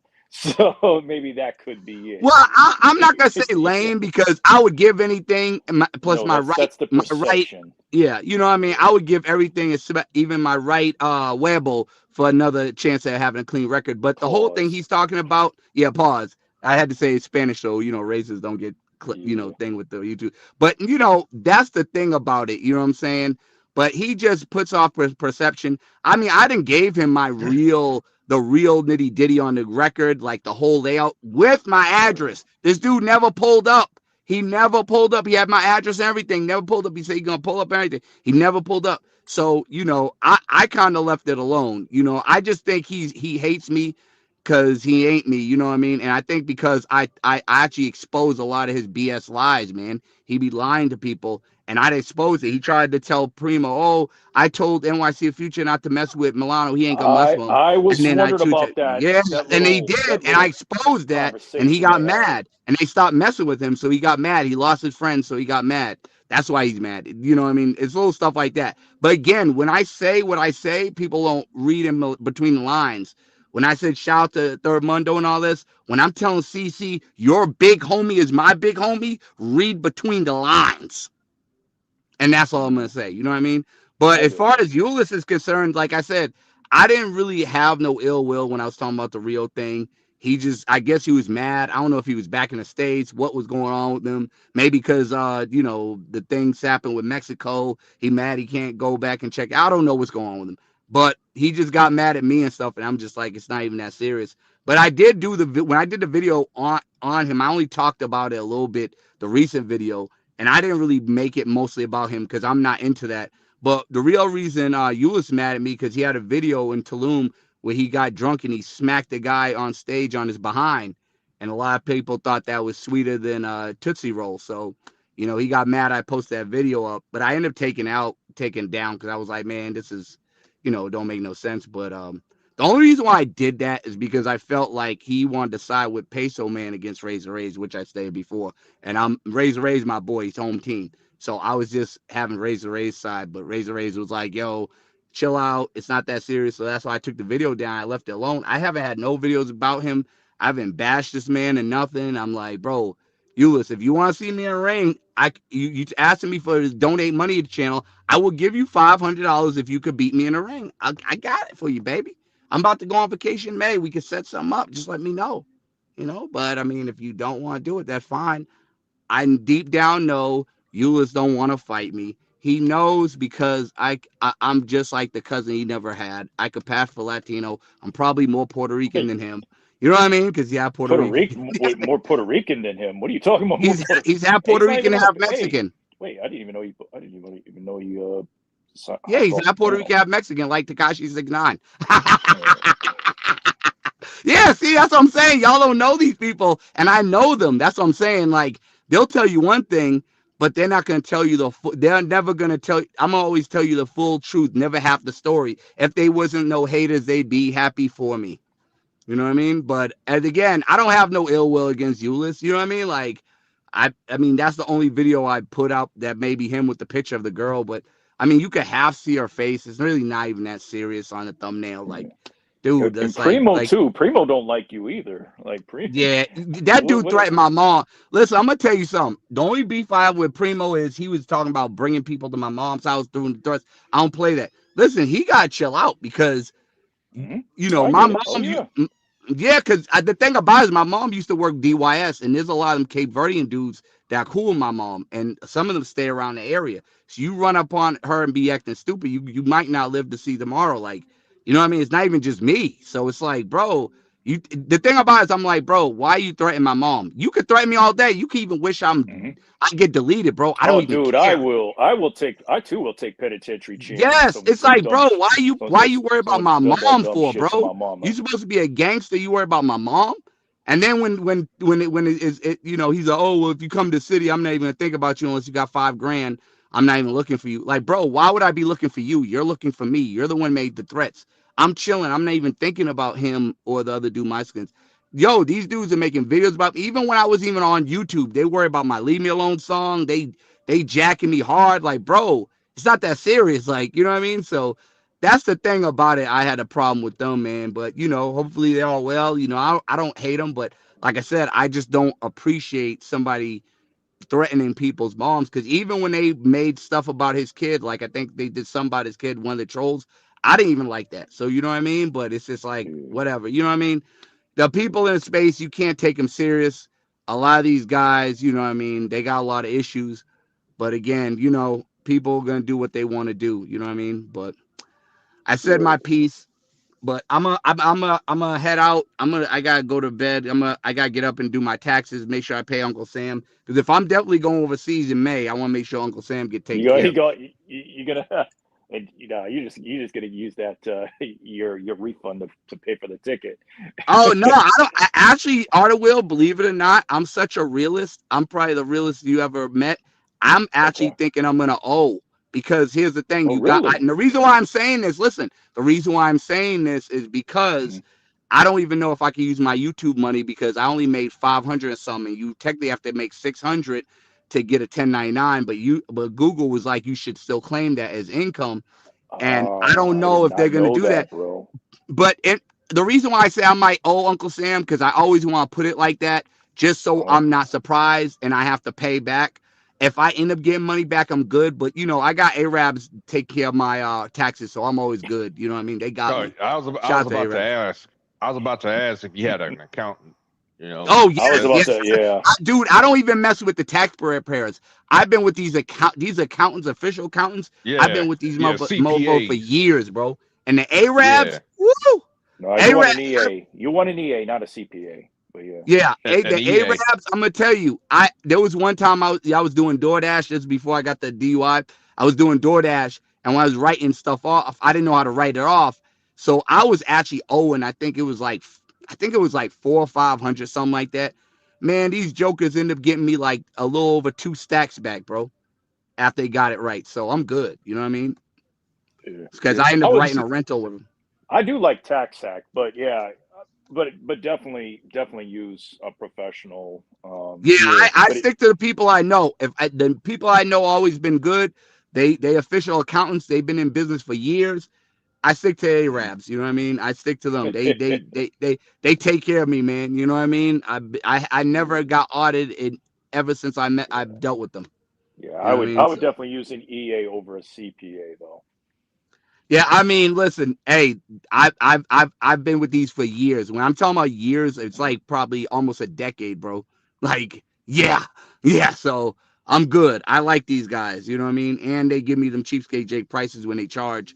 You know what I mean? Because I was paying 150 a long time just to them do my taxes. Right. They But upped I'm it to just saying, if 200. you have complex issues though, Oh no, I'm you might good. want to use an EA. My stuff is easy. All I do is W-2s. The only time I ever had to really fill stuff out that was different from W-2s is a 1099 from the DoorDash, and they just had me write stuff off and showed me what to do, the head manager and stuff like that, and I was good. So, yeah, I mean, I'm good. Yeah, You know what I mean? but yet no, your YouTube, even though it's small, your YouTube money, you still gotta claim that.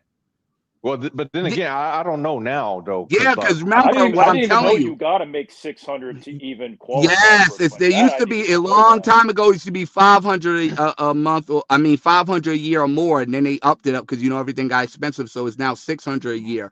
But Google just said just to cover yourself, you should claim even if it's 500. If it's 500, or if it's between 500 and 600, you should still claim it just to cover yourself. It's not you had to, but just to cover yourself. But like I said, 600. Usually, once you get 600, YouTube gets you a 1099. I gotta look at my thing and see if they even. I don't think they even gave me a 1099. So I'm gonna just have track what they paid me. Excuse me. Then I'm gonna write off the hotels and the plane trips, and then. But like I said, the Arab people might tell me I don't need it. Like when I made over $800 the year. I think last year or no year before last. When I was in Brazil. Off Cash App, and I thought I had to claim that. The Arab was like, "Yo, you don't have to claim that. The IRS does not respect Cash App, so that's tax-free money. Like the only way you could really claim is you have to do 1099 and do it yourself." But he's like, "Why? Because now you're gonna have to. They want you to do it off their strength, off the Cash App. So he's like, you might as well just keep that free money. And I like tax-free money. You know what I mean? So I'm like, whatever. You know what I mean? Hey, I heard, and correct me if I'm wrong, but I heard that Brazil does not have a tax treaty with the U.S. if you're doing your taxes. I don't know about that. I do know. I will say this. I do know if you bring a certain amount of if you bring a certain amount of iPhones though or electronics, they will double tax you on that because they'll think you're trying to sell it. I do know that much. Yeah. What it used to be, as long as you don't bring stuff over $10,000, a value over 10 grand. Oh, that's everywhere though. That's not just Brazil. That's any country where Yeah. that you're not supposed to bring that over that. Yeah. But I'm about to head out, man. I just wanted to speak my piece, man, because I felt like Euless was just not, trying to make me look like the worst person in the world. I'm like, bro, I was even coming at you on your thing. You know what I'm saying? But shout out to him. I wanted to add something. I wanted to add something to the Floyd. But yeah, you can roll out. But okay, all right. Appreciate y'all. Euless, if you want that boxing match, holla at your boy. Why are you calling him Euless? Anyways, what was I gonna say? Oh yeah, so the one thing I wanted to cover on the Floyd situation is the crazy thing is, what is it that they said that he's been doing what he was doing in 2022 and 2023 or periods of those. I think you know what I think how they found that out. It's either the timestamp in his files, or they might have used a laptop or a desktop, and I think they right clicked each file and it says like date modified, and it'll show you the date of when it was messed with. Or I think there's even a date created too. So I think that's how they were able to find it out. Another thing I wanted to add with the Floyd situation is he will be held in what they call preventive custody because he is seen as a flight risk due to the fact he's a foreigner. Of course, that's one factor.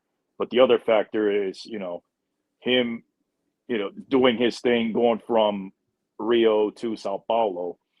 That I think that's another factor. So that's the two updates that I got was that, he did his thing in 2022 and 2023. Number of victims is between 8 to 12. And they did say the crimes that the victim's age range goes from adolescent to children. And yeah, he's pretty much being held. And that's one of the reasons why I typed in one on why I believe that he may no longer be alive, because he is a guy that does seem to have mental issues. No, I he's also admitted remember it. one time. He admitted it. And I also remember one time he mentioned like he thought about, self-deletion before watching both like Austin and I believe the other and Roberto, like the travel content. And once he figured out I could do that, the same thing they did, it seemed like he abandoned that. But now the fact that he's being held in preventive custody, and I've heard Brazil system is very slow. He could possibly be held there for like 2 years. Yeah, that's what I was telling. That's what I told Razor when I first got on here. Like it's real slow. Like speedy trial. Yeah, your right to a speedy trial does not exist down there. Right. I also saw that a Brazilian or somebody that was typing in Portuguese in the chat saying that he's currently being held at Temembre. I can't pronounce it. But it is translated as the prison of the Temembre Prisão, which is translated as the prison of the famous. So he's technically in a celebrity prison.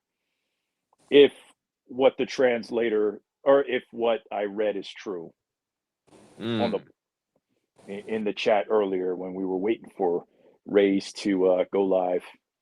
So when you say celebrity prison, is that like Club Fed where it's jail but not really jail? No. Celebrity prison is all these celebrities that got sentenced are being held there. The most recent one being a soccer player.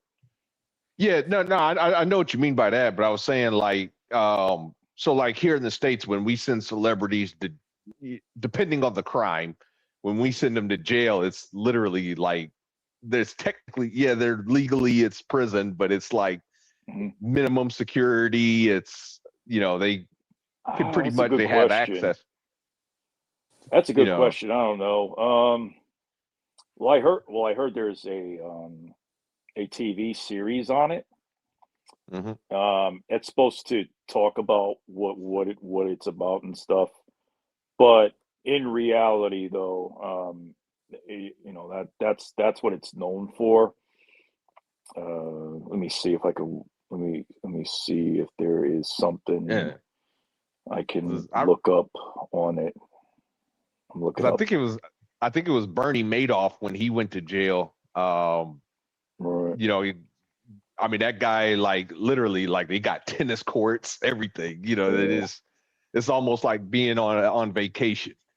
Okay, so what made it famous was, of course, the TV series, but it says Tremembe, the prison of the famous and the mirror. Okay. So a few prisons. So is one of them located in the interior of Sao Paulo. The Dr. Jose Augusto Cesar Salgado Penitentiary, better known as Tremembe 2, Tremembe 2, began as a modest, disciplined facility surrounded by trees and quiet streets. Today, it stands as a symbol of a country fascinated by its own monsters. The nickname, the Prison of the Famous, was born also almost by accident, but it stuck, as some of the most notorious criminals in Brazil history passed through its gates. With each new headline, Tremembe stopped being just a correctional unit and became a stage, the final act in Brazil's own tragic drama. So it got to the point where they actually made it a TV series. But I don't think they did it based on. But so it says the fascination with these celebrity inmates has been morbid and enduring. Suzanne von Richthofen arrived in 2006, sentenced to nearly 40 years for the deletion of her parents. She became unwillingly the face of Tremembe. Okay, then there's another one. A few years later, Elise Matsunaga, convicted of deleting and dismembering her husband, joined her. The two women actually crossed paths briefly. The press, I don't know how they're famous, but it says they were. Then they have made a video series based on them. And it also says Elise was released in 2022 after serving 10 years and later appeared in her own Netflix documentary. So it talks about all these people that are known that did time. So it's technically a penitentiary that houses, but the most recent one was a soccer player. What was the soccer player's name? What was his name? Well, I'm gonna say peace out, Tim. Peace out, Tim, and shout out to you, all the way. Shout out to the mega moderator, Tim. Your listeners is up here. You know what I'm saying? Shout out to the mega moderator, Tim Howard. Doing a great job tonight. All the moderators is in the building. So Nate, Anonymous. You know what I mean? I'm a mod too. Oh yeah, Can I ask our in the building, big boss? Can I ask Art or Will a question real quick? Yeah, go ahead. Go ahead. Ask me before I shut this down. Yeah. Go ahead. Yeah. So I mean, I said earlier, I think based on, with this Floyd thing, like based on the new stuff that's coming out, it's like I'm thinking like this is part. I mean, I think it's much bigger than Floyd. Like, okay, he's been doing. Yeah. Go ahead. Sorry.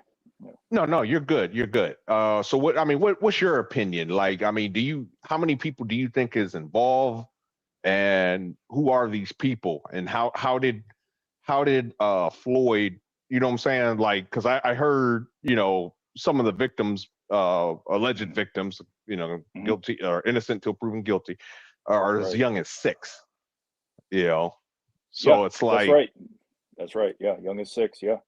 That would count as an adolescent in their country, yes. I want to say 4, based on what I read earlier, the first time it happened. If I'm not mistaken, I don't want to say it's set in stone, but I believe it might be 4 Americans, and may even have YouTube channels that he could be connected to. It's what I heard, but again, it could be lost in translation. I don't have the names because they didn't release those names. So, but from what I understand, and I would have to read it again.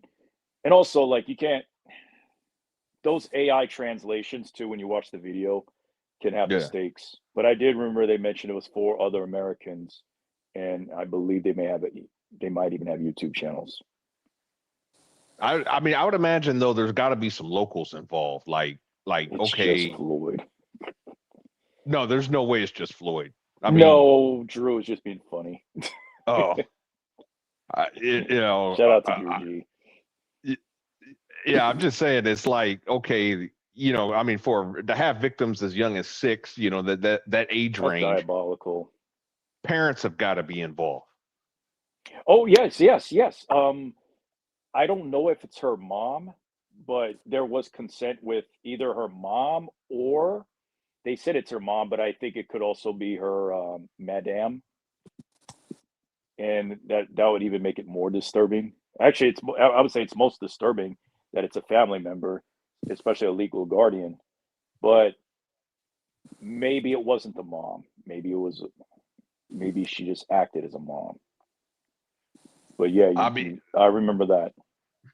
Yeah, I mean, because it's like, okay, I mean, one, as a foreigner, you wouldn't even know where to go to find this kind of crap. You know what I mean? So that's why I'm saying the local, I mean, granted, I do believe, yes, there's more American involvement. There's a group. I do believe there was a name Floyd kept shouting, his partner on his YouTube, Jack, kept shouting him out, and then there was somebody. Pathfinder. Go ahead. Sorry, man. Of course he's been held in, but the news on February says, because I guess I don't know if he was trying to make bail or trying to just be released under supervision or whatnot, kind of like a Johnny Somali. But it says based on the fact that he is considered a flight risk, he's a foreigner. Let me read that article. As a matter of fact, no title. I read it. It's I got it now because I'm about to break out of here. Okay, but, okay. Pathfinder, no, it's a new update. Pathfinder that he was trying to get out of there, of course, 100%, and the prosecution was like, no, you're a flight risk. you've been doing it since 2022 to 2023, which is new, which is confirmed that they think he's been doing it since 2022 to 2023, and that the kids we had from between 8 to 12 kids that were involved over the years. So that's new. They made that number out there, and that only thing is we don't know what the judge said. We don't have a update of what the judge said. Did the judge, he didn't do a trial date or anything like that. So, but the latest update is that, you know what I'm saying? So there is a new update, but he is still being held in preventive custody, yes, since December, but he was trying to get out of there. He's trying to get out altogether, probably bail. So, but yeah, so there has been a slight update. So that's proof of life. He is alive because, like I said, the prosecutor wouldn't be going through all this if he was dead, and they would report that he's dead eventually. You know what I'm saying? They would report that. So, so that's the update. He's alive. Yeah. Well, I typed in Raze. I typed in 1 because that article was on February. It's now March. I'm thinking that after hearing that he's not going to be released under supervision, that he's going to be sitting there possibly for 2 years at minimum. Because again, I've heard the judicial process is very slow, even slower than the states. Yeah. So at minimum, he might just be having to sit there for 2 years. Yeah, I mean, there's no trial date yet set. So, and like I said, it isn't an official decision on the judge from what the prosecutor was asking, and for him to be held like even longer. And so the news is coming out very slow in the court system, and so we just gotta. But a crime as heinous as this, I mean, there's no way in hell he's gonna get bail or or anything like that. Like it's this a very is too serious heinous crime. This is worse than Cuba. This is worse than Cuba Dave. Yes, not to compare, but it is worse. A lot worse. It is a whole lot worse. Cuba Dave served 5 years. Yeah. So, but this was way different than Cuba Dave. And the thing is, he has no ties to the community, so he's definitely a flight risk. But I think Cuba was like three years, more like closer to 3 years. He was being held, and he wasn't even convicted. He was just waiting for his trial date, whatever. They kept pushing it back and this and that, so they kept. So that's why it ended up being like 3 years. 3 years. Well, like 3. I don't think it was 5. I don't think it was 4 or 5. I think it was 2012 to 2017. Yeah, let me see. Yeah, I believe. 2012. Nah, let me double check. Nah, that's 2012. He was no. The 2012. He was arrested in 2014 because I was in Cuba. Yeah. It's like 3 years. Okay. He did it 3 years. Yeah. Okay.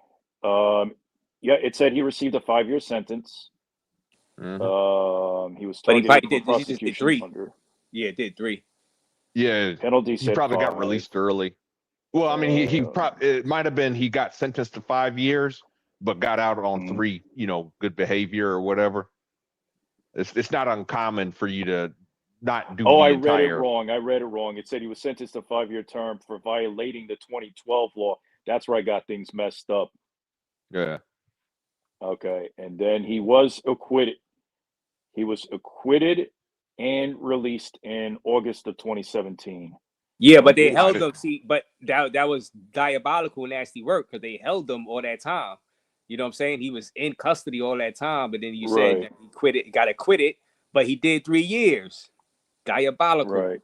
Yeah, he did do 3 years. Yeah, I read it wrong. I don't know why I said 5. I got that mixed up. But he was sentenced for 5, but didn't do 5, and then eventually he got acquitted, and then released. Which it's different in USA, different thing. Yeah. Okay. But before you log out, I just wanted to, because I translated what a couple Brazilian, or it's one particular Brazilian in your chat. So this is why I mentioned about the Tremembe prison earlier.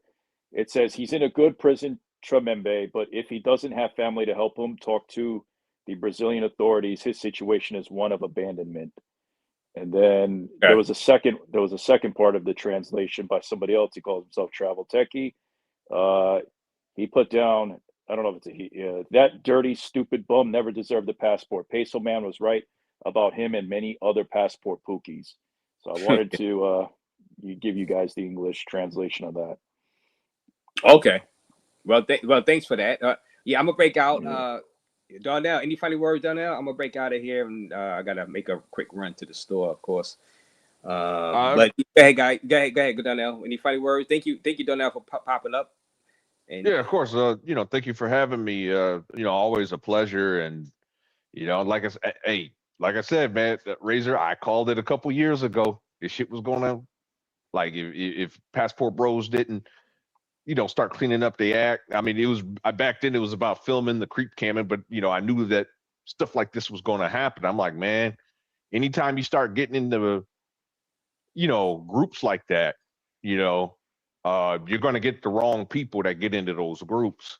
And if you don't start policing yourselves, then, what I'm saying, the law will do it for you. So, right. That's why when you had asked a question earlier about, hey, do you feel, feel sorry for like these, for these passport bros that couldn't make it into Colombia? I'm like, hell no. I mean, yeah. How many people gotta fucking tell you? No, because it keeps things balanced, like Thanos, and also it doesn't jack up the price. Well, it's kind of well, even though the prices have increased, it's not like crazy inflation. Yeah, we need some sort of balance. Yeah.